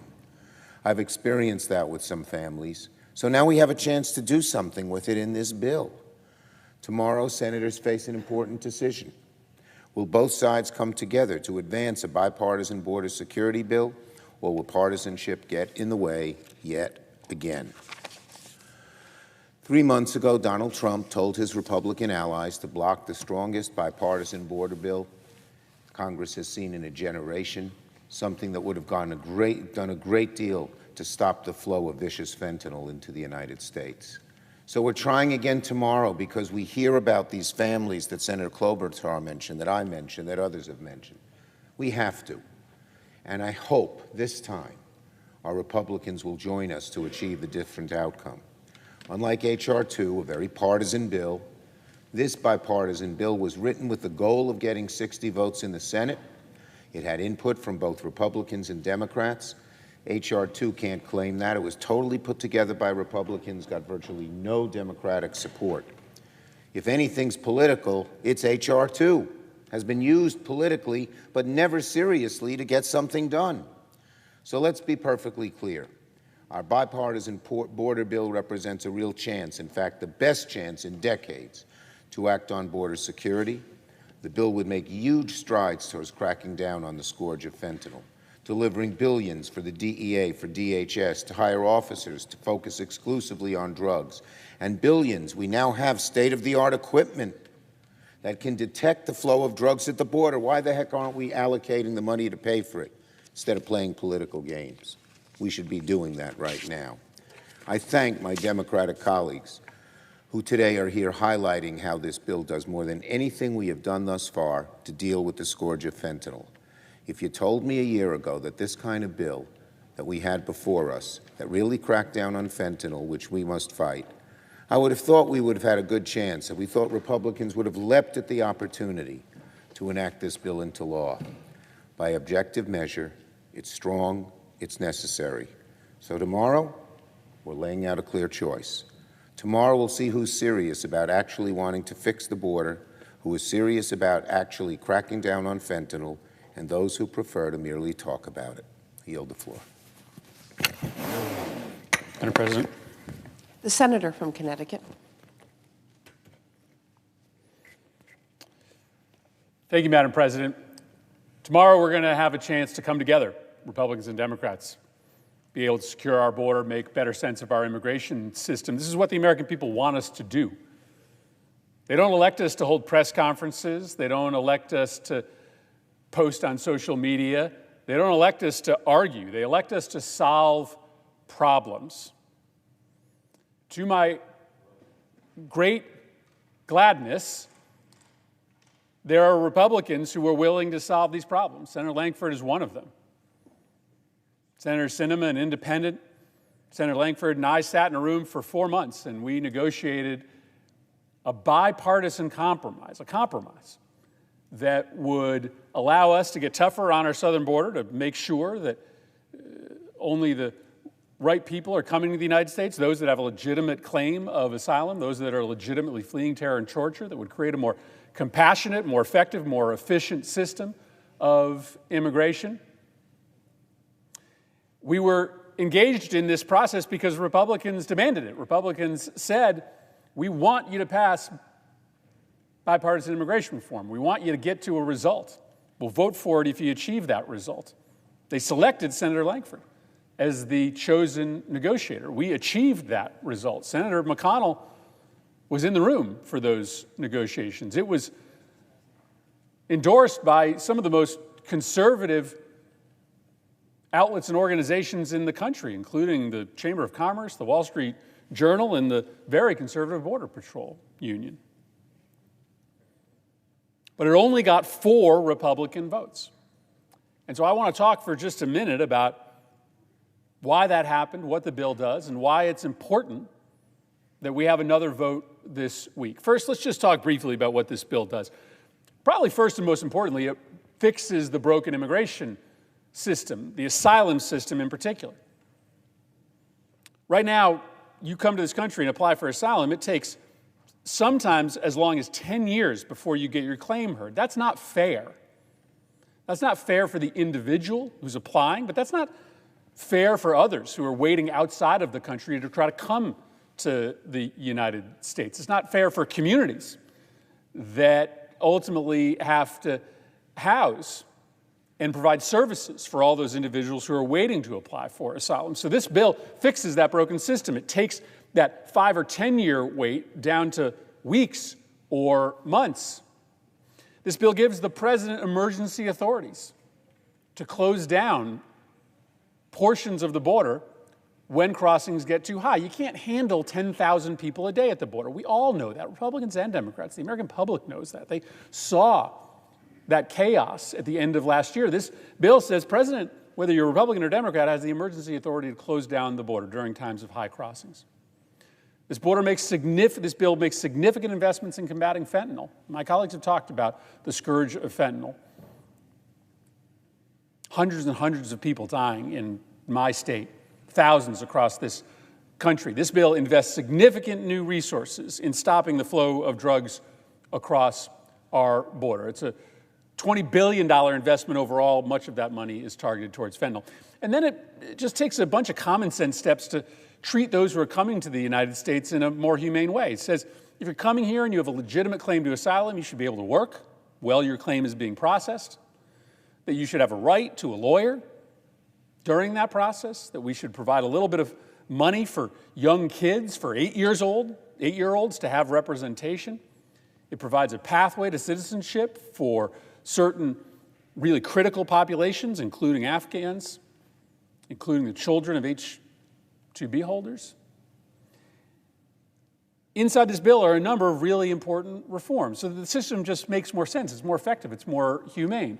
But at the foundation of this bill is border security, making sure that we have a border that's manageable, that is not chaotic. Now, I agree with my colleagues. This bill does not do everything we need to do to reform our broken immigration system. Of course, I want a pathway to citizenship for people that are living in the shadows. I want to make sure that those kids who know nothing except for being Americans have a chance to stay here permanently. But this bill is a really important down payment, a really important bipartisan down payment on border security and immigration reform. The question is, why did it fail? Why did a bill that had the support of Senator Lankford, the appointed negotiator, had the support of Senator McConnell, fail? And the answer is simple. Donald Trump told Republicans to kill the bill. Donald Trump told Republicans that their party would be better off if the border was a mess, if nothing passed, because more Republicans would get elected this November if there were scenes of chaos at the border. And so even though you've got a bipartisan border bill, kill it. Because politically, it's better for Republicans if the border is a mess. That's not my analysis. That is literally what Republicans have said on the record repeatedly. Senator McConnell said it himself, said, Donald Trump told us to do nothing. Senator McConnell didn't say, Donald Trump told us to write a better bill. He said, Donald Trump told Senate Republicans do nothing. And so that's why we're here today, because the American public wants us to pass bipartisan border security legislation. Democrats want to pass bipartisan border security legislation, but as far as I can tell, Republicans do not, because they want the border to be a mess. We'll see tomorrow. We'll have another chance. If this is an emergency, like Republicans say, then let's give it one more shot. And let me end with this, because I do think it's important to just explore for a minute why keeping this issue of immigration unsolved, keeping the border chaotic, is so important to Republicans, and in particular to Donald Trump. The reason is that making Americans afraid of each other, turning us against each other, is the centerpiece of Donald Trump's message, and thus, for this election at least, the centerpiece of the Republican platform. The idea is to keep the border broken, to keep the immigration system broken, because it helps breed and maintain resentment towards immigrants, towards people that are different from you. Just last month, Trump said this. He said, immigrants are not human. They are animals. I mean, if a major political figure said that 20 years ago, there'd be, I think, Republicans and Democrats both standing up and condemning that kind of language. Donald Trump calls immigrants animals, says they're not human. He says it on a regular basis, and he's celebrated by Republicans. I wish this weren't true. I wish it weren't a foundational aspect of modern republicanism to try to turn us against each other, to try to make us afraid of people who are coming to this country just to save their families' lives. But that's where we are. That's where we are. But that doesn't obviate us from the responsibility to govern. And so Republicans can complain that we're asking them to vote on a negotiated bipartisan compromise because it is inconvenient for them to vote against a bill. that was endorsed by high-profile Senate Republicans and by high-profile conservative groups, it's inconvenient for them to vote against a bill that actually brings security to the border, that fixes the problem that they see that they want to be fixed. But that is our job. Our job is to come here and not just do press conferences, not just search for clicks online. Our job is to fix problems. And the broken border and our broken immigration system is a problem. This bill doesn't fix all of those problems, but it's the biggest fix we've had a chance to vote on in a generation. So yes, we need to vote on this again, to give Republicans the chance to do the right thing, to choose the security of this country, to choose fixing a problem that they identify, instead of choosing to try to gain some political advantage in this election, instead of choosing to continue to double down on this strategy of dividing Americans from each other. That's why we're voting tomorrow, and I am hopeful that Republicans and Democrats will come together to support this important bipartisan border security legislation. I yield the floor.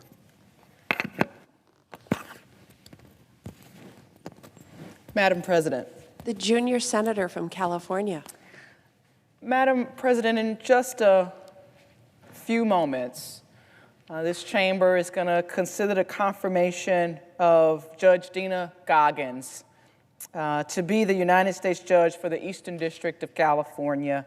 And I would proudly want to rise and speak in support of her confirmation. Before I begin, I do want to appreciate that Judge Coggins' family is watching proudly and eagerly the Senate floor today. Her mother, Cynthia Ambrose, Judge Coggins' son, Elias, and her daughter, Alea, who I met during their nominations hearing.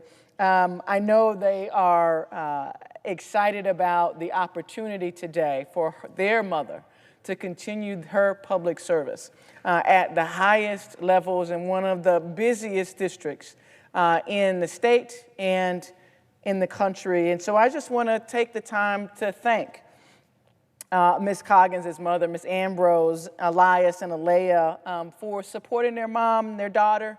She indeed is an incredible woman. If confirmed, Judge Coggins will join the federal bench at a critical moment for California's Eastern District.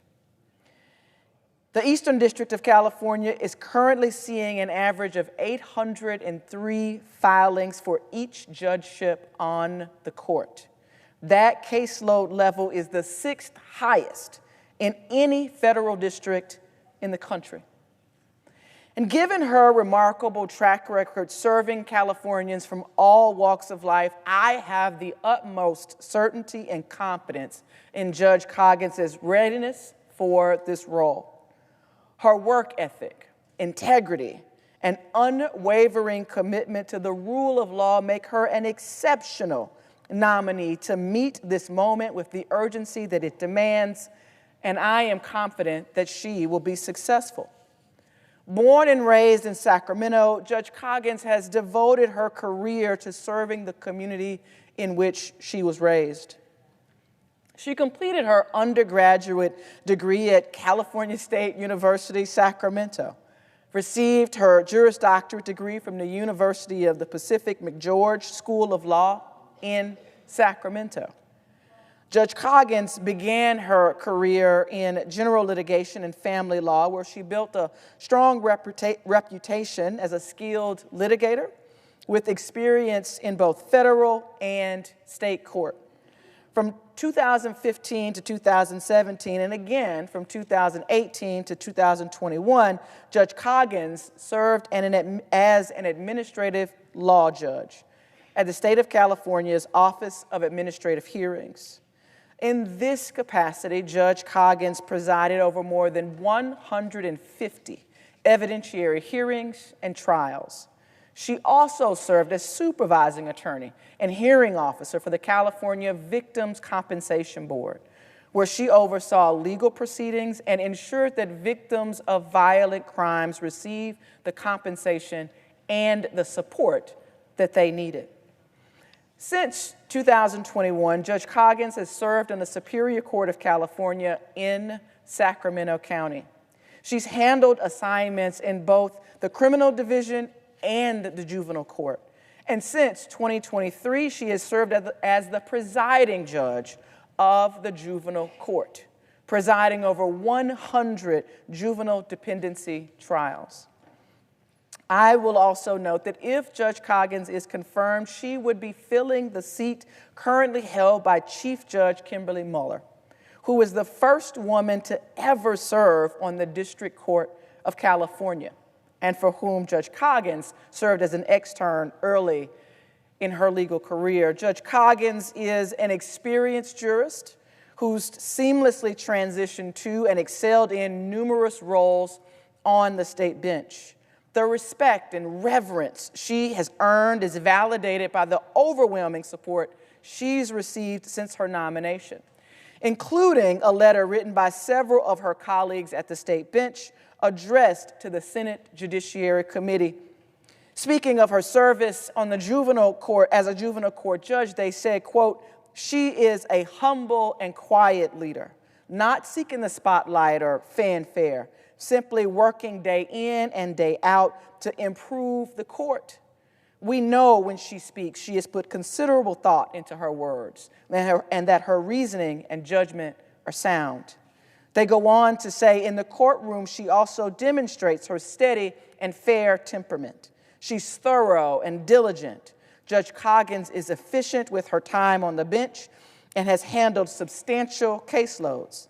She analyzes issues in a careful and balanced manner, provides thoughtful, well-reasoned, common-sense decisions. She's compassionate to all who appear before her or have on them, end quote. Judge Coggins is exactly the kind of jurist that we need in the Eastern District and has exactly the kind of experience California's federal bench needs. Her legal intellect, her composure, her record as an effective, efficient, thoughtful jurist makes her a strong nominee. And her appointment to the bench comes at a historic time. Just this morning, we marked the milestone of confirming President Biden's 200th appointment to the federal judiciary, including 1 Supreme Court justice, 42 circuit court judges, 155 district court judges, and 2 judges to the U.S. Court of International Trade. President Biden has nominated and the Senate has confirmed 126 non-white federal judges, more than any president in history. The majority of these judges are women, 127 exceptionally qualified jurists. Notably, the professional diversity of these confirmations is also remarkable and unprecedented, including public defenders and other legal backgrounds whose perspectives and experiences have not been fully represented on our federal bench. With this in mind, confirmation of Judge Coggins' nomination is a part of our broader work to strengthen our judicial system. So I urge my colleagues to join me in supporting her. Question is on the nomination.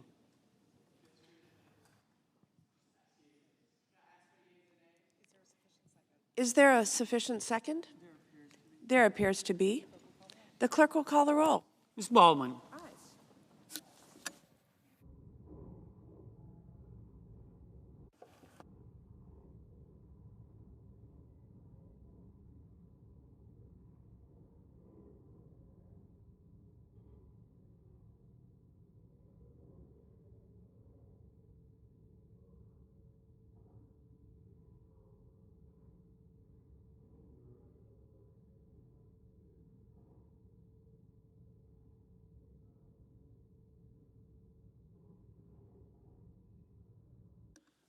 Mr. Barrasso, Mr. Bennett, Mrs. Blackburn, Mr. Blumenthal.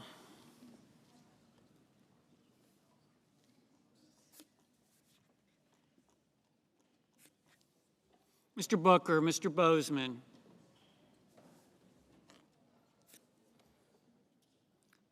Mr. Braun, Mrs. Brett, Mr. Brown, Mr. Budd, Ms. Butler, Ms. Cantwell, Mrs. Capito, Mr. Cardin, Mr. Carper, Mr. Casey, Mr. Cassidy, Ms. Collins, Mr. Coons, Mr. Cornyn, Ms. Cortez Masto, Mr. Cotton, Mr. Kramer, Mr. Crapo, Mr. Cruz, Mr. Daines, Ms. Duckworth, Mr. Durbin, Ms. Ernst, Mr. Fetterman, Mrs. Fisher, Mrs. Gillibrand, Mr. Graham, Mr. Grassley, Mr. Haggerty, Ms. Hassan, Mr. Hawley,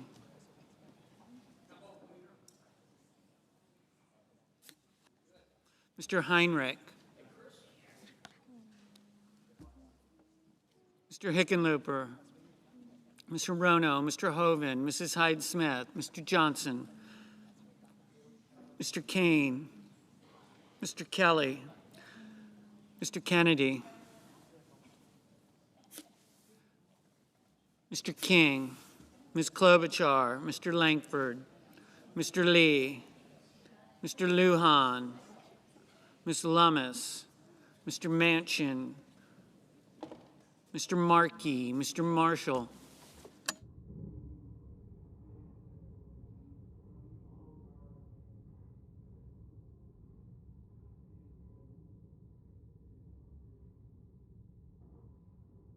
Mr. McConnell, Mr. Menendez, Mr. Merkley, Mr. Moran, Mr. Mullen, Ms. Murkowski, Mr. Murphy, Mrs. Murray, Mr. Ossoff, Mr. Padilla, Mr. Paul, Mr. Peters, Mr. Reed, Mr. Ricketts, Mr. Risch, Mr. Romney, Ms. Rosen, Mr. Rounds, Mr. Rubio, Mr. Sanders, Mr. Schatz, Mr. Schmidt, Mr. Schumer,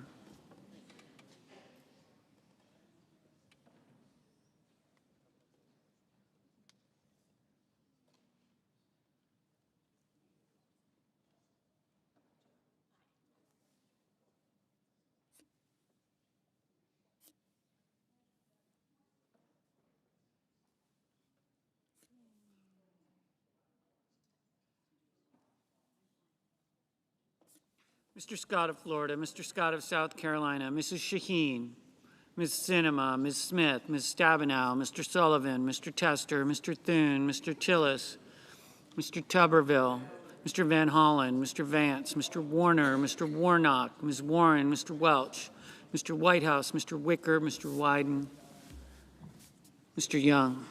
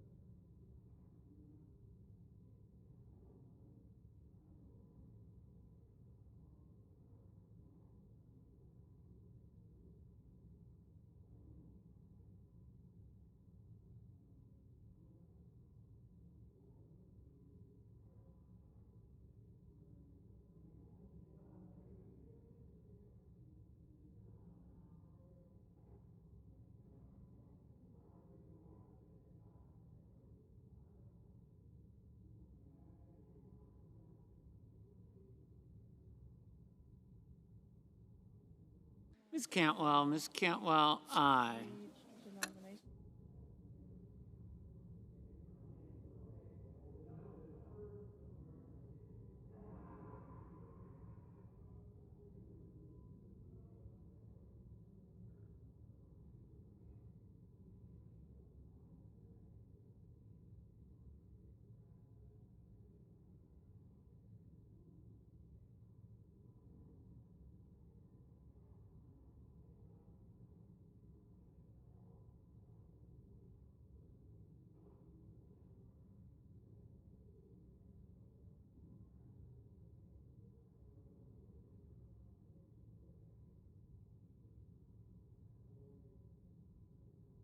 Mr. Warnock, aye.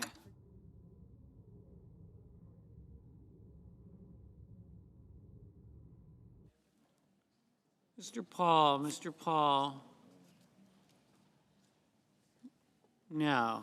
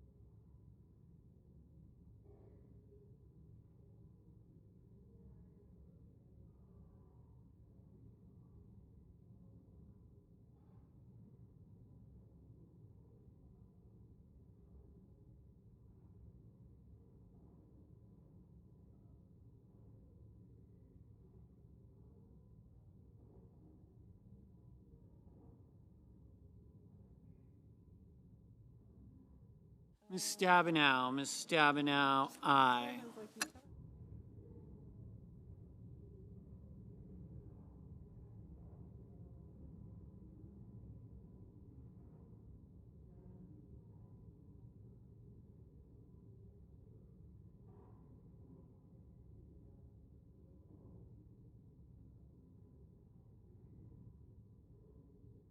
Mr.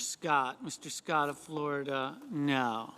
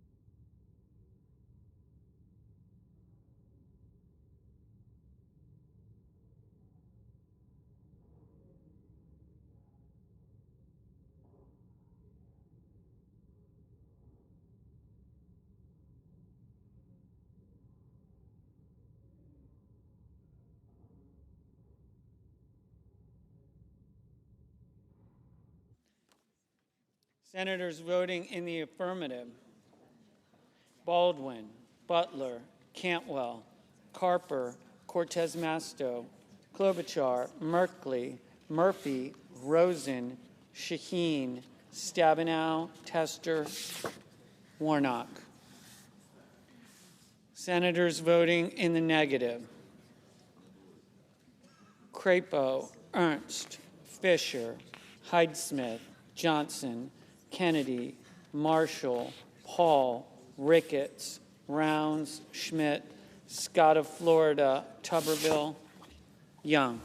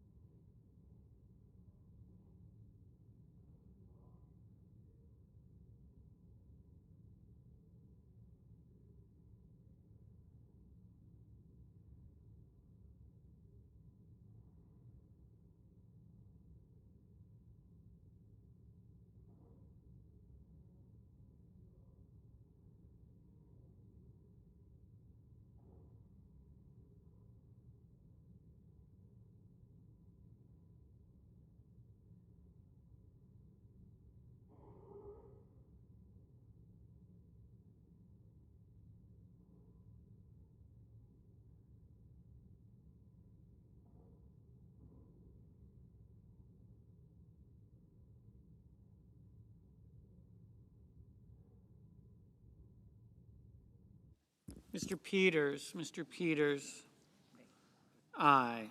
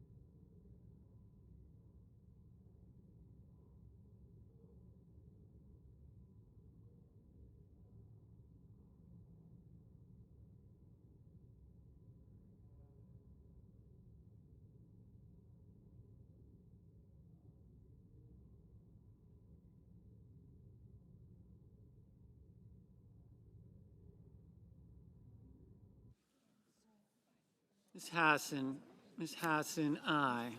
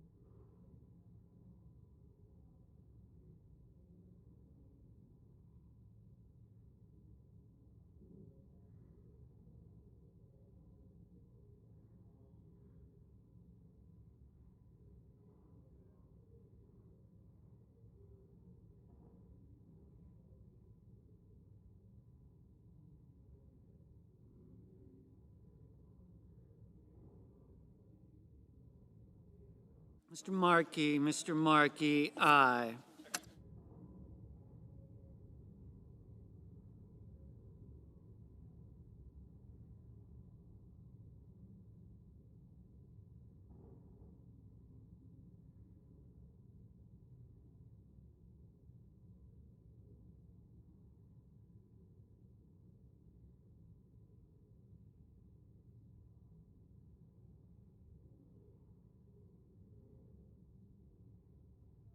Mr.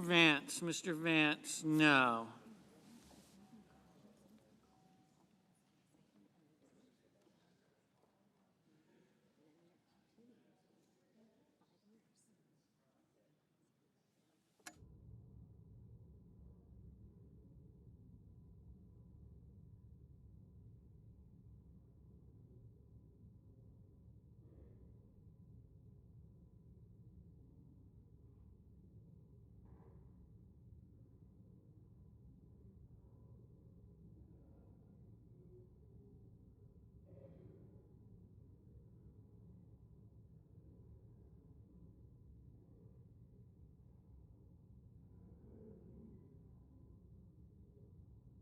Kramer, Mr. Kramer, no. Mr. Kane, aye. Ms. Lummis, no. Ms. Hirono, aye.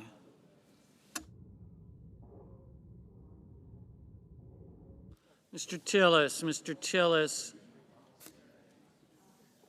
no.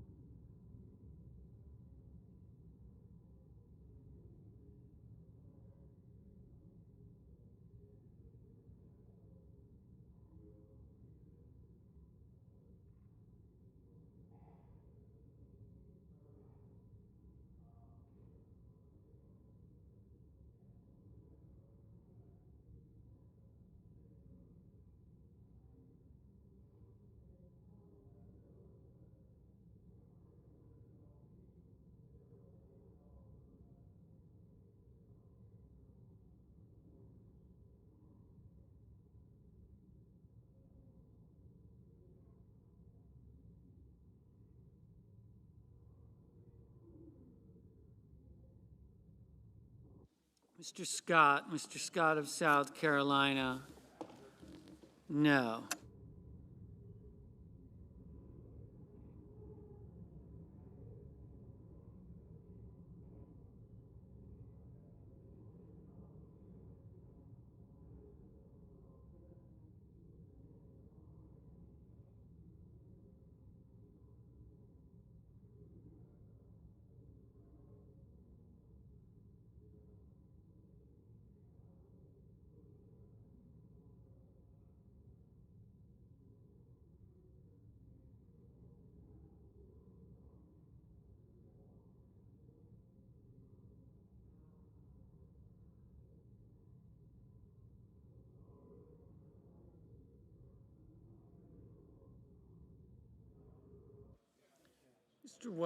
Mr. Welch, aye. Mr. Lee, no.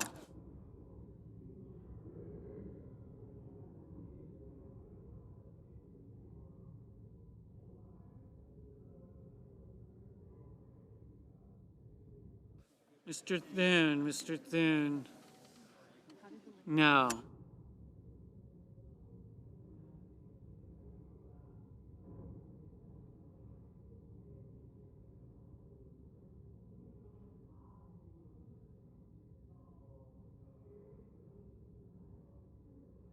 Mr. Reed, aye. Mr. Hickenlooper, aye.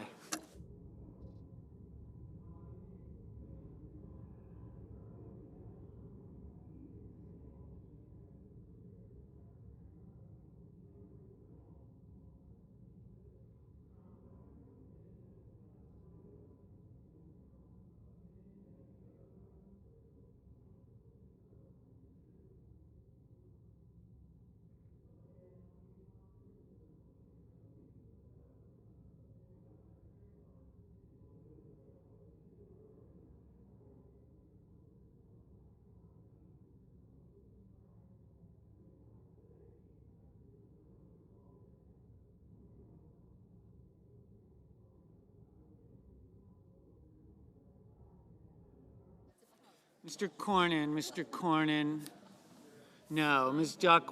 Duckworth, aye.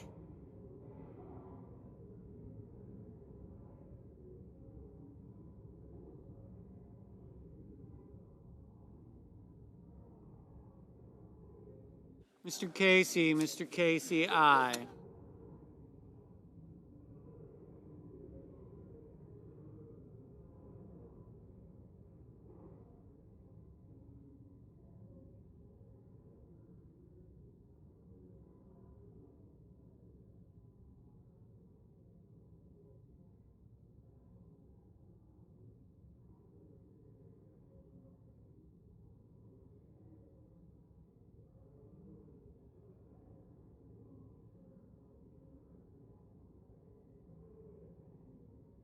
Mr. Daines, no. Mr. Cardin, aye. Mr. Lujan, aye.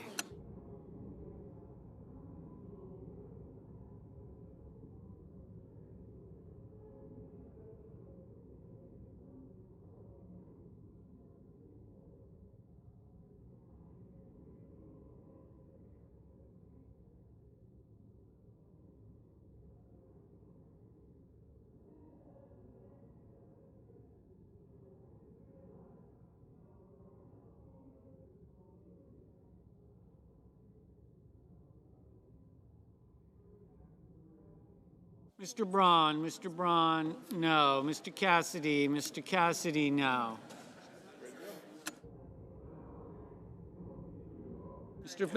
Mr. Fetterman, aye.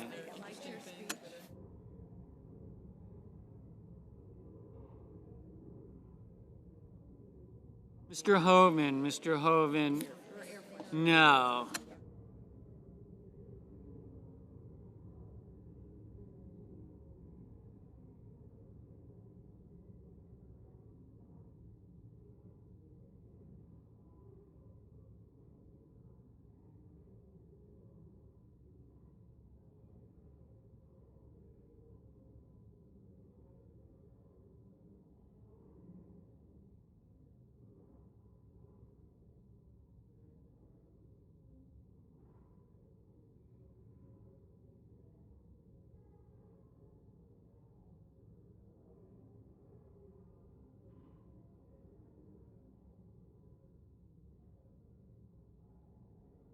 Mrs. Blackburn, no.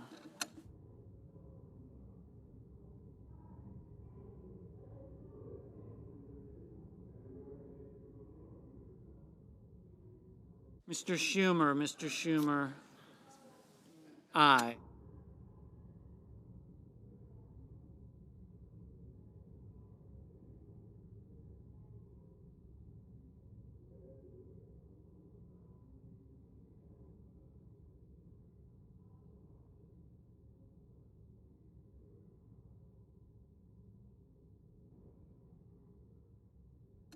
Ms. Smith, aye.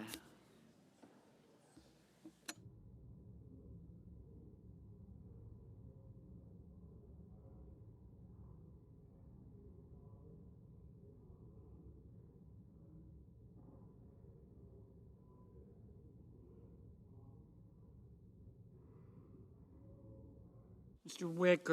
Wicker, no.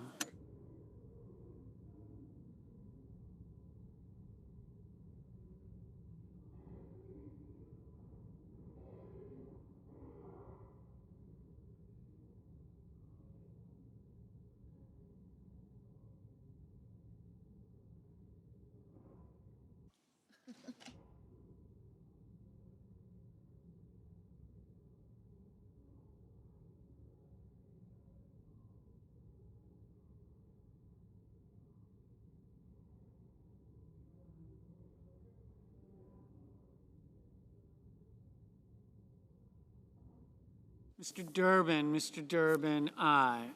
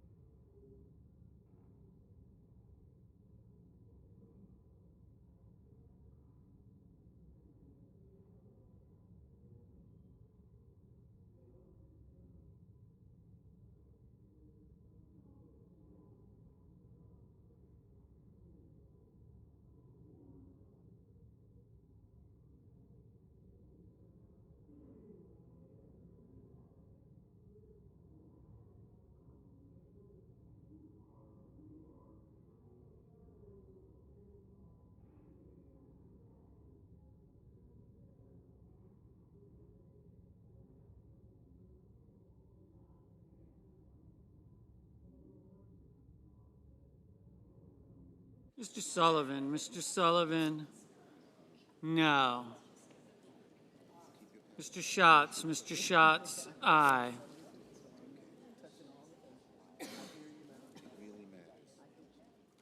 Ms. Markowski, no. Mr. Padilla, aye.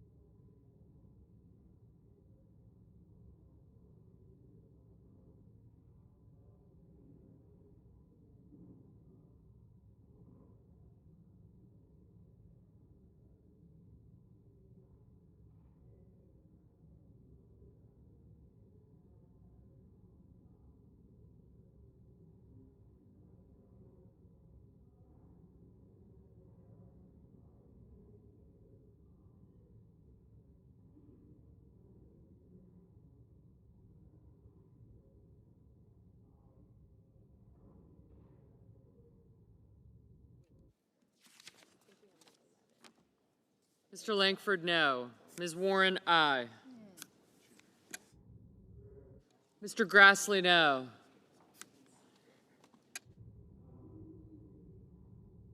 Mr. Cotton, no.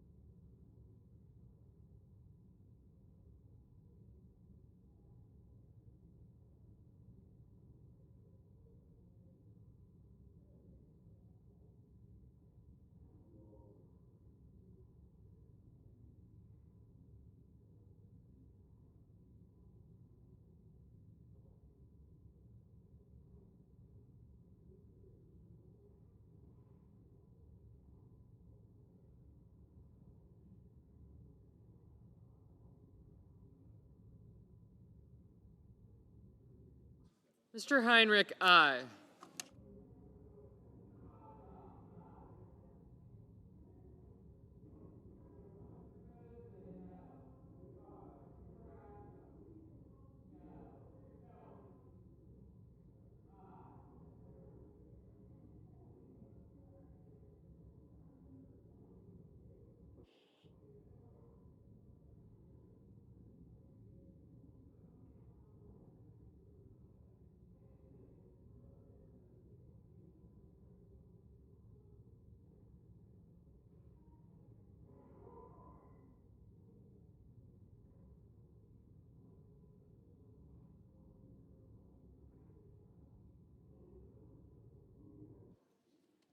Mr. Budd, no.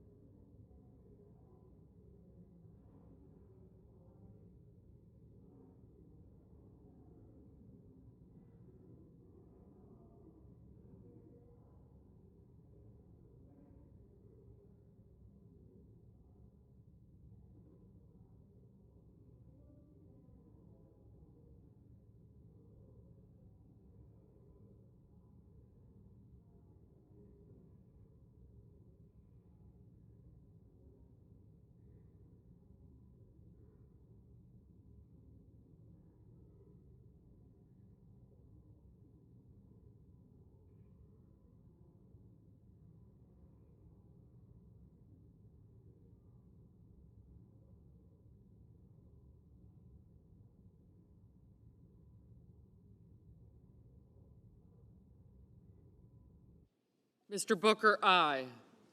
Mr. Sanders, aye. Mr. Rubio, no.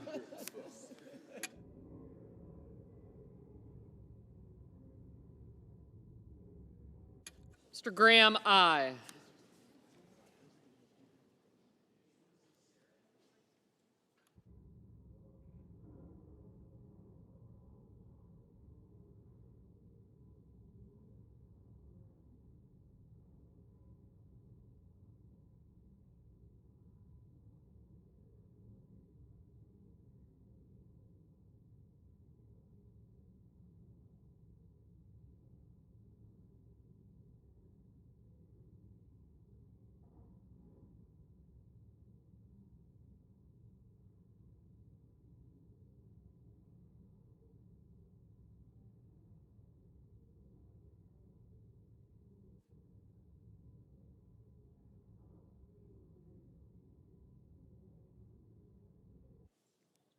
Mr. Warner, aye.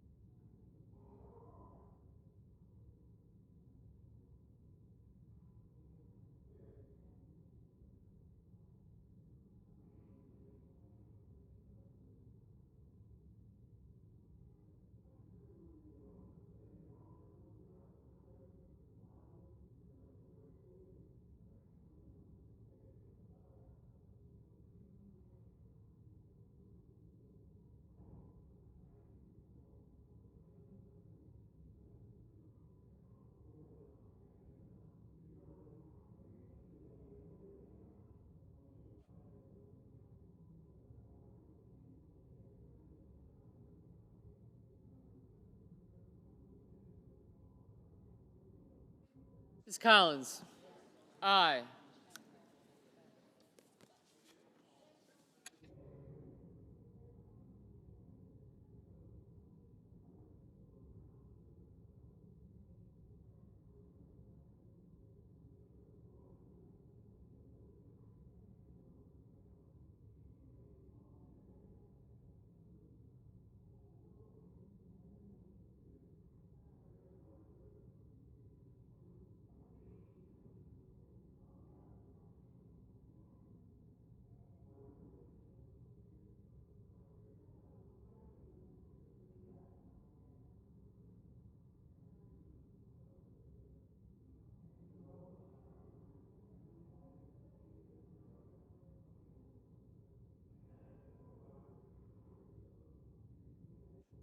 Mr. Moran, no.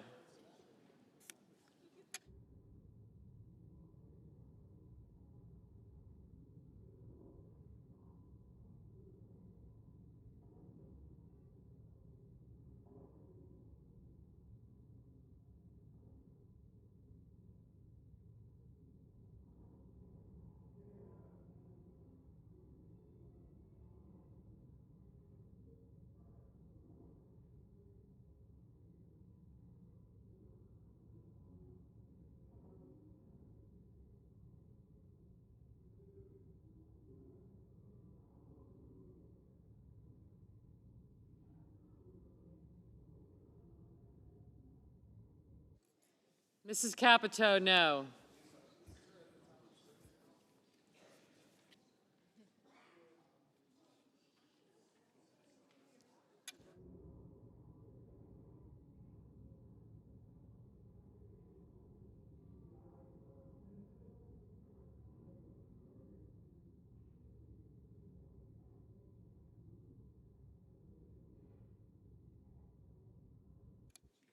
Mr. King, aye.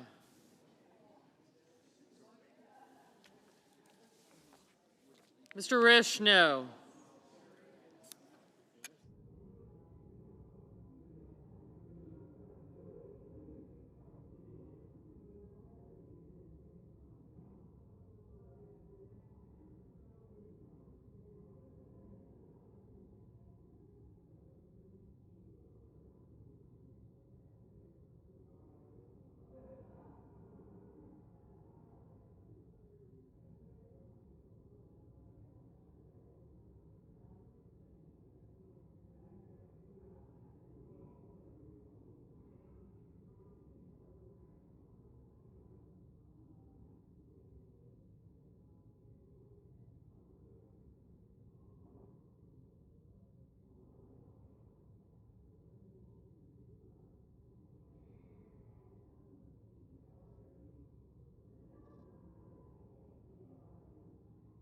Mr. Whitehouse, aye.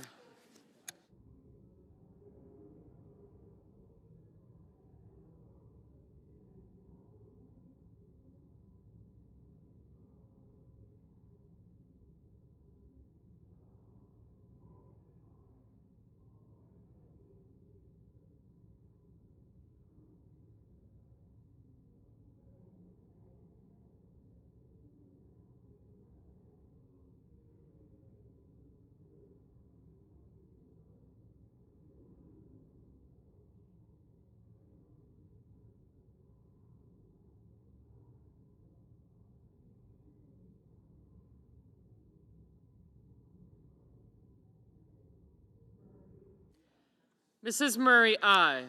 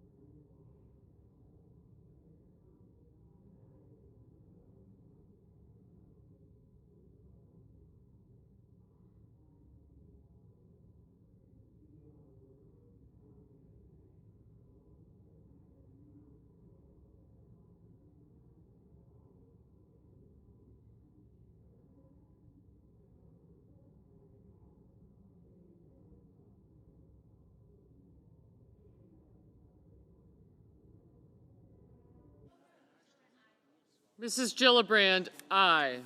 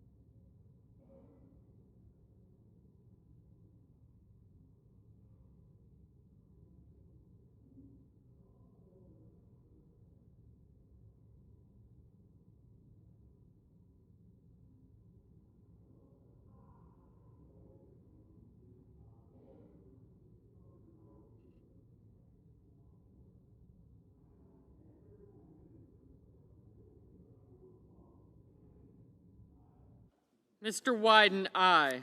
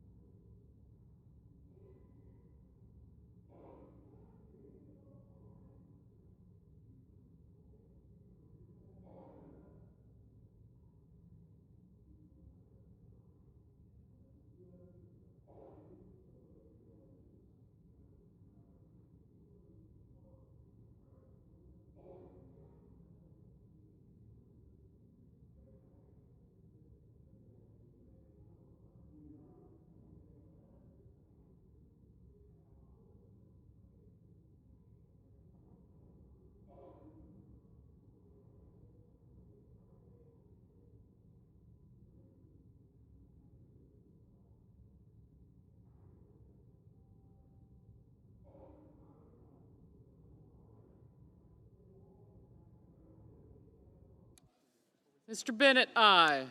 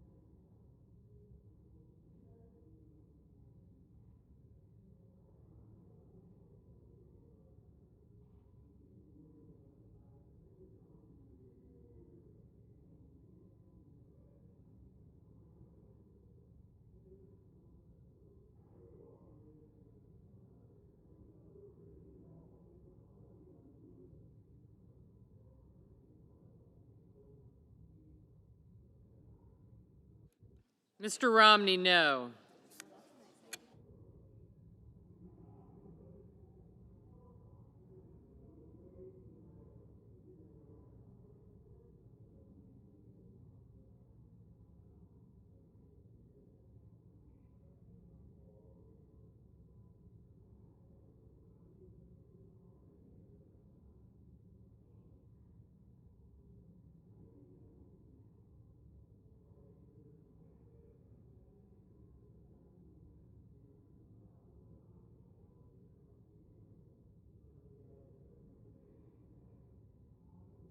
Mrs. Britt, no.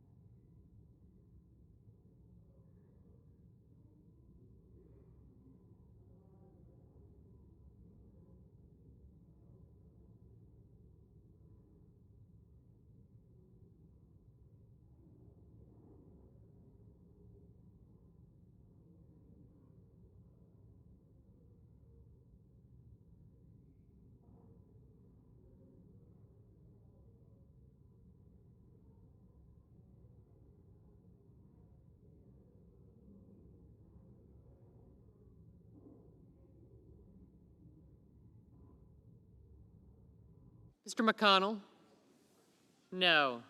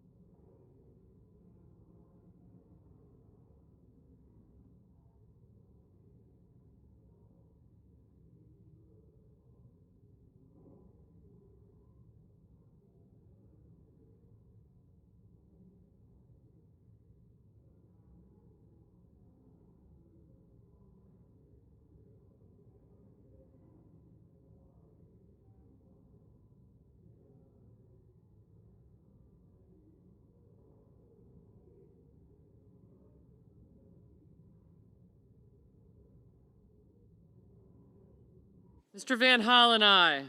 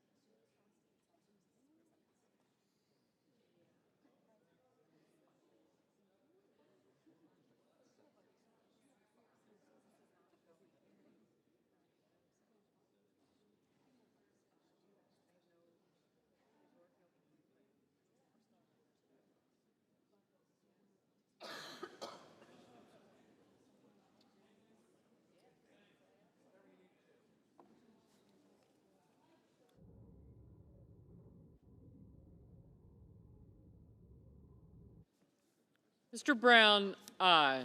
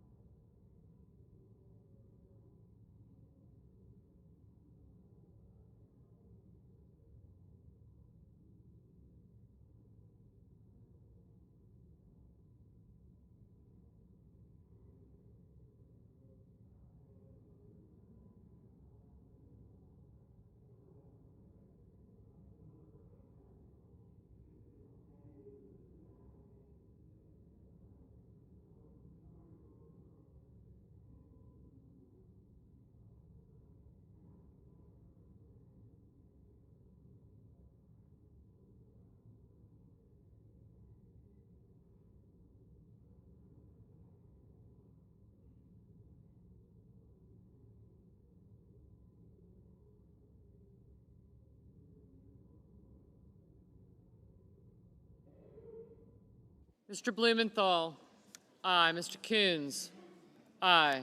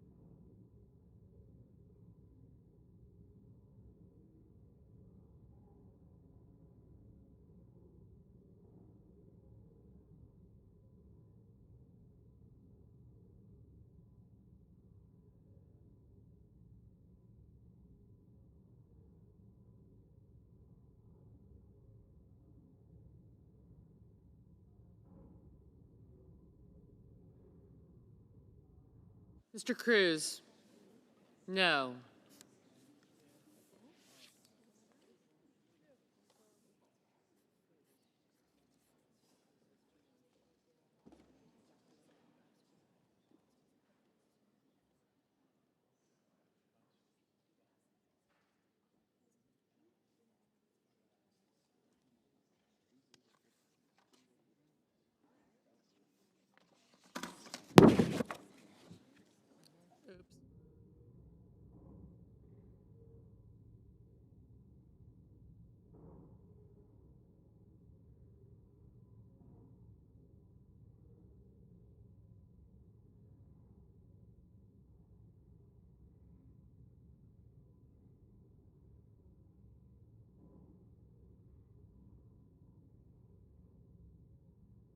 On this vote, the yeas are 50, the nays are 44, and the nomination is confirmed. Under the previous order, the motion to reconsider is considered made and laid upon the table, and the President will be immediately notified of the Senate's action. The clerk will report the motion to invoke cloture. Cloture motion. We, the undersigned senators, in accordance with the provisions of Rule 22 of the Standing Rules of the Senate, do hereby move to bring to a closed debate on the nomination of Executive Calendar Number 552, Melissa Griffin Dalton of Virginia, to be Undersecretary of the Air Force, signed by 18 senators. By unanimous consent, the mandatory quorum call has been waived. The question is it the sense of the Senate that debate on the nomination of Melissa Griffin Dalton of Virginia to be Undersecretary of the Air Force shall be brought to a close? The yeas and nays are mandatory under the rule. The clerk will call the roll. Ms. Baldwin, Mr. Barrasso, Mr. Bennett, Mrs. Blackburn, Mr. Blumenthal.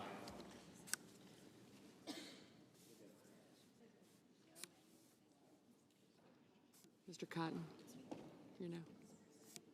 Mr. Booker, Mr. Bozeman, Mr. Braun, Mrs. Britt, no.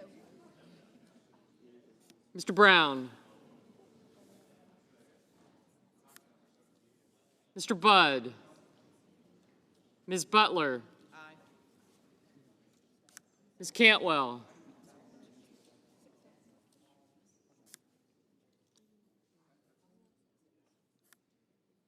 Mrs. Capito. Mr. Cardin. Mr. Carper. Mr. Casey. Mr. Cassidy. Ms. Collins. Mr. Coons. Mr. Cornyn.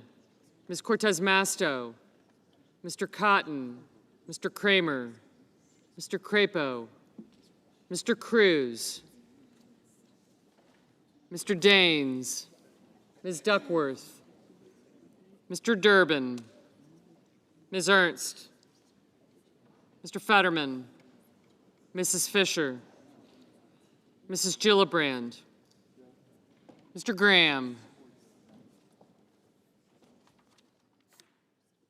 Mr. Grassley. Mr. Haggerty. Ms. Hassan. Mr. Hawley. Yeah. Mr. Heinrich. Mr. Hickenlooper. Ms. Serrano. Mr. Hoven. Mrs. Hyde-Smith. Mr. Johnson. Mr. Kane. Mr. Kelly. Mr. Kennedy. Mr. King. Ms. Klobuchar. Mr. Langford. Mr. Lee. Mr. Lujan. Ms. Lummis. Mr. Manchin.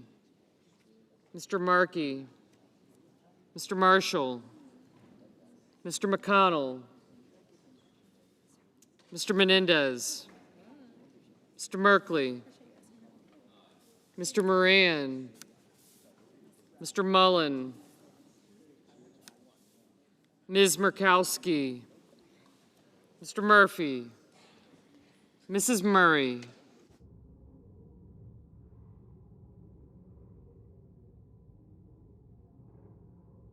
Mr. Ossoff.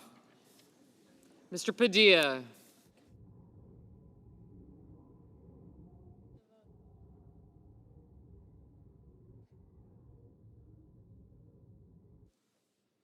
Mr. Paul. Mr. Peters. Mr. Reed. Mr. Ricketts. Mr. Risch. Mr. Romney. Ms. Rosen. Mr. Rounds. Mr. Rubio. Mr. Sanders. Mr. Schatz. Mr. Schmidt. Mr. Schumer. Mr. Scott of Florida, Mr. Scott of South Carolina, Mrs. Shaheen, Ms. Sinema, Ms. Smith, Ms. Stabenow, Mr. Sullivan, Mr. Tester, Mr. Thune, Mr. Tillis, Mr. Tuberville, Mr. Van Hollen, Mr. Vance, Mr. Warner, Mr. Warnock, Ms. Warren, Mr. Welch, Mr. Whitehouse, Mr. Wicker, Mr. Wyden, Mr. Young.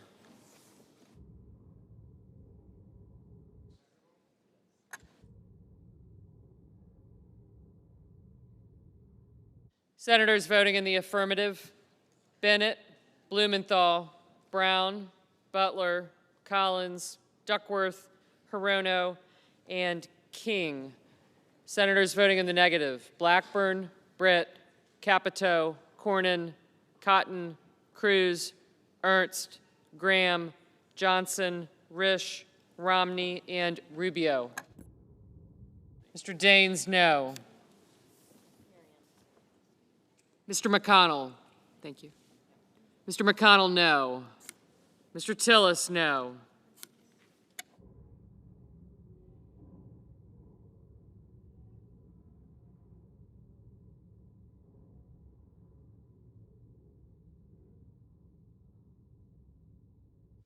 Mr. Langford, no. Barrasso, no.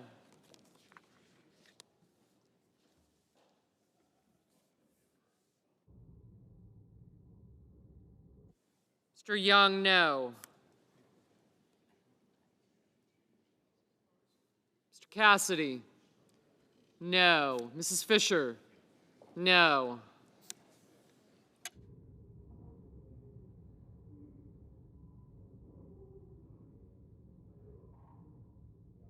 Mr. Young, aye.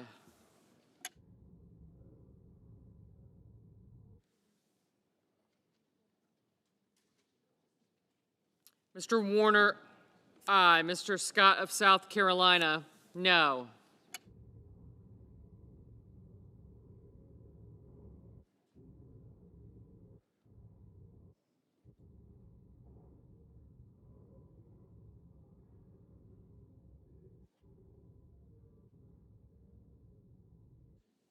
Mr. Grassley, no.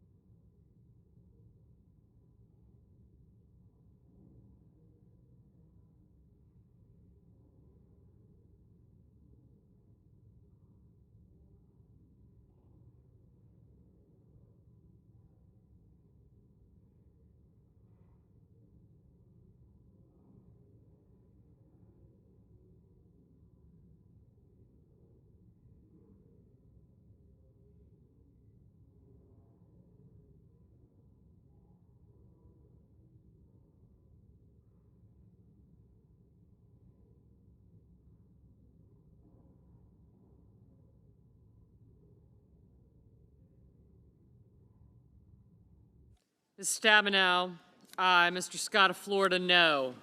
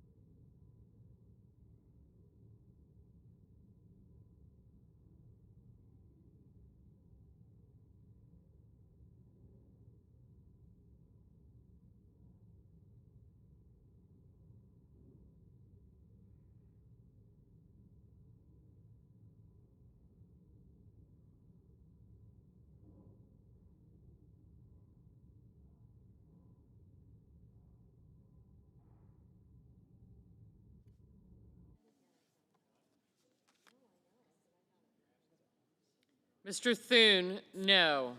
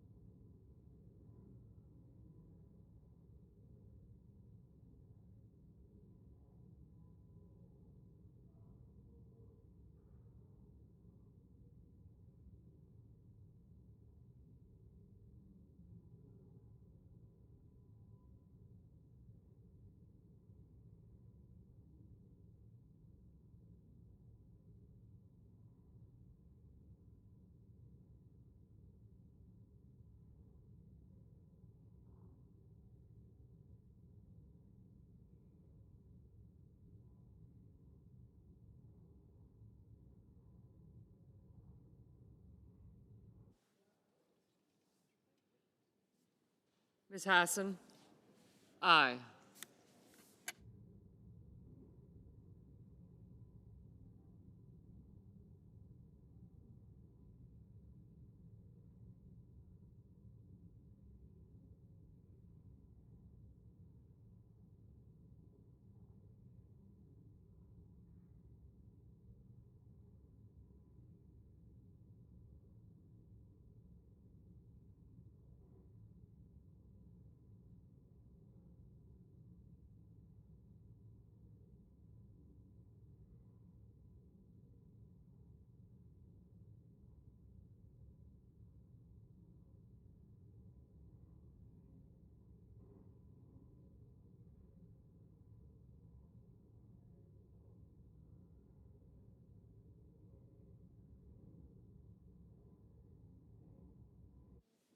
Mr. Budd, no. Mr. Vance, no. Mr. Crapo, no.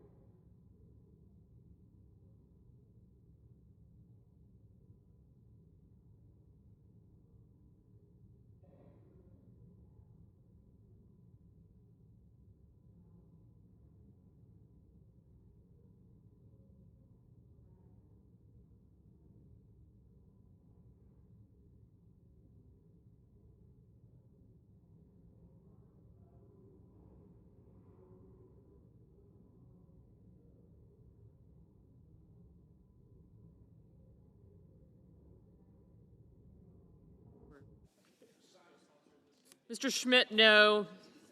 Ms. Smith, aye.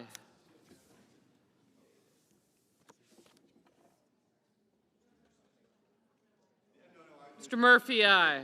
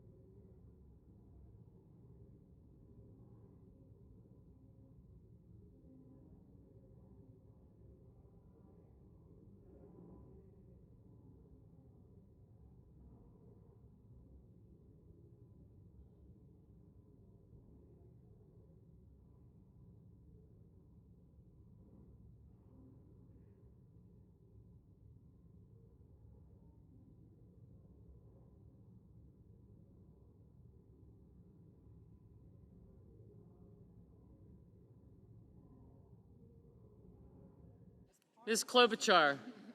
Aye.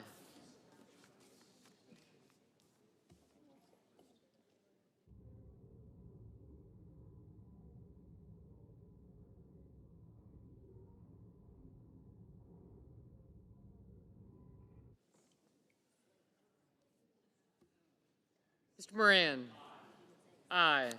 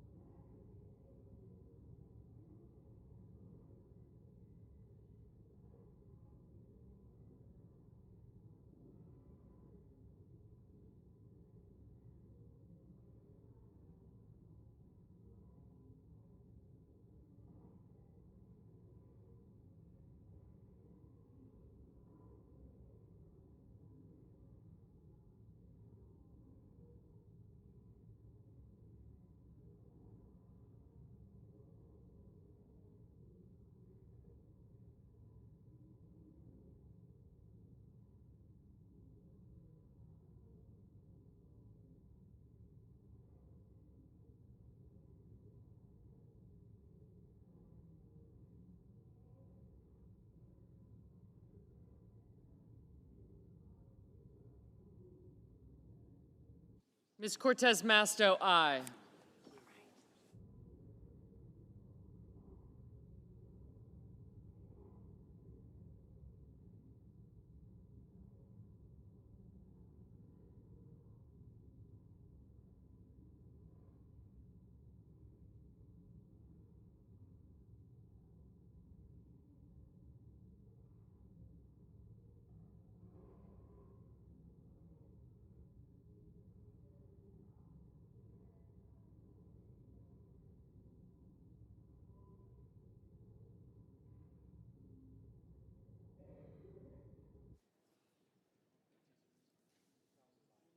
Mr. Rounds? Aye.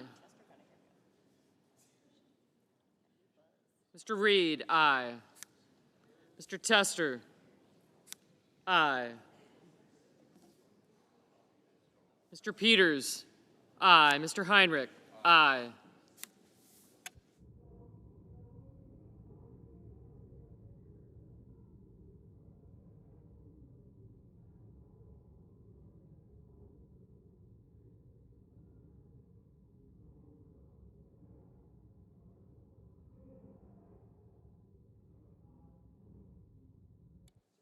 Mr. Schatz?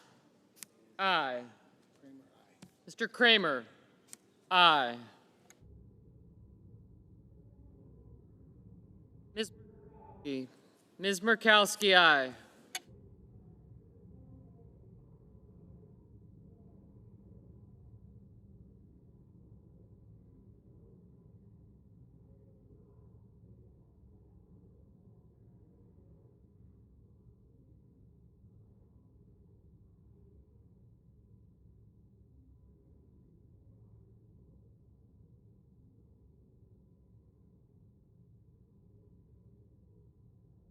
Ms. Baldwin? Aye.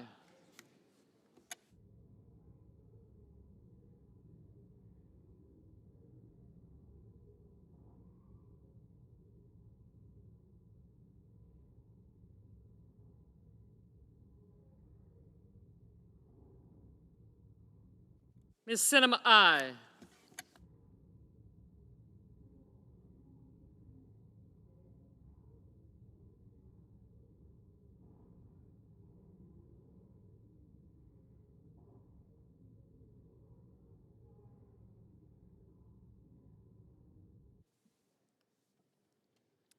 Mr. Van Hollen? Aye.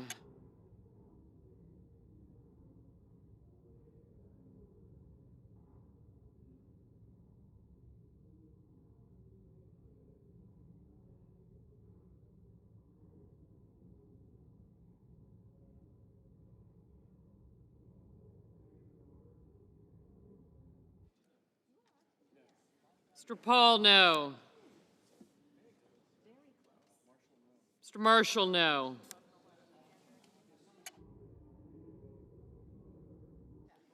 Mr. Hoven? Aye.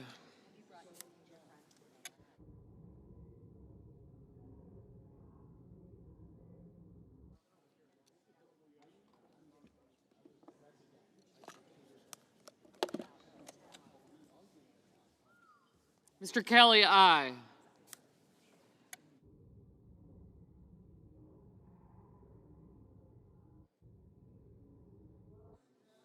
Ms. Lummis, no.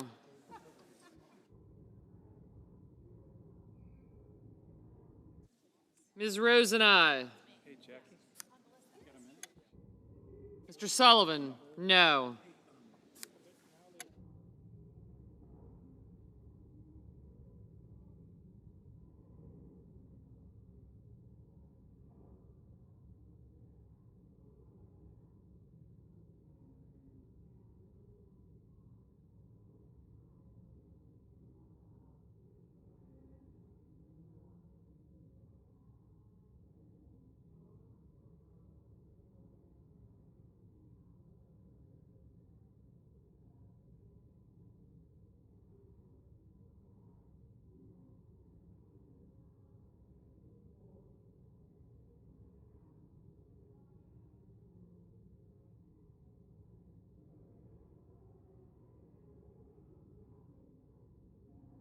Mr. Fetterman, aye.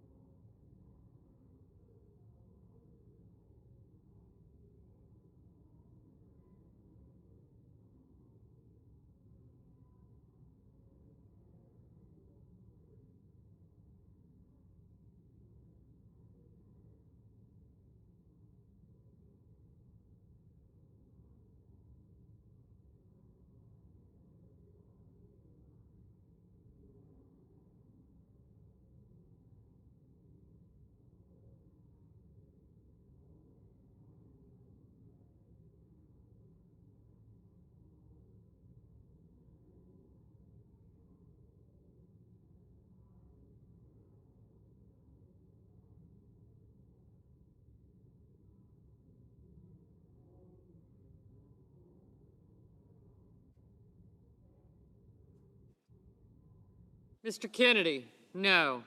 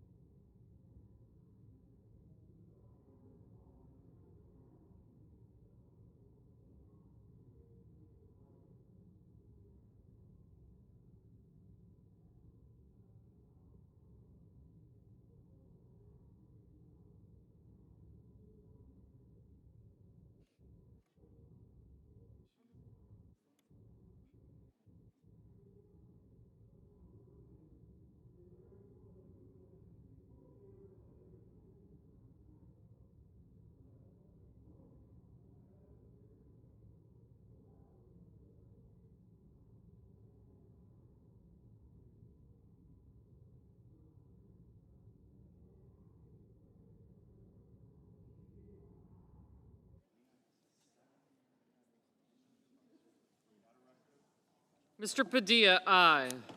Mr. Cardin, aye.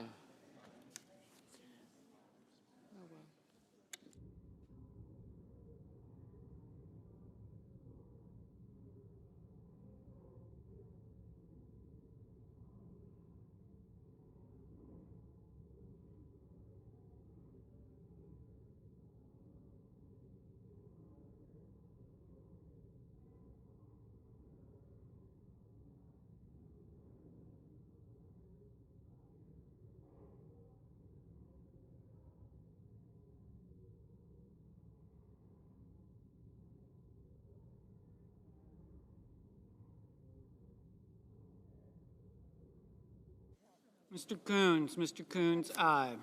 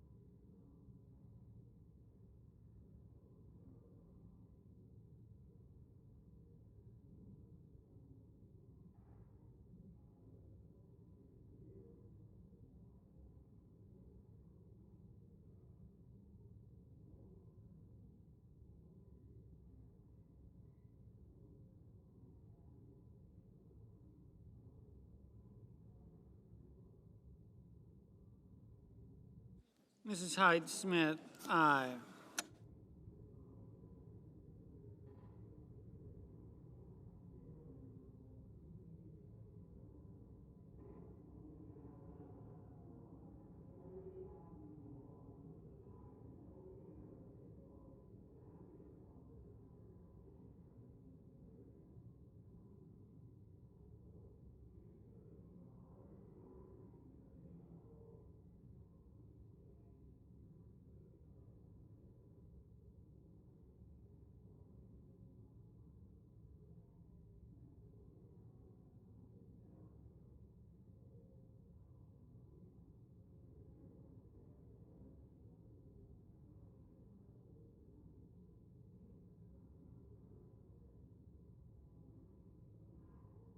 Mrs. Shaheen, aye.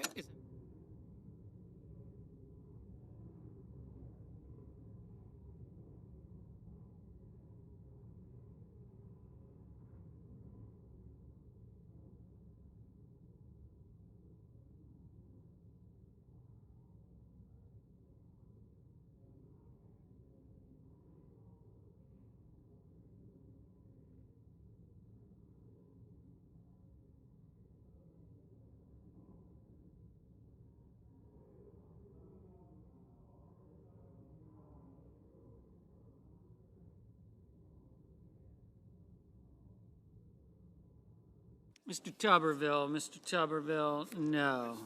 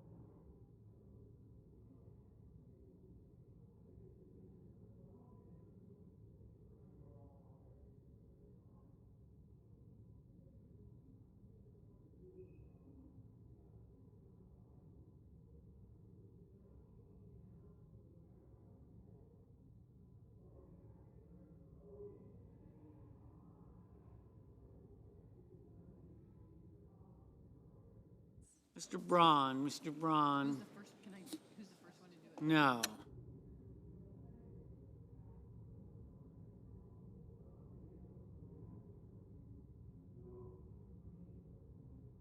Mr. Wicker, no.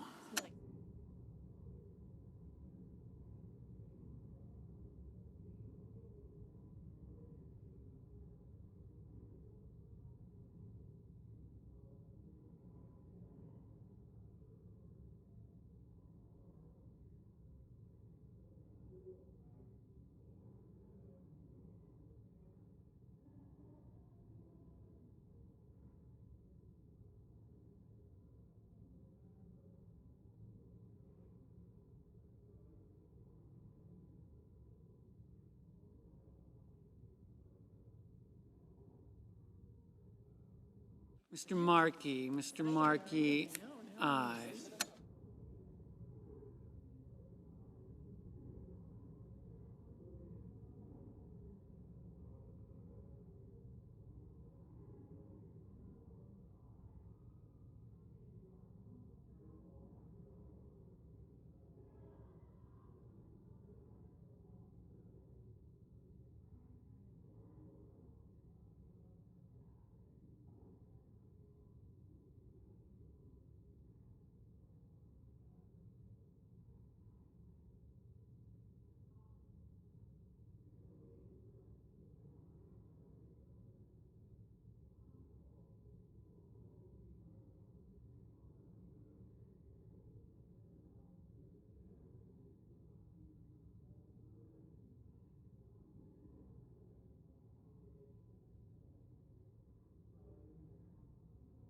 Mr. Wyden, aye.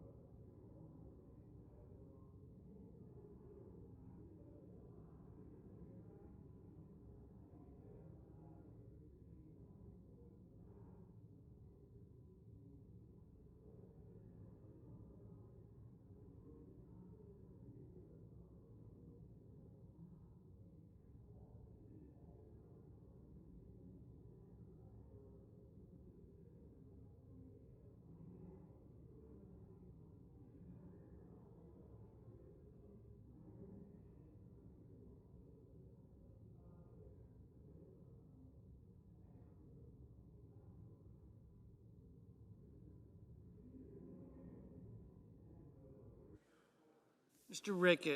Ricketts, no.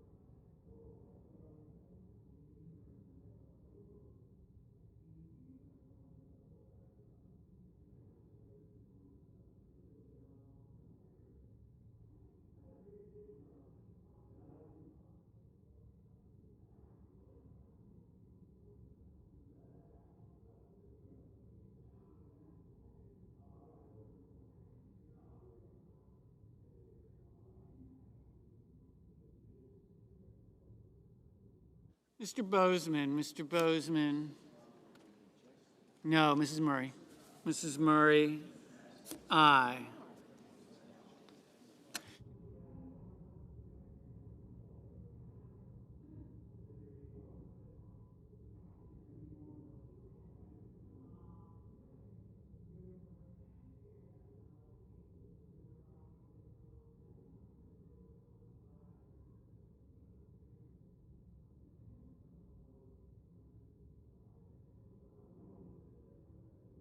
Mr. Ossoff, aye.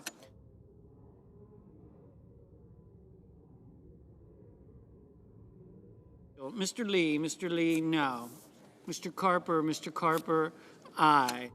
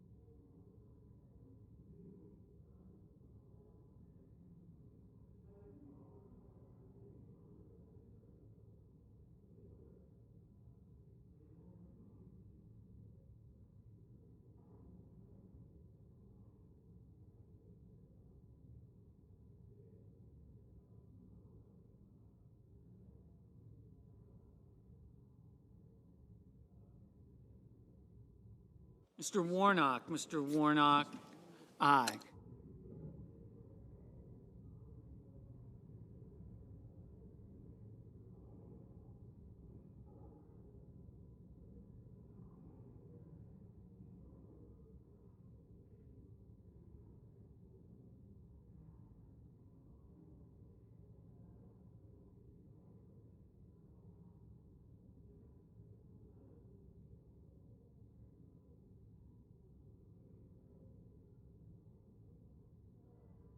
Mrs.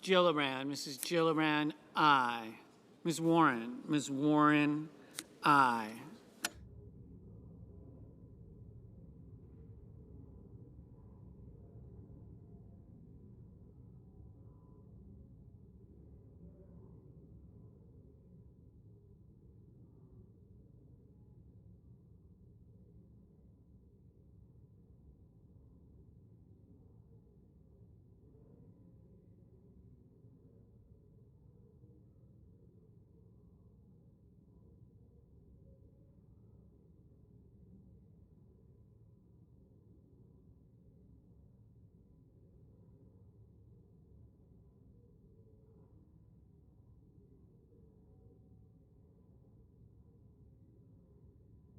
Mr. Welch,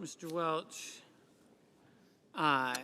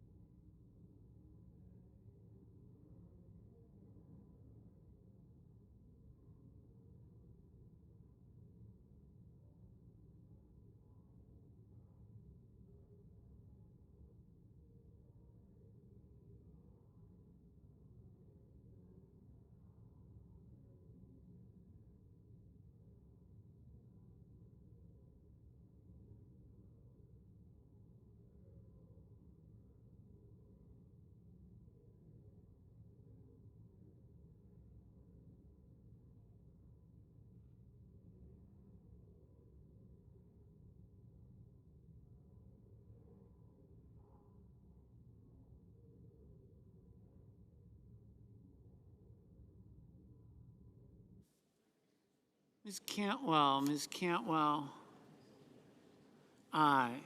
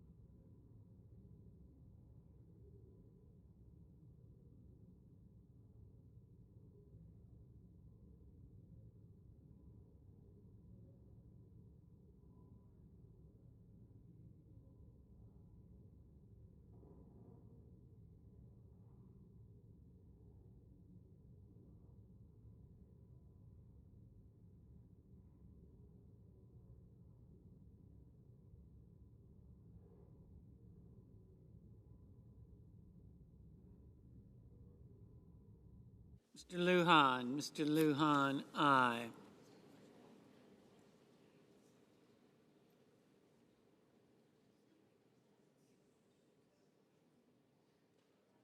Mr. Sanders. Mr. Sanders, aye.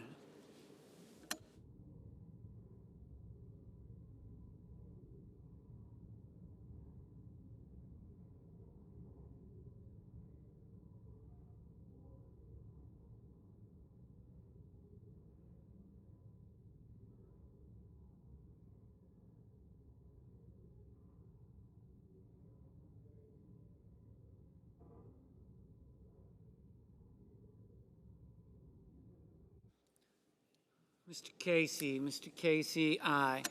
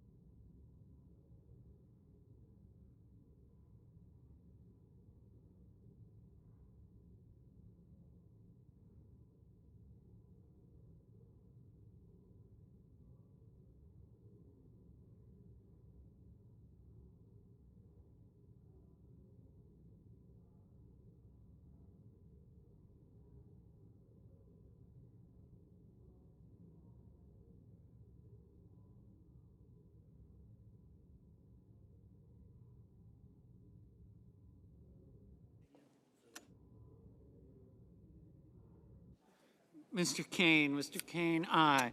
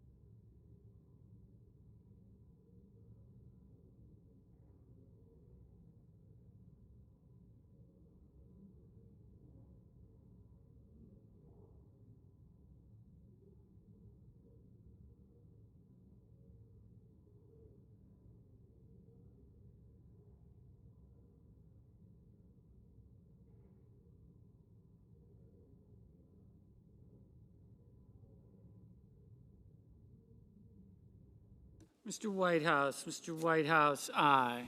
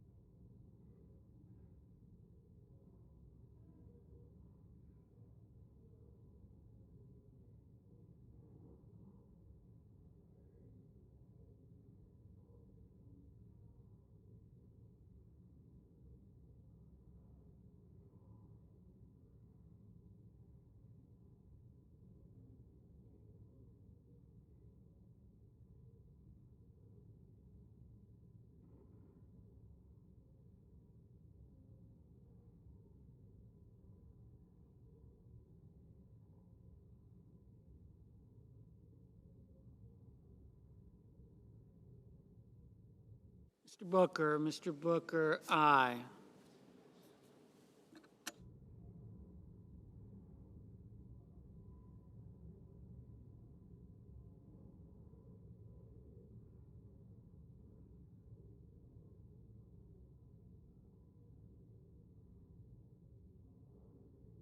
Mr. Hickenlooper,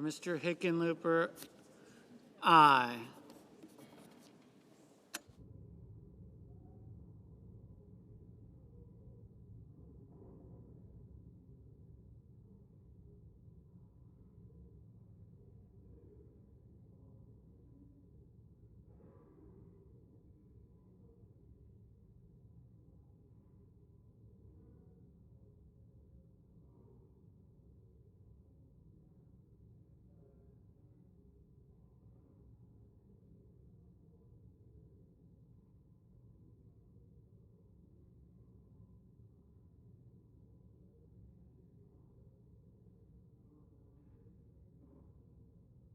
Mr. Durbin,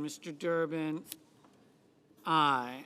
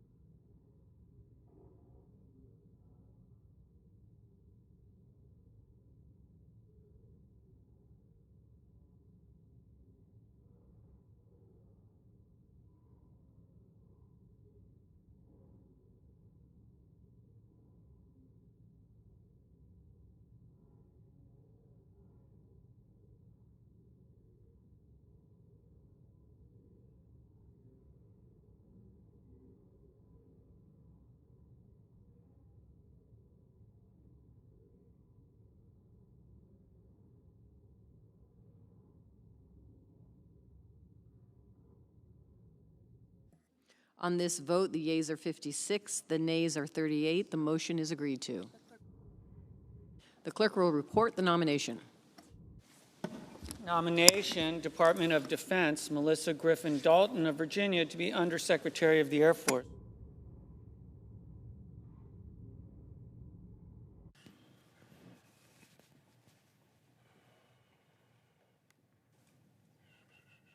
Madam President.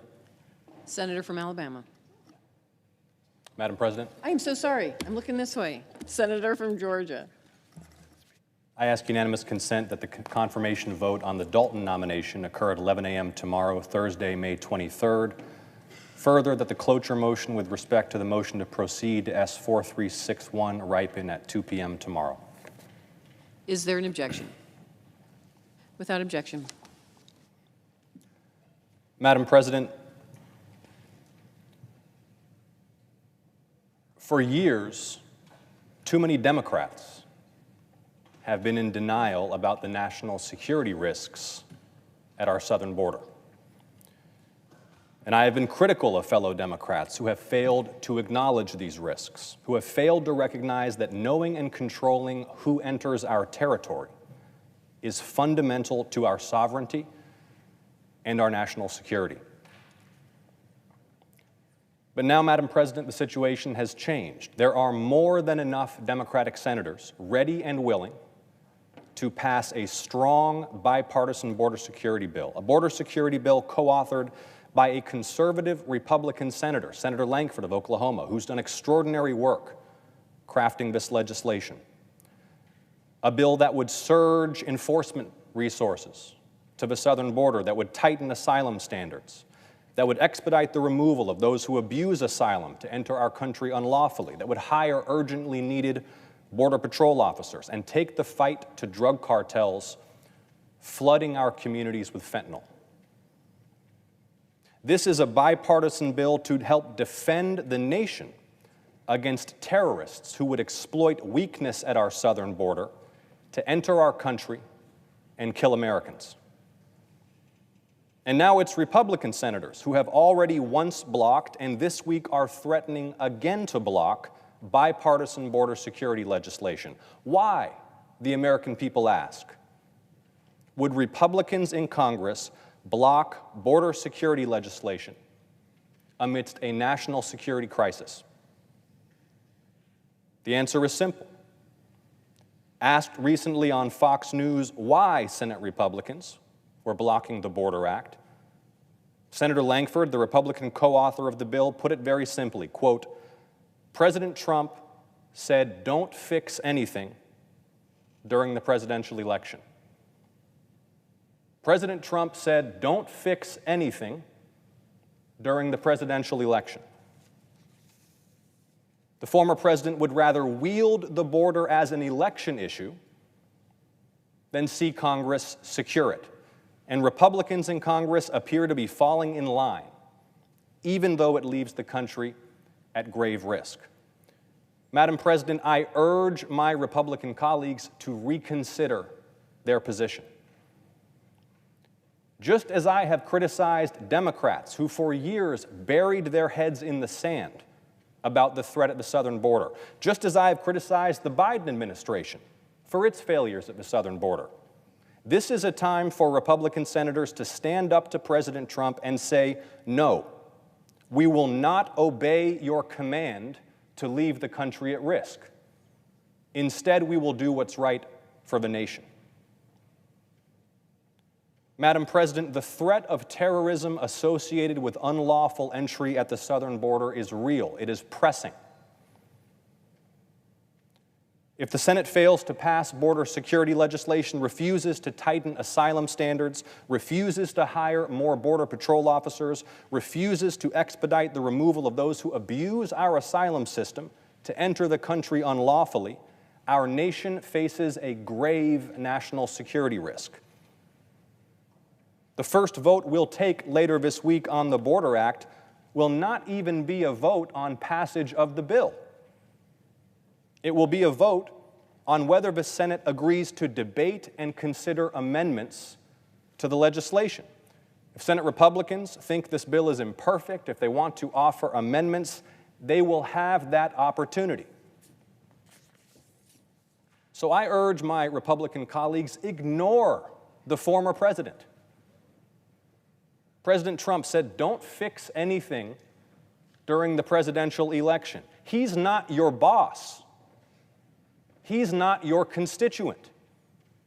We have an obligation to national security. The country's at risk. Let us debate the Border Act. And I yield the floor. Madam President. Senator from Alabama.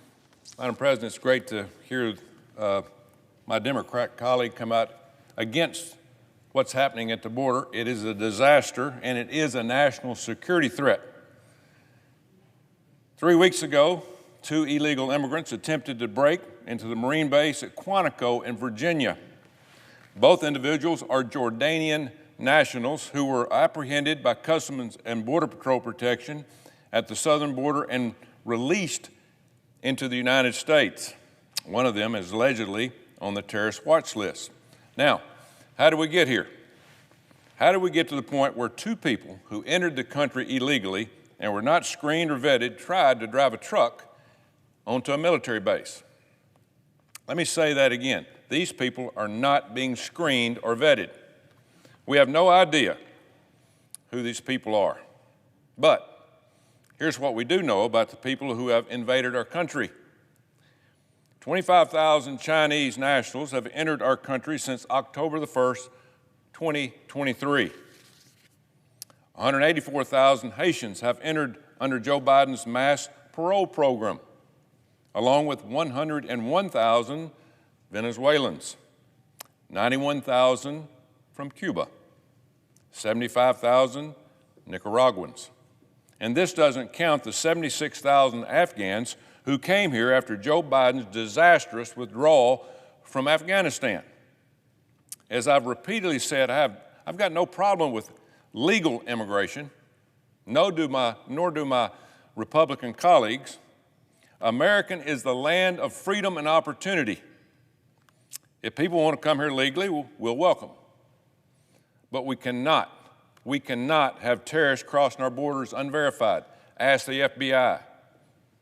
Beyond the safety concerns, we simply cannot afford to support the 11 million illegal immigrants who have illegally crossed our borders in the past 3.5 years. I don't know if Joe Biden missed the memo, but folks, we are dead broke. Dead broke. Yet we're shelling out hundreds of billions of dollars to support these 11 million illegal immigrants. And this does not count the millions of what we call gotaways, who obviously, if they can come across and not be apprehended, why in the world would they go somewhere and run from the Border Patrol? It's because they are criminals. A recent report from the House Committee on Homeland Security estimated the southern border surge is costing the American taxpayers about $450 billion a year. You got that right. It's costing the American taxpayers $450 billion a year.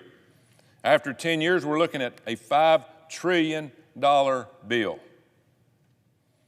In terms of actual benefits, it is estimated that illegals receive $42 billion in welfare annually, $68 billion in education, $7 billion in health care.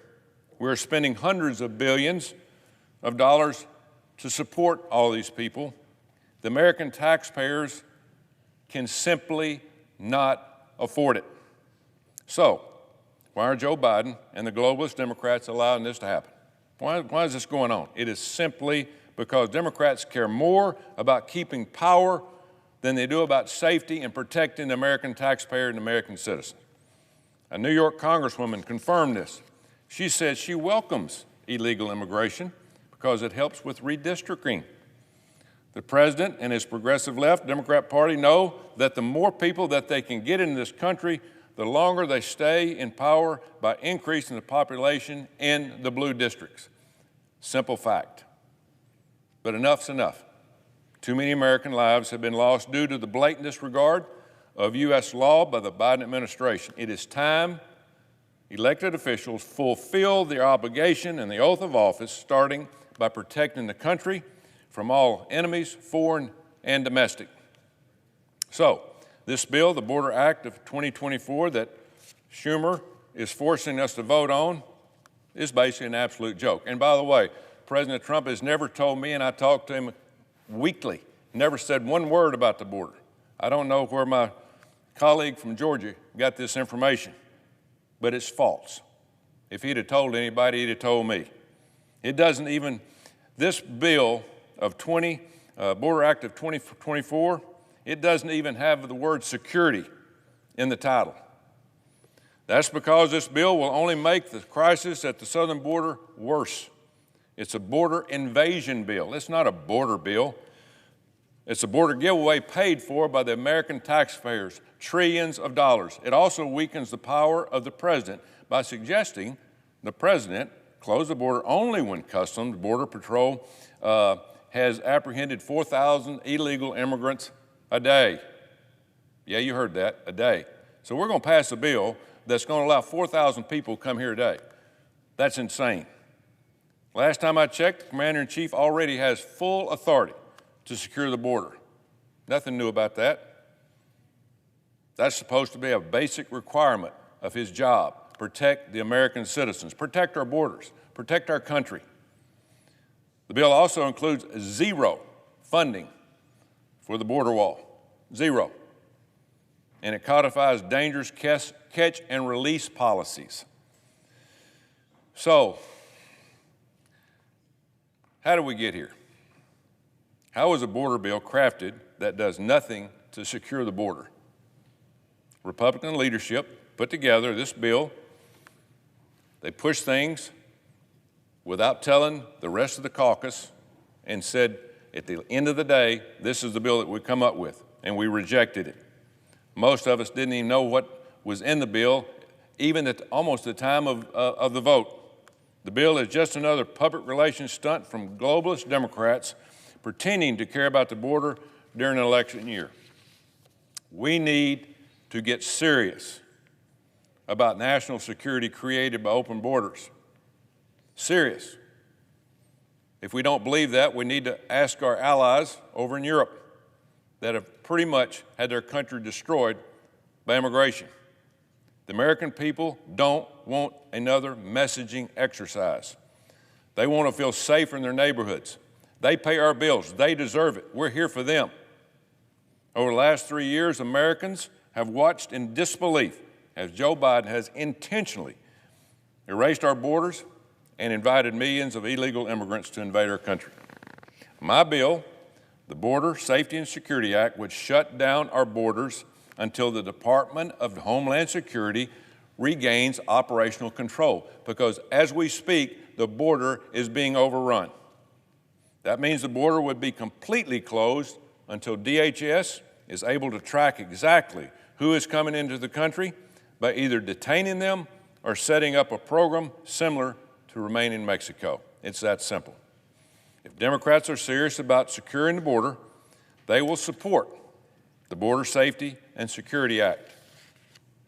As if in legislative session, and notwithstanding Rule 12, I ask unanimous consent that Judiciary Committee be discharged from further consideration of S-696 and the Senate proceed to its immediate consideration. Further, that the bill be considered read a third time and passed, and the motion to reconsider be considered made and laid upon the table. Is there objection?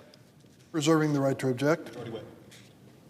Mr. President, the background that leads up to this moment is worth a minute or two to be explained. It was October. We faced some ominous challenges around the world. Our allies and friends were in conflict, and the United States wanted to stand by them. President Biden made a request for a defense supplemental and said we need to move on this quickly. For example, our friends in Ukraine who are fighting off the barbaric tactics of Vladimir Putin need our continued help. We shouldn't waste any time. And at the time, Several members of the Senate on the other side of the aisle said, no, you cannot even consider helping Ukraine fight this war against Putin unless you do something about our border. There's got to be a change in our border policy. And so there eventually emerged a group that took on the task of writing a bipartisan bill. And make no mistake, legislation on a subject as serious as this will never pass as a partisan piece of legislation. It has to be bipartisan. And so both sides of the aisle decided to enlist their colleagues to sit down and do a deliberative effort to write a bipartisan border bill to address the crisis we faced at the border. The Republicans chose as their spokesperson, their negotiator, James Lankford of Oklahoma. James Lankford is a certifiable, conservative Republican, respected on both sides of the aisle. I joined that chorus of respect for him. And the Republicans said to us, none of these freewheeling efforts, James Lankford's our man. He will negotiate this and we'll stand by him. At that point, Chris Murphy, Democrat from Connecticut, was enlisted to be part of that negotiating effort, along with the senator from Arizona, and they sat down and started a three-way effort to find a bipartisan bill. They worked on it not just for weeks, but for months. During that period of time, I met with them from time to time, not to interject my efforts or any ideas I had, but just to measure their progress. And they were not happy about the course of business and how quickly they could reach a conclusion. But the fact of the matter is, they did. They reached a bipartisan agreement, one which I don't agree with in many aspects, but a good one, a heartfelt, serious effort, bipartisan, Democrat and Republican effort. And we were prepared and did call on the floor of the United States Senate this bipartisan bill that Senator Lankford had led the Republicans into establishing. I believe it ended up with 4 votes. 4 votes. The Republicans who had told us, keep your hands off, Democrats, when it comes to Lankford's efforts, let him do the work, when he finally produced an effort, a good faith effort, rejected it, walked away from it. The senator from Alabama just explained they didn't have time to read it. If I recall, there were several days that passed where that bill was available for our staffs to analyze and others to look at. Most of us who wanted to knew the contents of it, and I thought it was a step in the right direction moving forward. But it was rejected by the same Republicans who initiated the process by saying there'll be no supplemental for defense until there's a bipartisan bill, and the bipartisan bill is to be put together by the senator from Oklahoma, and when it finally appeared before us, they walked away from it. They walked away from it, this bipartisan bill. I will just tell the senator from Alabama, I've worked on this issue for a number of years. The only effort I've seen that finally resulted in a comprehensive immigration reform that came to the floor was totally bipartisan. A gang of 8 senators, which I was part of, led by Senator McCain on the Republican side, produced a good bill that received over 65 votes. It wasn't taken up by the Republicans in the House, but it was a good faith bipartisan effort. That is the only way that we can pass legislation that is meaningful when it comes to immigration. The bill that the senator from Alabama produces here today will not secure our border. It will not prevent. It will prevent the flow. It will not prevent the flow of illicit drugs through ports of entry or improve public safety. It would allow the Secretary of Homeland Security to suspend the entry of all asylum seekers at the border anytime the Secretary deems it necessary to achieve, quote, operational control of the border, whatever that phrase means. Let's be clear. No Secretary of Homeland Security, including the Secretary under President Trump, has ever achieved operational control of the border. The bill also requires the suspension of entry at the border of all asylum seekers if all asylum seekers cannot be detained and placed in expedited removal. Once again, no administration, Republican or Democratic, has ever been able to detain and place in expedited removal all or even most asylum seekers, not even President Trump. Couldn't be done. And no Congress has been willing to provide the funding that would be necessary to do it. This bill would indefinitely end asylum protection without additional resources for the Department of Homeland Security, without any alternatives for desperate women and children fleeing persecution, and without any additional consequences for those who violate our laws. We have learned from past experience that attempting to shut down the border is inhumane and simply doesn't work. To assume that this is one big wall that we can close the gate on is just wrong. It's not the reality. Our experience with Title 42 Emergency Health Authority demonstrated this. Repeated attempts at unlawful crossings soared despite Title 42, as did the number of non-citizens who successfully evaded the Border Patrol, often referred to as gotaways. Recent data from CBP shows that in fiscal year 2024, the daily number of gotaways was 70% lower than the period immediately before the end of the use of Title 42. The reality is that our current laws for processing asylum seekers at the border are fundamentally broken, and measures like this bill will not fix them. The bottom line is the buck stops here. The buck stops here in the United States Senate and the House of Representatives. The last time we passed meaningful immigration reform was over 30 years ago, and we wonder why this broken system continues to be broken. It's because of our dereliction. In contrast, we have the opportunity to vote on a bipartisan border bill, which will be offered tomorrow. It is written by Senator Lankford, Republican of Oklahoma, Senator Murphy, and Senator Sinema. This legislation would actually help secure the border and provide essential national security funding. It would reform broken laws that are not working to process asylum seekers at our borders, and it would provide desperately needed resources to our agencies to allow them to implement these new provisions. While these new processes are being implemented, the bipartisan border bill would provide for a temporary suspension of asylum in between ports of entry if the number of asylum seekers arriving at the border exceeds the capacity of DHS to process.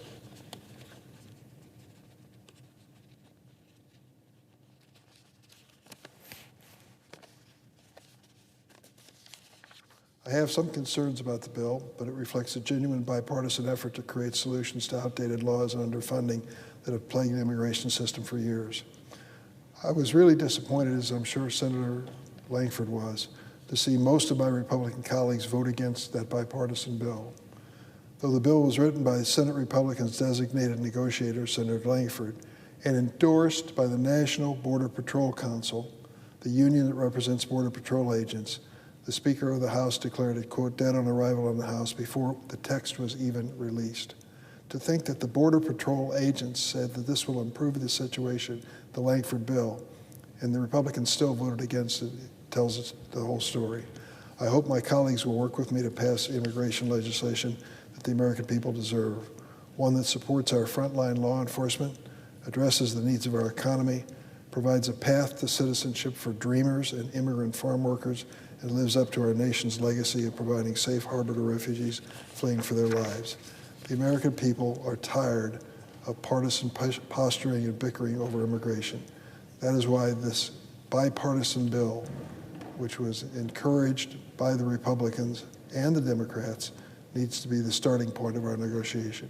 They want us to work together to secure the border, support our economy, and stand by America's fundamental values. I object. Objection is heard. The senator from Alabama. Well, there you have it. The American people have their answer. Democrats don't care about securing the border. They never have, and they never will. They pretend to. They continue to choose open borders. More crime, more fentanyl overdoses, more human trafficking, and more American deaths. Democrats will say the Republicans tanked a bill that would have secured the border. You just heard that.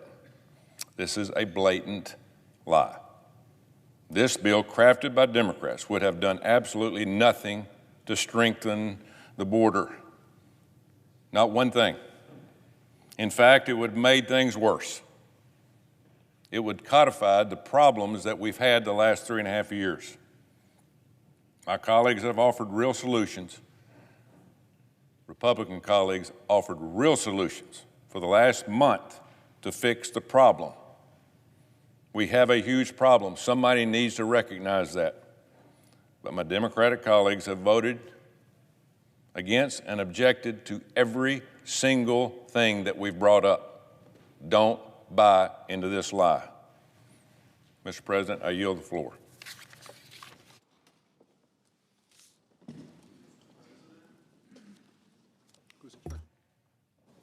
Senator from Iowa. Let's start at the grassroots of Iowa. Question that comes up frequently at my county meetings.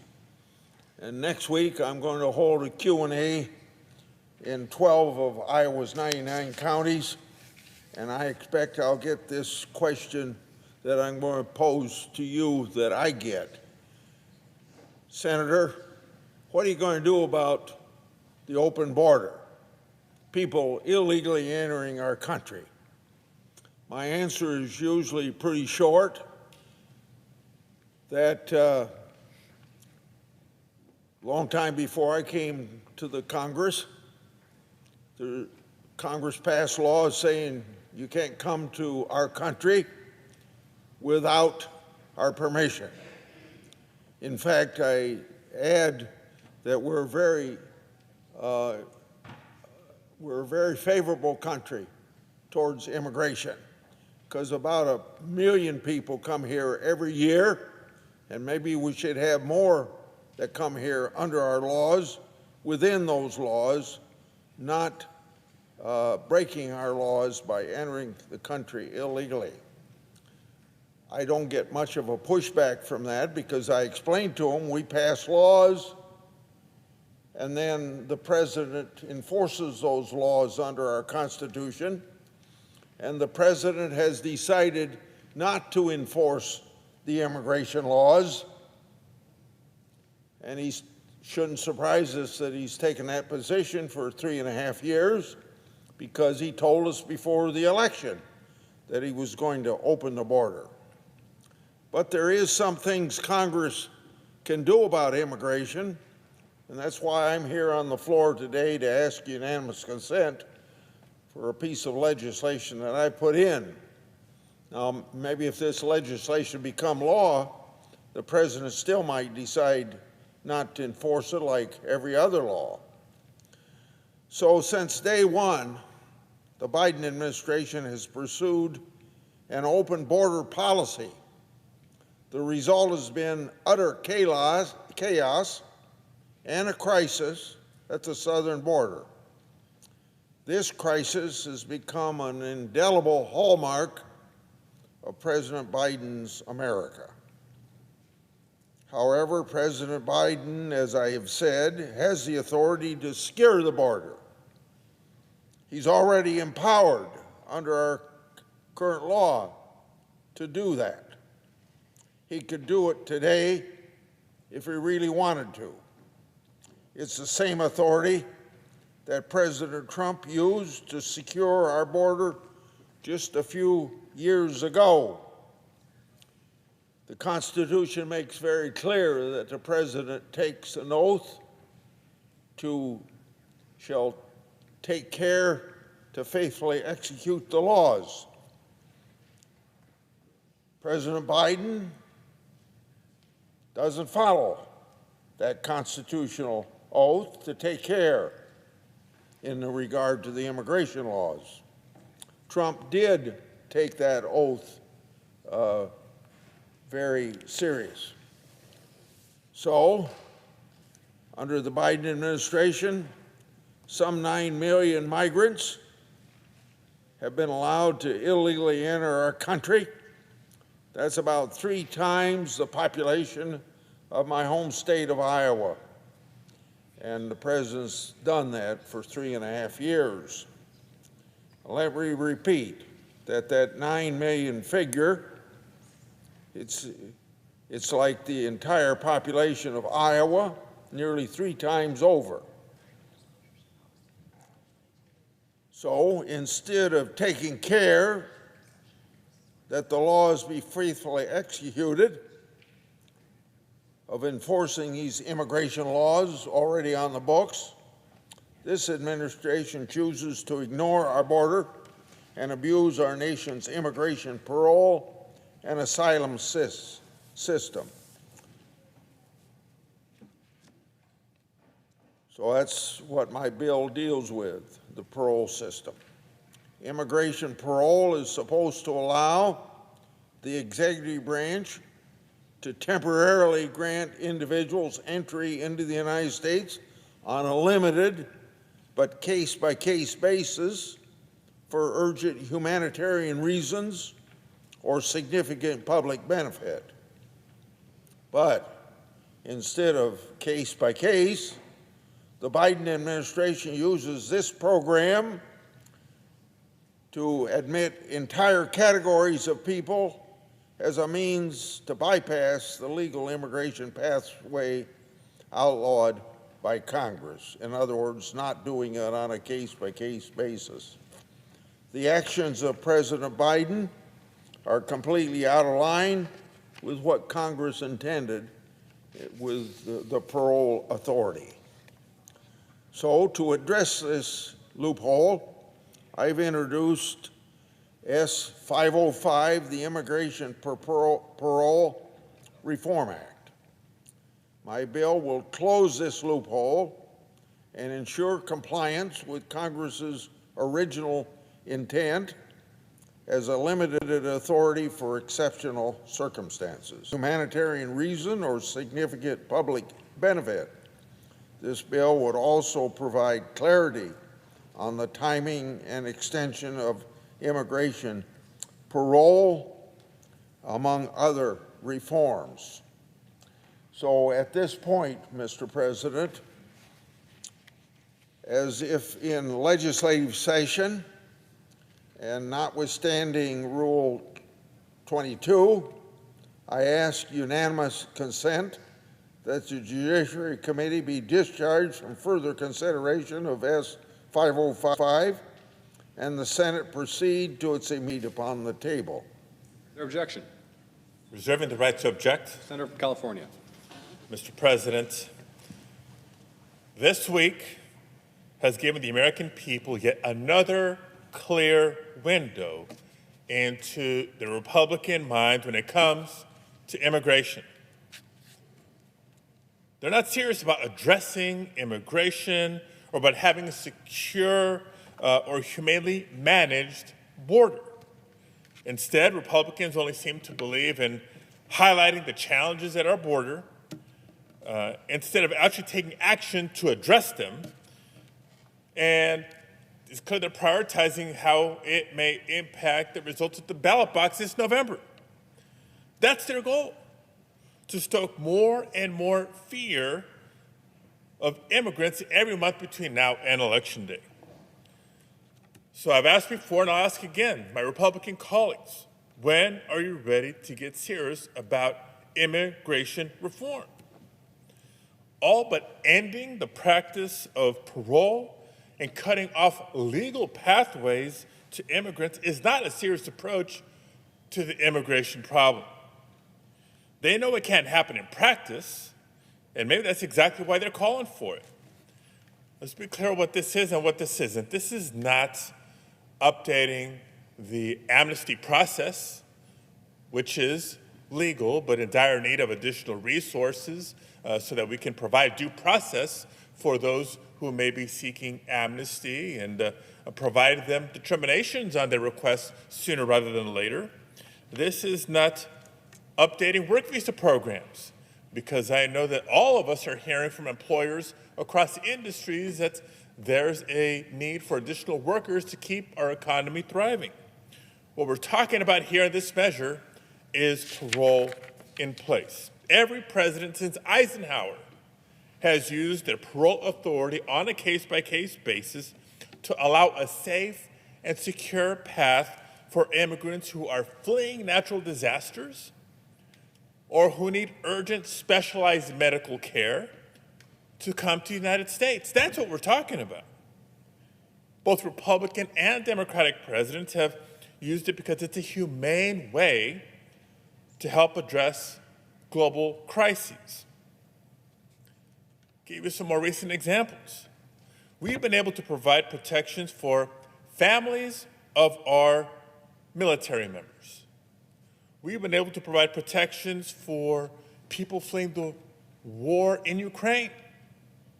We've been able to provide protections for people who fled Afghanistan after the Taliban takeover.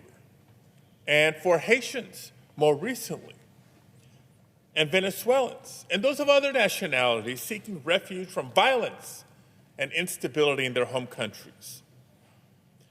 Taking it away will actually force more people to come to the southern border instead of using other lawful pathways like parole to come in a more orderly way. Is that what Republicans really want? Because that's what would happen, to force more people to go to the border so they can continue to point fingers at a crisis of their own making? The president's ability to grant parole on a case-by-case basis to people fleeing horrific and dangerous conditions is actually fundamental to America's continued leadership and our proud history of embracing strategic immigration as part of our success.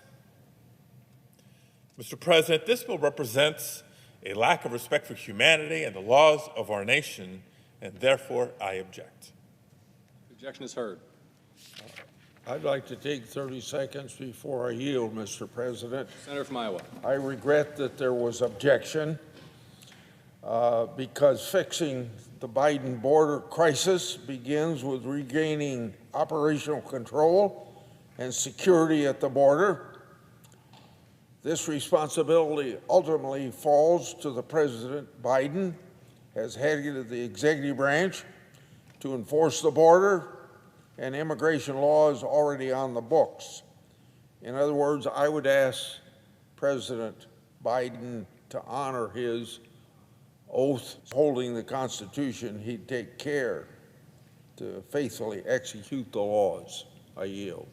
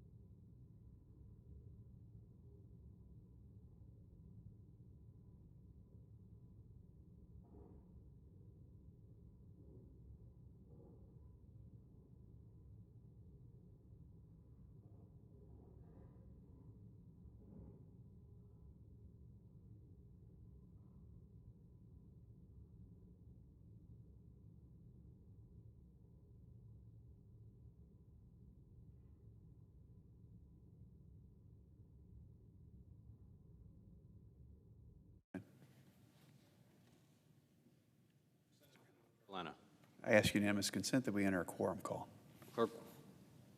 Clerk will call the roll. Ms. Baldwin.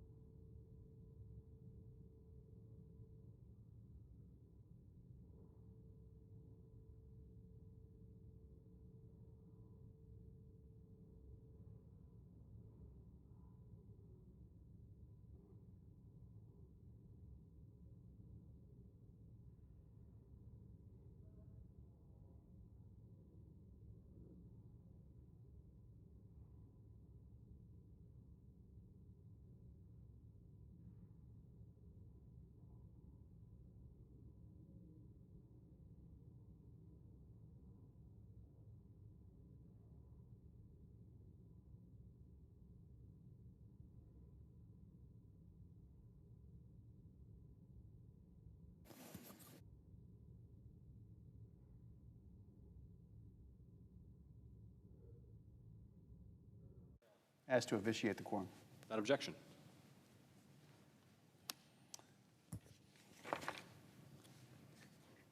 Mr. President, in order to be a strong nation, we have to have strong borders, and right now we don't have that. We haven't had that for 3.5 years. In fact, we're in the middle of the worst border crisis in American history. This is a crisis of President Biden's own making. Starting on his first day in office, he has intentionally and repeatedly undermined security at the southern border. During his first 100 days in office, President Biden took 94 executive actions to open the border. 3.5 years later, nearly 10 million illegal aliens have entered our country.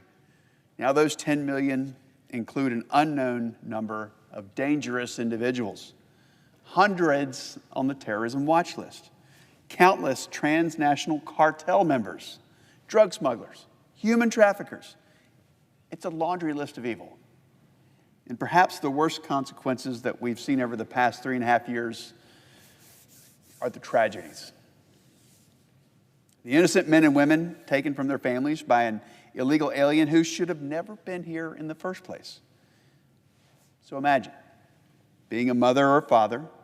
You send your daughter off to college. You're beaming with pride, but you're also a little heartsick that they're going to be out there on their own. Then a few months later, you get the worst call in your life. And that's the reality for the family of Laken Riley. Or another situation. Let's imagine that your uncle is a sheriff's deputy. You couldn't be prouder of him. You know that he gets up, he goes to work every day to defend and protect his community. One day, you see his name on the news as a victim of a pack of illegal alien gang members who brutally murdered him while he was on duty. That's the reality for the family of Wake County, North Carolina Deputy Sheriff Ned Byrd.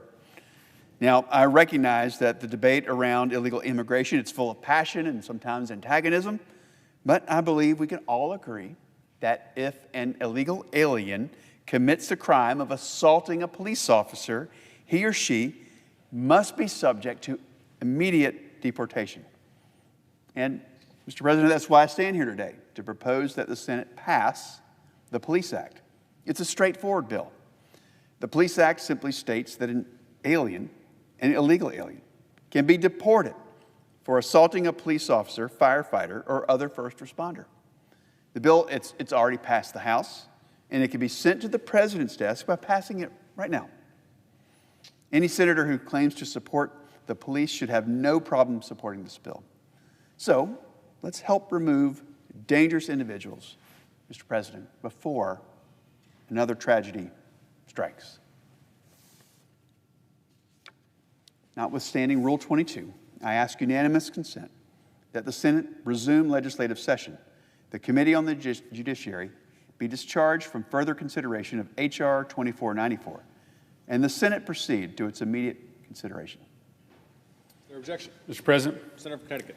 Mr. President, reserving the right to object, this is an interesting bill to be offered for unanimous consent because it actually does nothing.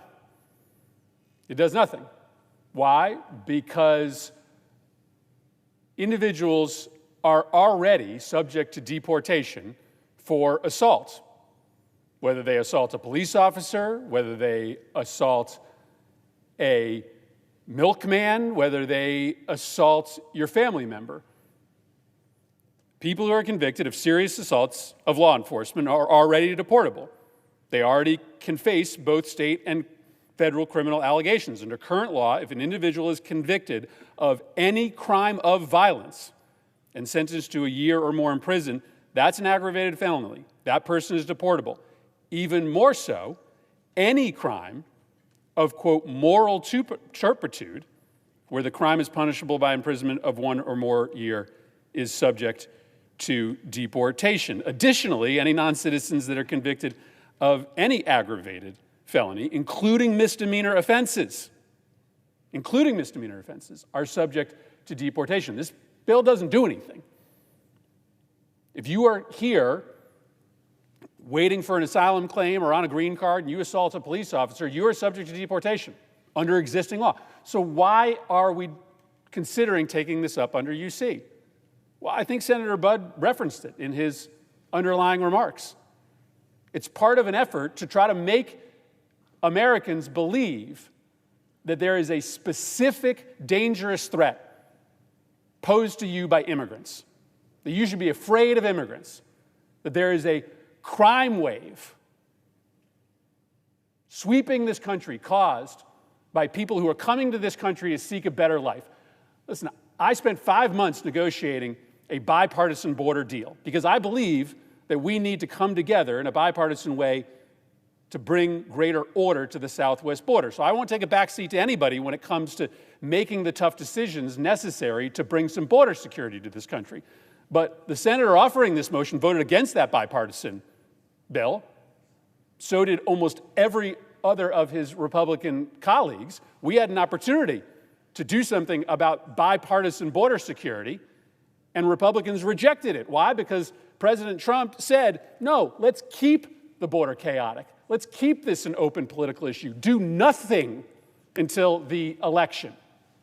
We had a chance to come together in a thoughtful way on a bipartisan border bill, and we did not.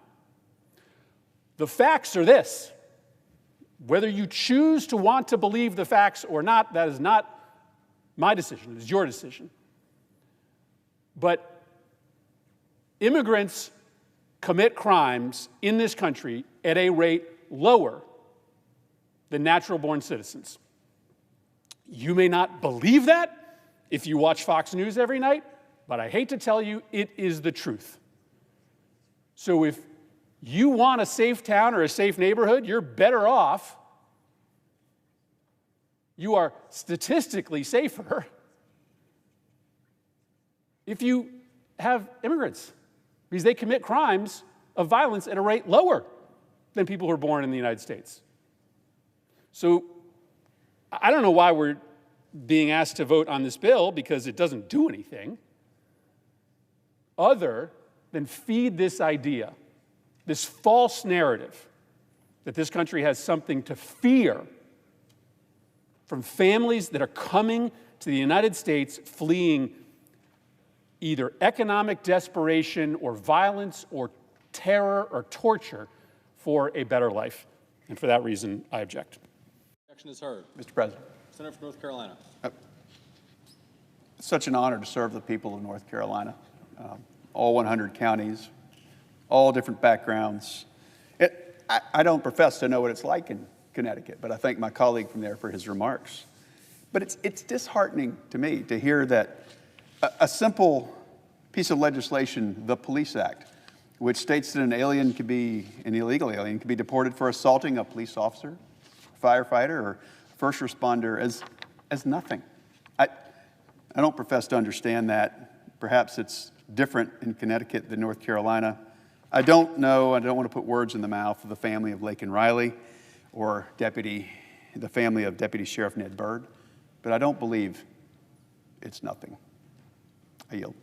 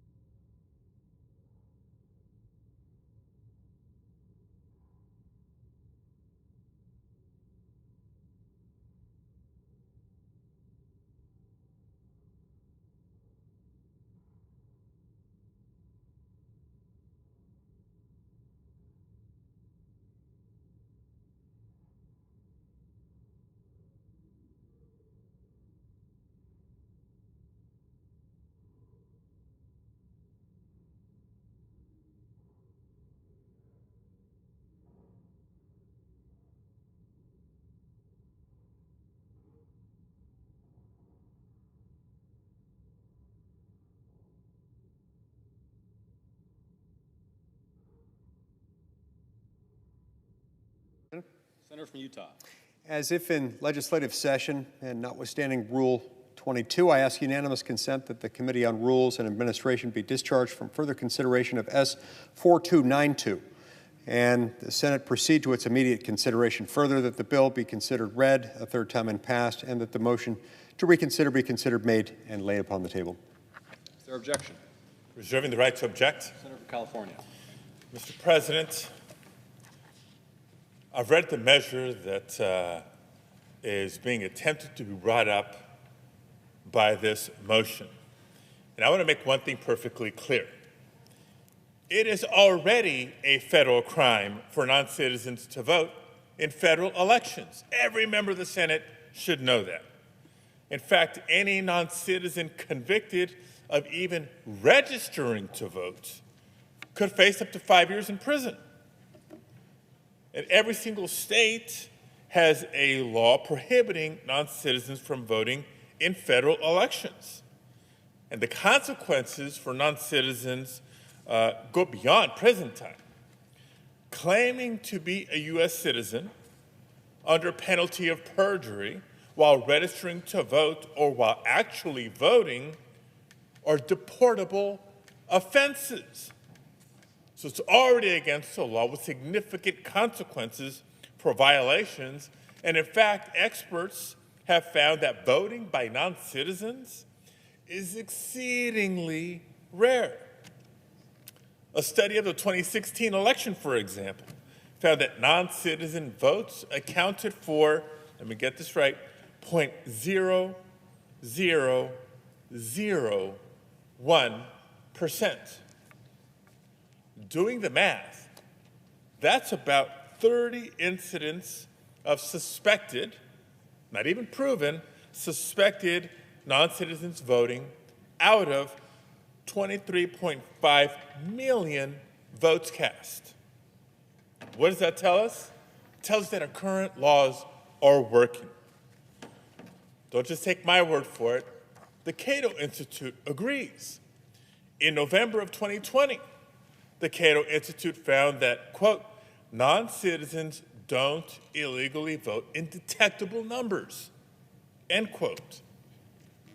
So colleagues, plain and simple, this bill is a solution in search of a problem.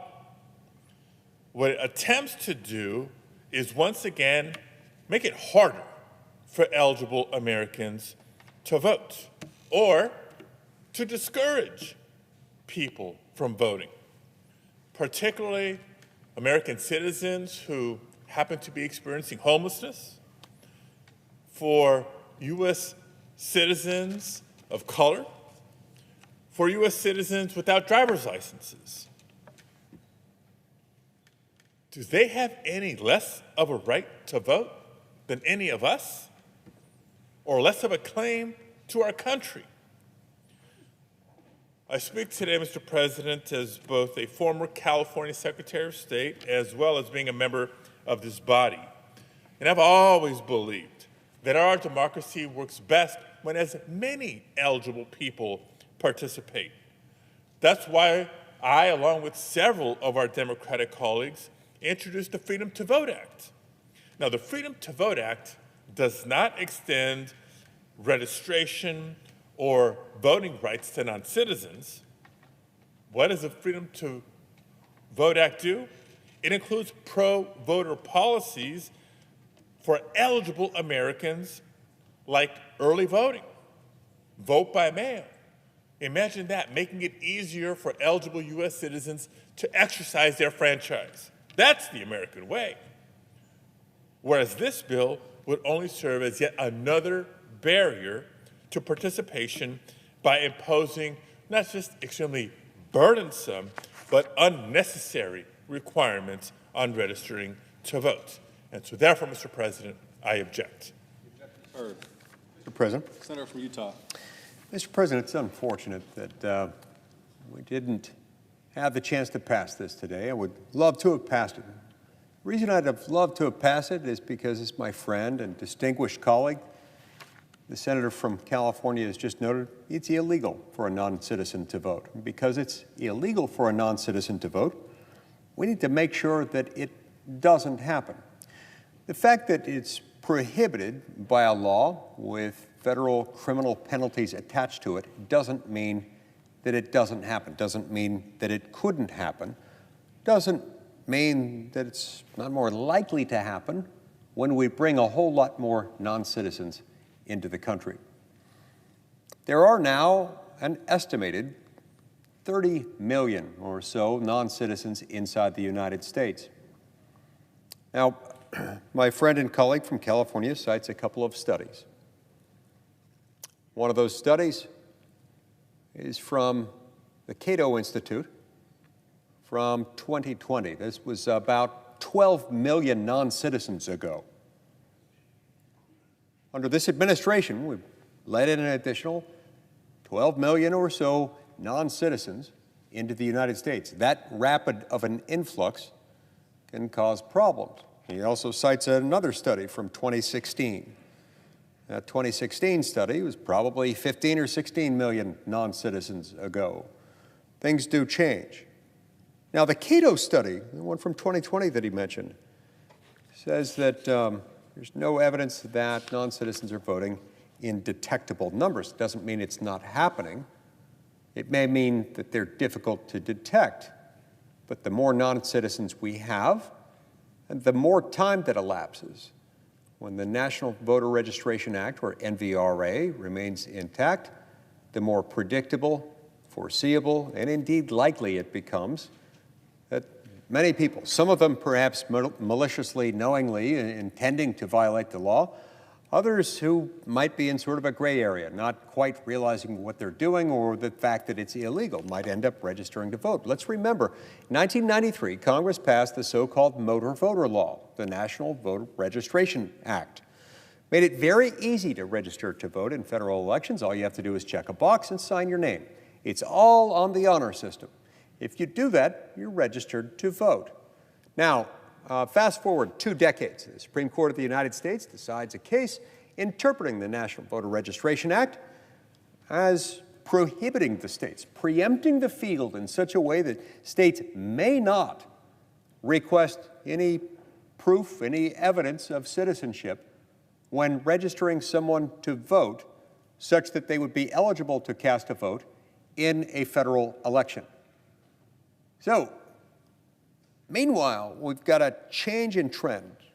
Decades ago, when the NVRA was passed, number one, we had far fewer illegal aliens in the country. We also, number two, had a lot of states that wouldn't issue a driver's license or were reluctant to do so to someone who was illegally in the United States. It's now the case that at least 19 states issue driver's licenses to individuals who are unlawfully, illegally in the United States. All 50 states plus the District of Columbia issue driver's licenses to non-citizens generally.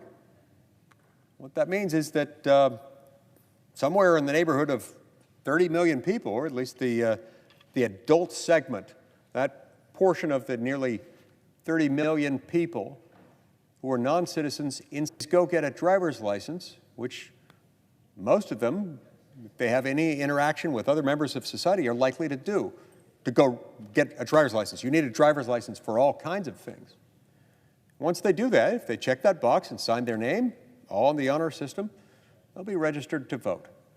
Not only does the state not necessarily know that they're non-citizens and ineligible to vote, the state is legally constrained, legally prohibited from asking for any evidence establishing whether or not they're citizens. So this really is concerning. We shouldn't treat it lightly. And the fact that it is difficult to detect makes it more important, not less, to require evidence supporting citizenship. Look, we have to do this in other contexts. Anyone who travels abroad or might at some point in the future travel abroad will have to apply for a U.S. passport. To do that, you're going to have to produce some sort of evidence of U.S. citizenship.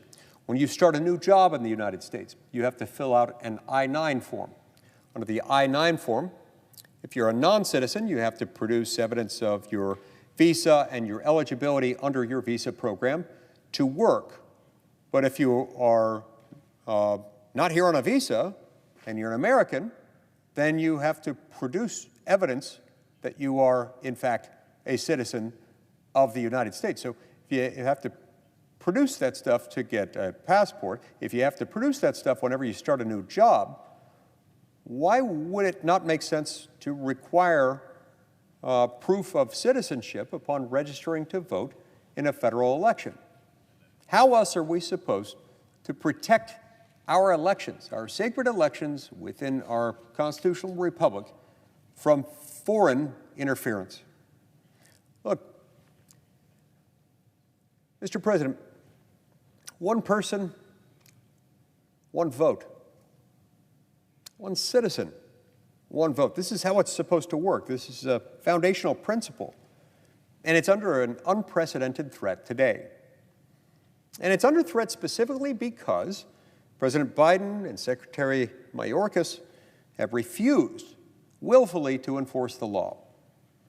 And now we face a direct threat to our electoral system as a result. Consider this.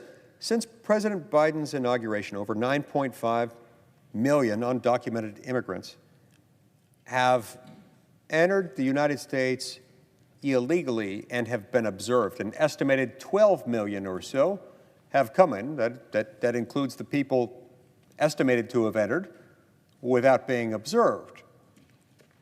This figure exceeds the populations of 36 U.S. states, creating a crisis that's been met with just troubling silence and inaction from many across the aisle. With millions of unauthorized entrants onto U.S. soil, the potential for election fraud through ineligible voting is not just a hypothetical risk, it's a looming reality. Instead of urging the President of the United States to address this crisis, Democrats seem to prefer to resurrect the so-called Orwellian-named Border Security Act, a bill that has already failed in this body and will do nothing to mitigate the border issues at hand, the border issues created and then exacerbated by this administration. With the influx of non-citizens under this administration, even if just a fraction, let's say 1 in 100, were to vote, this could translate to hundreds of thousands of votes. Enough certainly to sway your tightly contested elections and potentially alter the outcomes, even in something as significant and with nationwide implications as far-reaching as a presidential election. This is concerning, considering that a recent study found that non-citizens have ample openings to illegally vote. Somewhere from between 10% and 27% of non-citizens are registered to vote, and somewhere between 5% and 13% of non-citizens vote in federal elections, including presidential elections. Across the nation, instances abound where states have inadvertently facilitated the crisis. I say inadvertently, but in some ways their hands are tied. Inadvertently here sort of refers to the fact that they don't necessarily mean to. It's that they're prohibited from asking for proof of citizenship. From unsolicited voter registration forms mailed to non-citizens to driver's licenses issued without adequate checks, practices relying merely on the honesty of non-citizens, including illegal aliens, have opened the floodgates to voter fraud. And while it's true that it's already illegal for non-citizens to vote in federal elections, there really are no effective systems in place to verify the citizenship of voters. A mere check on a box is all it takes, with little risk, very little risk of being caught due to inadequate state election infrastructure. Federal law even prevents states from requiring proof of citizenship when registering voters via federal forms. An increasing number of localities permit non-citizens to vote in local elections, further blurring the distinctions meant to protect the integrity of our elections. Prominent Democrats have openly discussed these tactics as not just existing elements, but as things that are beneficial to their agenda. Only months ago, every Senate Democrat voted to count illegal aliens in the census to help them shore up more seats in Congress and more electoral votes in the Electoral College. This cannot continue. It's our responsibility, it's our moral imperative to close these gates. My bill, the Safeguard American Voter Eligibility Act, also known as the SAVE Act, would be a vital step in securing the electoral process, ensuring that every state, that in every state, every vote cast is legitimate and every voter is duly registered. The SAVE Act proposes amending the National Voter Registration Act to enable states to require proof of citizenship when registering voters for purposes of federal elections. Under the SAVE Act, we mandate that states obtain concrete documentary proof of citizenship at the time of voter registration. It specifies acceptable documentation that really is desperately needed. It's far more injurious.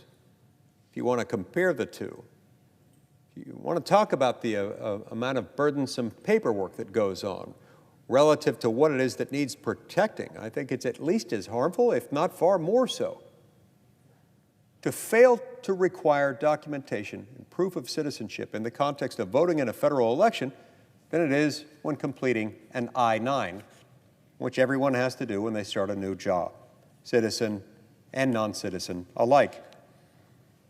Furthermore, the SAVE Act compels states to proactively remove non-citizens from voter rolls and introduces federal penalties for those who intentionally register non-citizens. This bill echoes the sentiments of the American people from coast to coast. It transcends political affiliations and speaks directly to the core of what makes our country great: fair, free, and secure elections. This is about preserving the integrity of our elections and ensuring that each state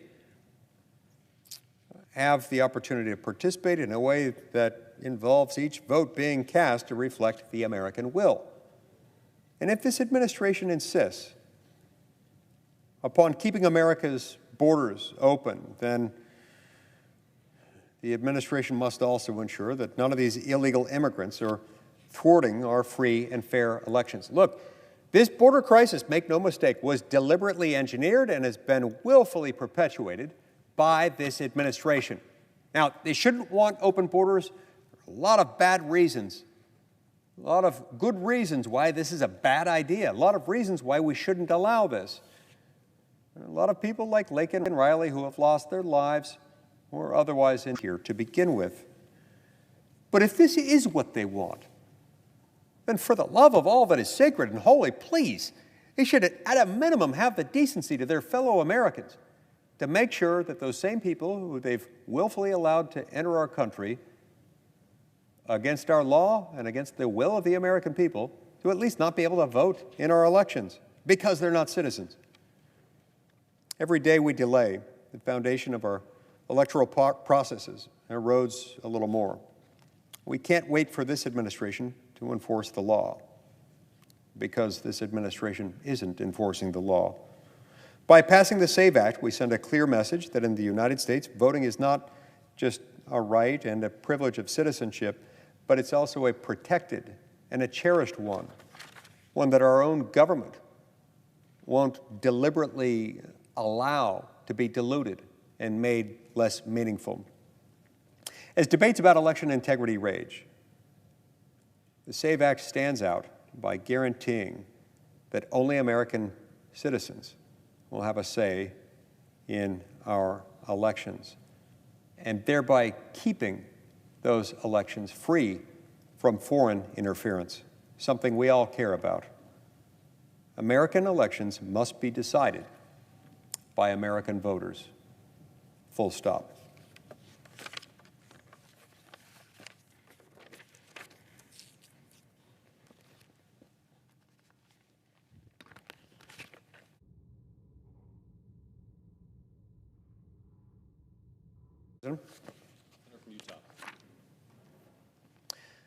Our country's in the grips of the worst border security crisis in our history. President Biden's Open border policies have caused an unprecedented humanitarian disaster with grave consequences for public safety, national security, and indeed for the rule of law.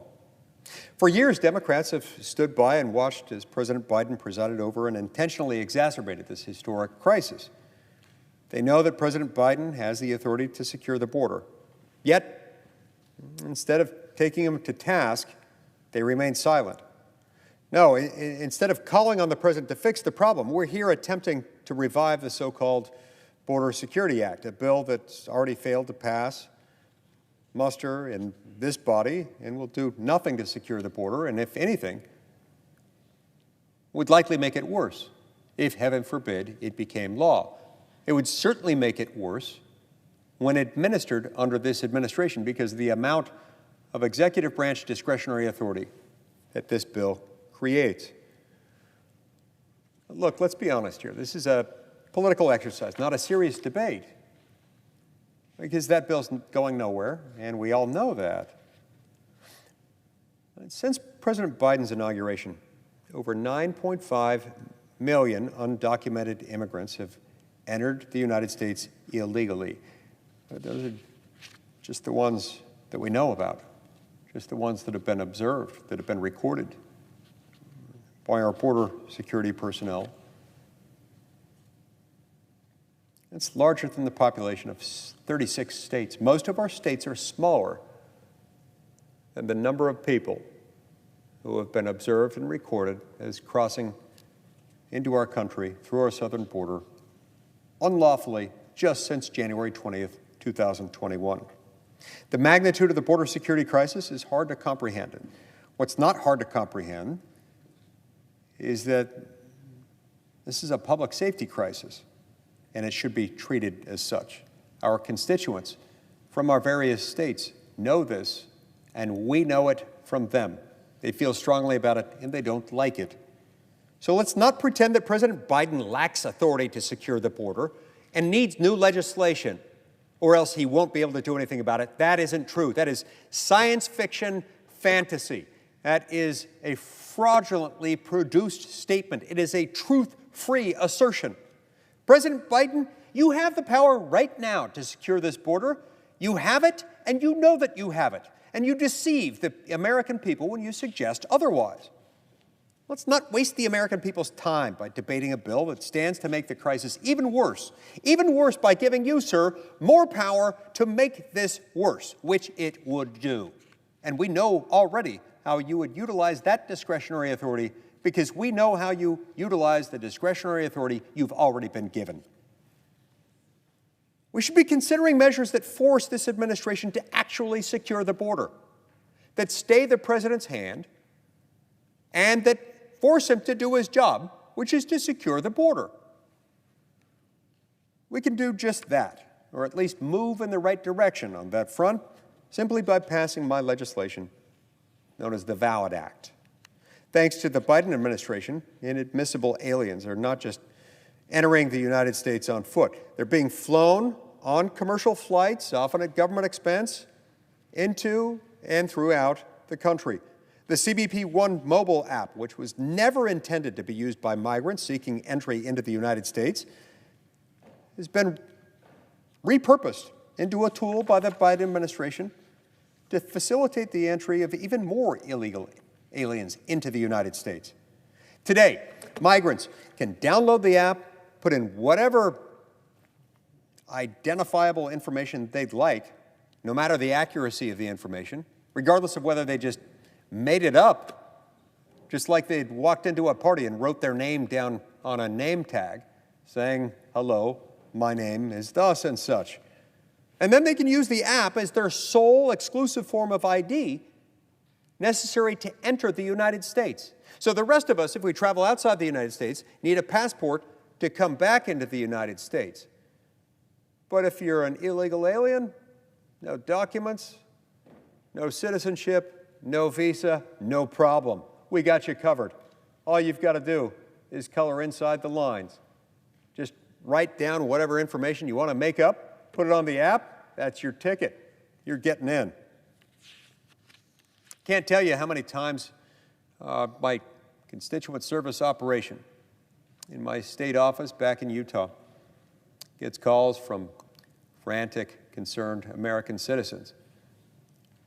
They're somewhere outside the United States, they lose their passport. It's a real crisis. We do our best to help them. We can almost always figure out a way to solve the problem, but it creates real difficulty. The American citizens don't have access to the CBP-1 mobile app, but you know who does? Illegal aliens, and it helps them get into the country. Now, not only can illegal immigrants use the app to enter the United States by plane, but they can also use it to travel throughout the United States, within the United States, on domestic flights paid for by the U.S. government. Migrants don't need a legitimate ID or a passport. They can board a plane using Biden's CBP-1 mobile app, which the TSA now proudly advertises at airports nationwide. Of course, if you're an American citizen, you will have an entirely different airport experience.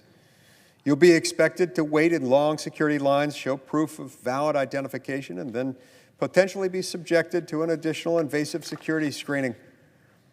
Americans are expected to follow our country's laws, yet illegal immigrants who are in the U.S. only because they broke our country's laws that govern how you get into this country are held to a lower standard. It's almost an insult to standards to call it a standard at all. It is a non-standard. The Biden administration is rewarding people illegally entering our country with their own personalized form of TSA PreCheck. But it's better than TSA PreCheck. It's free. You don't have to provide any documentation. You don't have to have any real security review. This backwards policy has real consequences. Hundreds of thousands of otherwise inadmissible aliens have entered the U.S. using the CBP-1 mobile app as their sole form of identification or travel authorization. Among those who have entered by using the app include a Haitian migrant who, after entering the U.S. through the CBP-1 mobile app, was arrested for committing double homicide in New York. Corey Alvarez, another man who entered the country through the app, was arrested for sexually assaulting a disabled 15-year-old girl, which is impossible when we have a president who allows people without verifiable information to enter our country against our laws. My bill can end this unacceptable lapse in security and public safety, and it can do it today. All I'm asking for is a vote on legislation that would prohibit individuals from flying from foreign countries into the U.S. If they're using the CBP-1 mobile app, a notice to appear order or a notice to report order is their sole form of identification or travel authorization. This shouldn't be a hard idea to get behind. This shouldn't be controversial, not remotely. Before you board a plane, you should prove who you are, just like the rest of us have to do. We do it all the time. We have to prove who we are when we go to the doctor's office, the pharmacy, when we check into a hotel, pick out a rental car, if we get pulled over on the highway for speeding. Anytime we do just about anything of significance, it seems, we've got to produce identification to show who we are. Look, this has been a pretty widespread practice that Americans have been required to follow for a long time at airports, certainly since 9/11. Everybody just understands it's what you've got to do. Even for a U.S. citizen to fly from one U.S. city to another, he or she must establish identification, proving identity. President Biden's reversing that standard and importing crime into every community in America.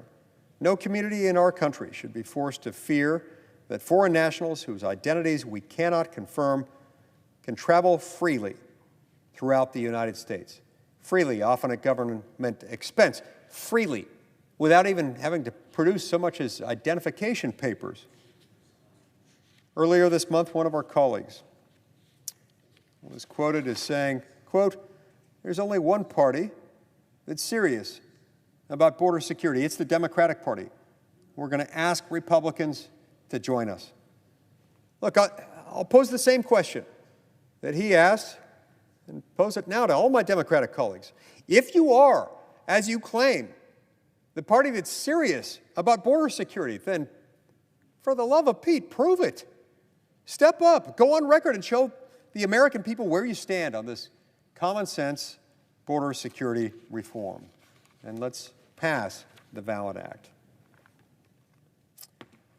So to that end, Madam President, notwithstanding Rule 22, I ask unanimous consent that the Senate resume legislative session and that the Senate proceed to S. 4387, which is at the desk. Is there objection? Madam President. The senator from Connecticut. Madam President, reserving the right to object. Great deal of respect for my colleague from Utah. He and I have collaborated on a number of really important pieces of legislation, especially in the national security space. So I say all of this with tremendous respect for the senator from Utah. First, let's go to the heart of the argument that he is making, because he makes an argument that you hear very often on this floor, that tens of thousands of people are entering the country illegally. They are entering the country illegally.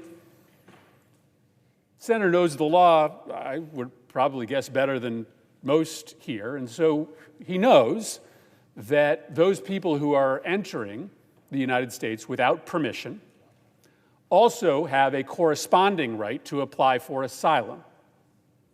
So technically, they enter the United States without permission, but then they are allowed to apply for asylum, and that right to asylum is a superseding right. And so there has been no dispute, whether the president is Joe Biden or the president is Donald Trump, that if you enter the United States and claim asylum and have a valid claim of asylum that you are able to make, thus passing the credible fear screen, you get to stay in the United States to process that claim. And so this idea that people coming to the United States to apply for asylum are here illegally is obviated by long-standing law that, in fact, requires the United States to allow those people to stay here while that claim is being processed. Just think it's important for everybody to understand what the law is, and that both Democratic and Republican administrations have allowed people with valid claims of asylum to stay here and to process those claims. As to the specifics of this bill that the senator is asking for unanimous consent on, again, I say this with great respect for my friend. I have no idea what the senator is talking about. I literally have no concept of the problem that he just described because it doesn't exist.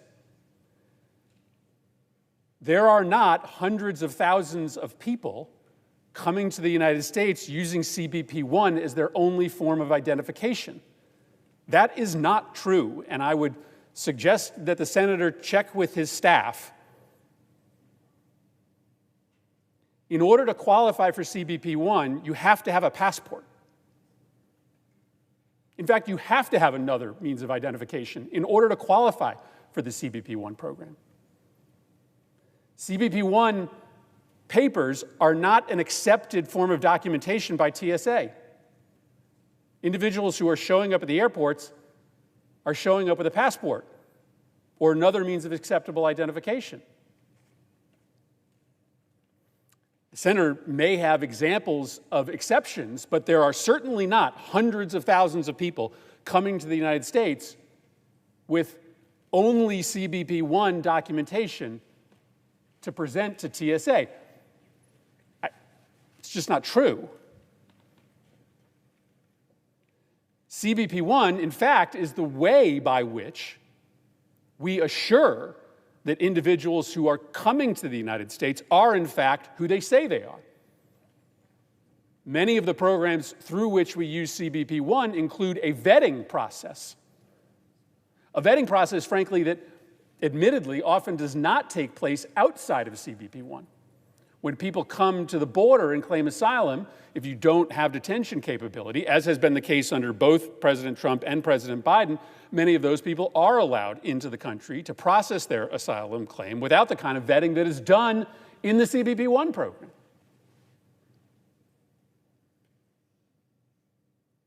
I just don't recognize the problem that the senator is trying to solve here today. And I do think it creates a pretty problematic misimpression that you have the idea that there are hundreds of thousands of people showing up at TSA and plopping down a CBP-1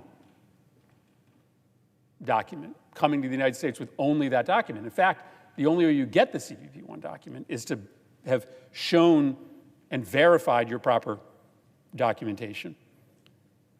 In addition, this amendment just feels kind of unworkable. And if there is a specific workaround to the existing system that requires documentation, proof of identity, in order to get a CBP-1 document, then I'm happy to work with the senator on it. But this amendment, or this bill, makes the requirement operative on the airline. The airline is not actually the entity that checks documentation. That is entities run by the Department of Homeland Security. So I just don't see the same problem that the senator does. In fact, I think the CBP-1 program is an incredibly important way to validate identity, to be able to do important vetting, and through certain processes through which we use CBP-1 documentation, a way to control the number of presentations at the border. Remember, through CBP-1 and the CNHV program, we have been able to greatly reduce the number of people who are showing up in an unplanned way at the border, in particular Cubans, Haitians, and Nicaraguans. I understand Republicans have a policy disagreement with the mechanism by which we use the CBP-1 program to fly individuals into the country with a sponsor, with vetting, so that they don't show up in an unplanned way at the border. But it is, in fact, greatly reducing the number of people who are stressing our resources at the southwest border. And so I will continue to defend the use of CBP-1 as a very legitimate way to make sure that we have an ability to vet individuals and we have an ability to relieve pressure on the southwest border. I just see this bill as attempting to tackle a problem that I have not been able to exist. I'm happy to talk to the senator offline to see if there's a more limited problem that he's identified that we can perhaps discuss and work together on. But my broader frustration is this. If the senator would just vote yes on the motion to proceed tomorrow, we could work on this in the context of a bipartisan foundation. If the senator is upset about the underlying parole program, well, the bipartisan border security bill negotiated by Senator Lankford, Senator McConnell, myself, Senator Sinema, it makes significant changes to that parole program. In fact, it eliminates, for all intents and purposes, the parole program used in between the ports of entry, the 236A program. It makes other substantial reforms to the parole program to limit the use of parole to true humanitarian purposes. That was vigorously negotiated by Senator Lankford and Senator Graham and others. I understand that the bipartisan bill is not perfect. It's not everything Senator Lee would want, not everything Senator Lankford would want, not everything that I would want, but it's a compromise. And the vote tomorrow is just to begin debate, just to get on the bill so that we can see what amendments might be able to get to 60. Maybe there is a more limited version of this, I would argue, badly crafted bill that could be added on to the bipartisan border bill. But we can't even have that debate. We can't even get to the bipartisan foundation because almost to a person, Republican senators are choosing to vote against this bipartisan bill, even considering the bipartisan bill. And maybe this is not true for the senator from Utah, but certainly others have been pretty clear about the fact that President Trump has decided that he wants no compromise, no changes in border policy before the election because he wants the border to be a mess. He thinks that's good politics for him, and he wants Republicans to vote against everything, in order to preserve this issue for political purposes. I think we'd be better off having a debate next week, getting on to the bipartisan border bill, which does have Republican support, and has Democratic support. Not all Democratic support, because it's a real compromise. There are many of my members who don't support the bipartisan border bill. But we could choose to get on this bill tomorrow, take the senator's idea, vet it, work it out between the two parties, and have a old-fashioned Senate debate. But we're not going to do that because Republicans are going to vote almost to a person to reject even taking up the bipartisan border bill.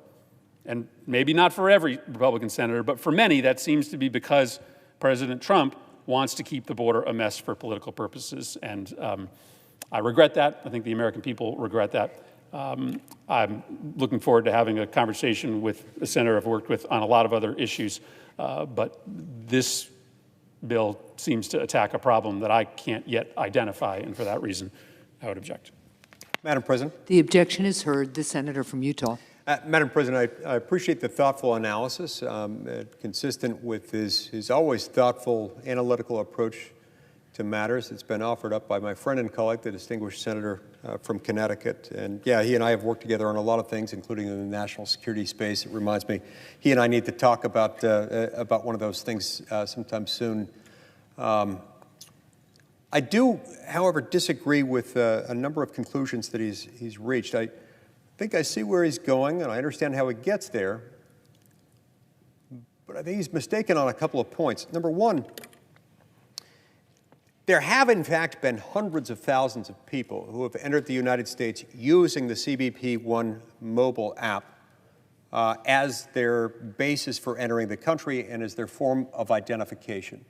Hundreds of thousands. In fact, my understanding is that between October of 2022 and the end of September of 2023, that calendar year, there were a total of 221,456 such people who did that just from 4 countries alone, from Venezuela, Haiti, Cuba, and Nicaragua, people being brought in and then paroled. These were people who, as I understand it, the Department of Homeland Security has acknowledged had no valid basis for entering the country, and that's why they had to be paroled into the country. And they were using immigration parole illegally, illegitimately, to bring them in, because to actually use immigration parole, the statute requires that it be made on an individualized basis, not a categorical one. These were brought in categorically. With respect to his assertion regarding the entry into the United States, followed by an assertion of a right to proceed under our asylum laws, it's a different question altogether. First of all, if you enter the United States unlawfully and then apply for asylum, you still have entered unlawfully. He describes then these individuals as having a right to asylum. Nobody has a right to asylum in the United States. We do have asylum laws. Those laws allow the Department of Homeland Security, through authority that goes through the Secretary of Homeland Security, to extend asylum status on a discretionary basis. There is no statutorily conferred right, certainly no constitutionally conferred right to asylum. And in fact, what we do have is that if you enter the United States without documentation, and then you apply for asylum, you have to have your asylum claim adjudicated. That can take years. In fact, a number of people who are entering the United States now, if they apply for asylum after entering, they're often told that their court date may not occur until well into the 2030s. We know that most asylum applications are denied. Most people who apply for asylum are ultimately deemed not eligible for asylum. You can't call this a statutorily or constitutional right, statutorily conferred or a constitutionally conferred right, nor can you say that they are asylees as of the moment that they apply. Under our asylum laws, while there is some complexity to it, I think the most natural reading of them is that they are supposed to be detained while their asylum applications are pending and until they're finally resolved, which, as I've just noted, most asylum applicants are ultimately denied that. So to tell them, okay, fill out this form, using the app, that can be your form of identification. You may enter the country using that as your ID. You may fly about the country at will using that ID. To say that that is based on some sort of lawful immigration status isn't accurate, and it certainly ignores the fact that we're flouting, in countless circumstances, either immigration parole or asylum in order to get them to that point. As to the suggestion that those entering the country with CBP-1, the CBP-1 mobile app, if I understand my colleague's assertion correctly, I think he's saying you've got to have other forms of ID, perhaps a foreign passport or something akin to that, in order to use the CBP-1 mobile app to enter the United States. It is not my understanding at all. I've had countless conversations, and I, as well as my staff, with officials in the Department of Homeland Security when we've raised these concerns. I've never heard any suggestion anywhere that that ability to use the app in that fashion is conditioned upon the ability to show, to produce a foreign passport or other official form of foreign identification. And I would add here, I'm quite certain that that is not the case for the additional reason, not only because that would have come up by now in the countless conversations we've had about this, but also for the additional reason that you see along our southern border people ditching their identification papers, their identification cards, passports, driver's licenses, whatever they are, from their home jurisdictions. At the moment they cross the border, they ditch them. They ditch them because they don't need them. They ditch them because that way they can fill out the CBP-1 mobile app and make their name or their date of birth or whatever it is, whatever they want. This is a very known phenomenon. These are very widely observed facts along the southern border. He said these are not hundreds of thousands who have been here. Look, this is not my understanding. 221,000 some odd people flew in just from the 4 countries I mentioned alone, and just for the 12-month interval that I mentioned.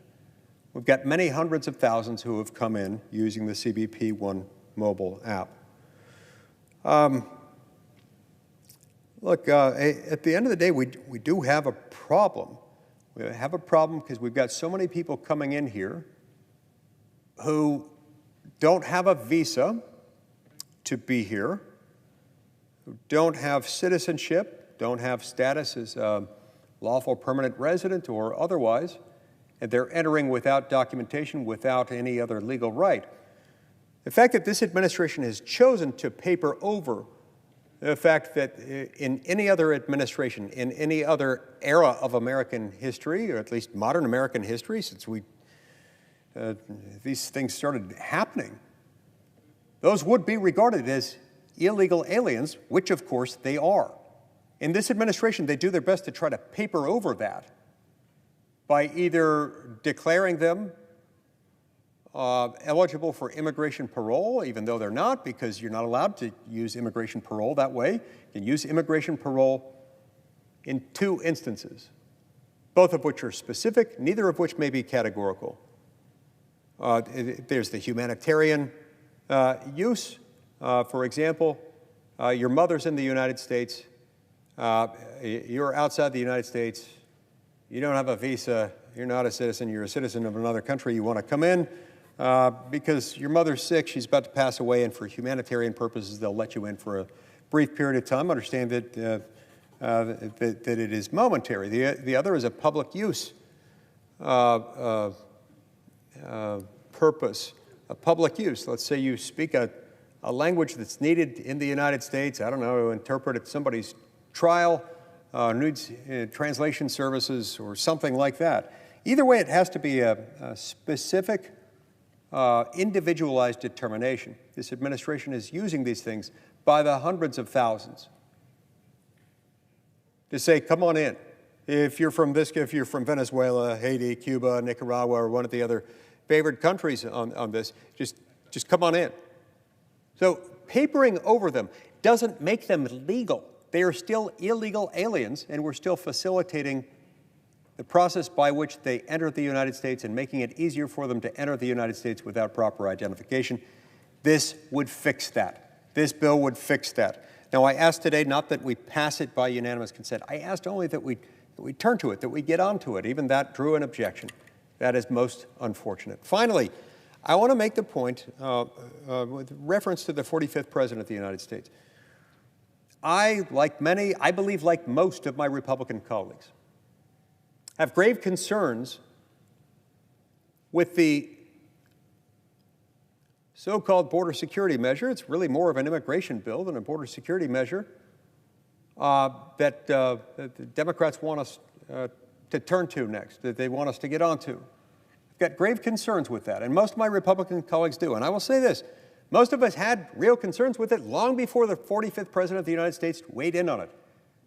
My objections to it had nothing to do, still have nothing to do, with the preferences of the 45th President of the United States with regard to that bill.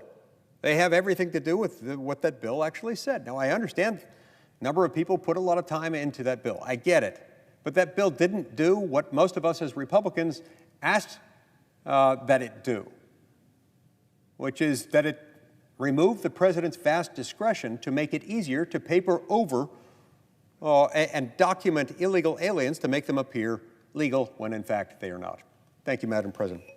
The senator from Connecticut. I know my other colleagues are waiting to speak, so very quickly. I know terminology matters a lot to my colleague, and so I just want to put a fine point on this.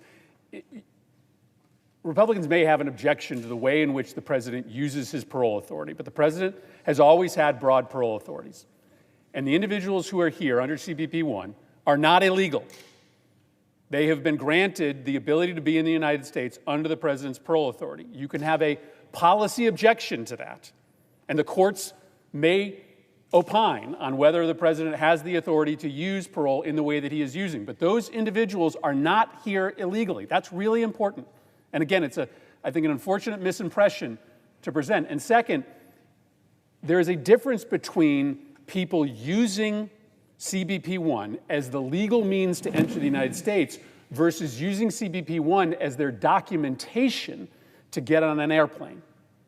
It is true, tens of thousands of people from those 4 countries have used CBP 1 as the mechanism to be lawfully in the United States. It is not true that they are not providing documentation in order to get CBP 1 and in order to board an airplane. They are using passports and other documentation for those 2 purposes. So those are 2 different issues. Yes, tens of thousands of people use CBP 1 as the means to come into the United States legally. No, hundreds of thousands of people do not use CBP 1 as their identification mechanism to get on an airplane. I just think it's important to distinguish between the 2. I yield the floor. Senator from Wyoming. Excuse me, Madam President, let me just defer to my colleague from Utah for just a few short comments. The senator from Utah. Madam President, I'll be very brief, and I really appreciate my friend and colleague from Wyoming from indulging me with this. Just a couple of points. Look, they are entering unlawfully. Again, this administration is using other laws to paper over their illegality. The fact that President Biden is unlawfully using immigration parole to make them appear legal still doesn't make it legal. I believe it was Mark Twain who asked rhetorically, if you count the tail of a dog as a leg, how many legs does the dog have? And he would respond, it's still just 4 legs. It's still a tail and not a leg. Somebody who enters unlawfully isn't made lawfully in the United States just because the President of the United States is unlawfully using an authority that doesn't allow him to make them legal to do that. As to the suggestion that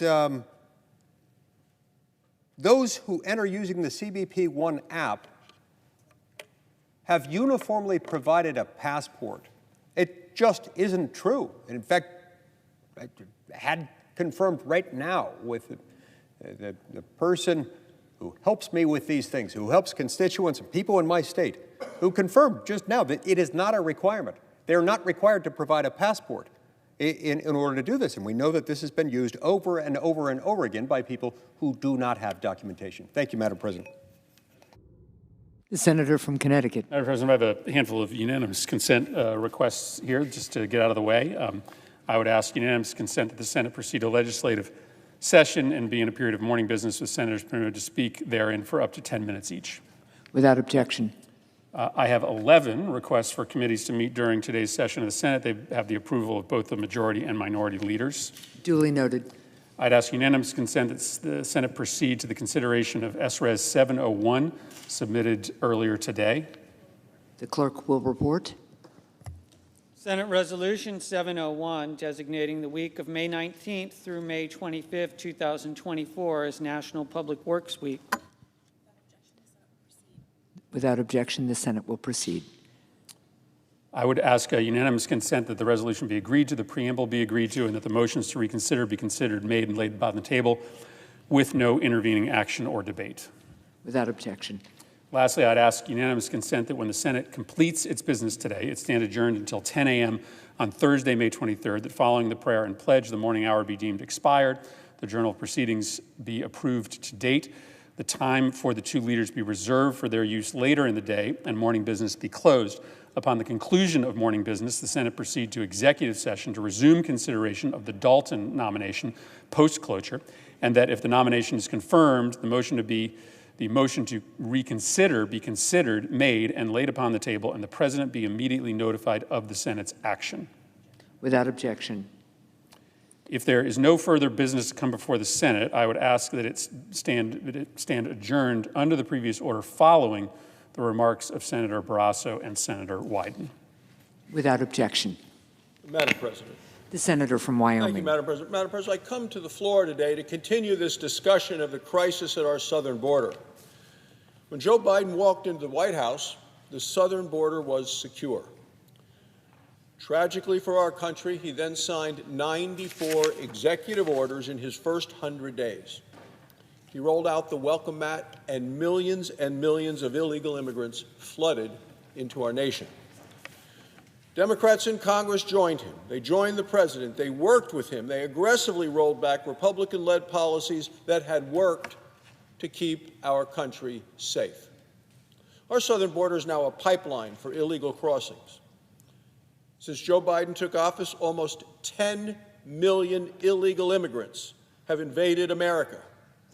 Democrats' uncontrolled illegal immigration, it strains our tax dollars, it undermines the safety of our citizens, it endangers our communities.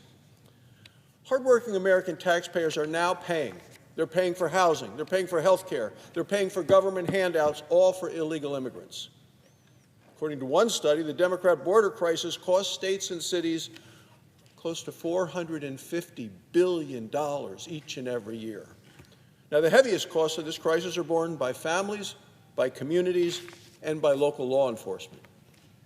Day after day, lives are cut short or changed forever. Just 2 weeks ago in Florida, an 11-year-old girl was kidnapped and sexually assaulted by a 20-year-old illegal immigrant brought into this country under the catch and release program of President Biden. He's here because of this dangerous program. Now, the local sheriff in Florida had this to say. He said, the federal government is victimizing the people who live in this country by letting these people in. To my Democrat colleagues, I would say, who voted for open borders, I'd ask you, what if this were your daughter? What if this were your granddaughter? Kidnapped by an illegal immigrant, brought in by catch and release, a 20-year-old, here. Terrible, frightening. Fortunately, this young girl's mother was able to identify the situation and ran desperately to get that daughter who had been kidnapped. We are here fighting to secure the border, to make our communities safer. Democrats in this body have done nothing to secure the border, done nothing to stop the flood of illegal immigrants. The record by the Democrats in this body is appalling, and let me start with H.R. 2. Now, H.R. 2 is, of course, the House bill. It's called the Secure the Border Act of 2023. It's the strongest border security bill in our history. It completes the wall because walls work. It surges new technology to the border. It hires more Border Patrol agents and gives them a bonus. It ends catch and release, and it reinstates the successful plan of Remain in Mexico. If signed into law, H.R. 2 would stop the flood of illegal immigrants. Now, the House of Representatives passed this bill, the Secure the Border Act of 2023, in May 11th of 2023. Well, that's over a year ago. The Senate Majority Leader refuses to bring this House-passed bill to the floor, and he has been blocking the bill for over a year. Of course, it's not just blocking the Secure the Border Act that's the problem. Democrats will not vote for real border security measures. For 3 years now, open border Democrats, each and every one of them, have rejected solutions aimed at fixing the border crisis. Not once, not twice, 22 different recorded votes. Democrats banded together to say no to finishing the wall, no to ending catch and release, no to restoring the Remain in Mexico policy. They blocked the Laken Riley Act. Meanwhile, they embraced policies that tried to smooth the flow of illegal immigrants when people all across America are saying, stop this flood. This includes sending illegal immigrants cash payments paid with taxpayer dollars. Democrats continue to fund sanctuary cities. For 3 years, my Democrat colleagues seem to welcome the crisis at our southern border. They now want to run away from their record, and we know why. It's because Election Day is less than 6 months away, and they can read the polls. So Democrats can run, but they cannot hide. The Majority Leader recently said the situation at the border is unacceptable. I'm not sure he actually believes that. After all, one of his first comments after the 2022 election, he endorsed amnesty for illegal immigrants. The Majority Leader said at the time that opening our country to illegal immigrants is, quote, the only way we're going to have a great future in America. The only way. That's what the Majority Leader said. The only way we're going to have a great future in America. Amnesty for illegal immigrants. Democrats have no desire to secure the border. Every single Democrat in this Capitol is responsible for the drugs, the death, the destruction brought on by the invasion of our nation by illegal immigrants. This is a cycle of suffering that Senate Republicans are determined to stop. This week I introduced a bill called the Build the Wall Act. We know that the border wall works. My proposal finishes the wall. It pays for it by clawing back unused COVID funding. This wall is absolutely vital to our nation's security. You know, once upon a time, Senator Schumer actually supported a border wall. Many of his Democrat colleagues supported a border wall. When Joe Biden was then Senator Joe Biden, and I served with him in this body, he actually voted for a border wall. They all flip-flopped, and we know why. Politics, plain and simple. So to my Democrat colleagues, I say this. You're responsible for innocent Americans being victimized by illegal immigrants in communities all across the nation. If Democrats are serious about securing the border, they should start by voting for a policy that actually works and is paid for. That's the reason to vote for the bill I've introduced, the Build the Wall Act. And so, Madam President, I ask unanimous consent that notwithstanding Rule 22, the Senate resume legislative session and proceed to the immediate consideration of S. 4392, which is at the desk. Is there objection? Reserving the right to object, Madam President. The senator from Oregon. Thank you, Madam President. Madam President, I share our colleague's view that the southern border is serious business, and I strongly favor smart, effective policies to deal with it. And the reason I can't support what he has proposed is that defunding infrastructure does not make sense, and that has long been the position of this Senate. The money that is being discussed here has been supported unanimously over 3 particular initiatives here in the Congress. And the authors of this, and I would say this specifically, have been Senator Cornyn, member of the leadership on the other side of the aisle, and our colleague from California, Senator Padilla. Let me repeat that. We have gone through this 3 times. Strong bipartisan support, Republican leadership, our colleague from Texas, Senator Cornyn, and Senator Padilla from California. And the reason why is that we have said we can come up with smart policies on the border and also maintain our infrastructure. And unfortunately, the funding that my colleague is talking about would harm the effort to ensure we build the roads and the bridges and we deal with lead pipes in schools. That's what we're talking about. That's why the states and the localities have been such strong supporters of this. And my colleague serves on the Finance Committee. There are a number of areas where we have worked together. And I note that this week in the Finance Committee, a number of our colleagues on the other side of the aisle have talked about how they want to generate more growth. Smart idea. Put me down as interested in wanting to work in a bipartisan way. Well, the reality is you can't generate big league economic growth with little league infrastructure. And that, unfortunately, is what is going on here, where we agree that we ought to be tackling a very serious issue, the southern border. We disagree on the method of funding that effort, and I think defunding infrastructure is the end result of what my colleague is talking about, and it turns upside down the bipartisan coalition that has allowed us to use that money at the state and local level with Republican leadership and our friend from California. So that is why I have to object, Madam President, and therefore I do object this evening. The objection is heard. Madam President, let me be very, very brief in just pointing out that this bill calls for using unspent COVID money, specifically as a result of the COVID pandemic that hit our nation, money sent to be spent for that.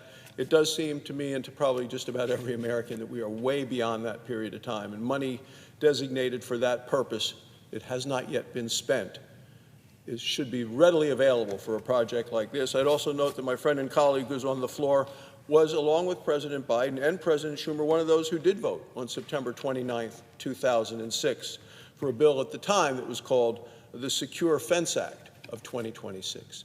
Thank you, Madam President. I yield. Madam President, just very briefly, having participated in these debates, this specific discussion now on several occasions, again, my friend and I just have a difference of opinion. Senator Cornyn and Senator Padilla have repeatedly talked about this being for the roads and bridges and dealing with lead pipes in schools that is so essential to the brighter future we all, Democrats and Republicans, want for our country. So as we wrap up, I want it understood I share my colleague's view about how serious the southern border is. What we differ on is how we're going to pay for it. And defunding infrastructure, which Senator Cornyn and Senator Padilla set out to do, and I think in a very smart way, is not the way to go, and I yield the floor. Thank you, Madam.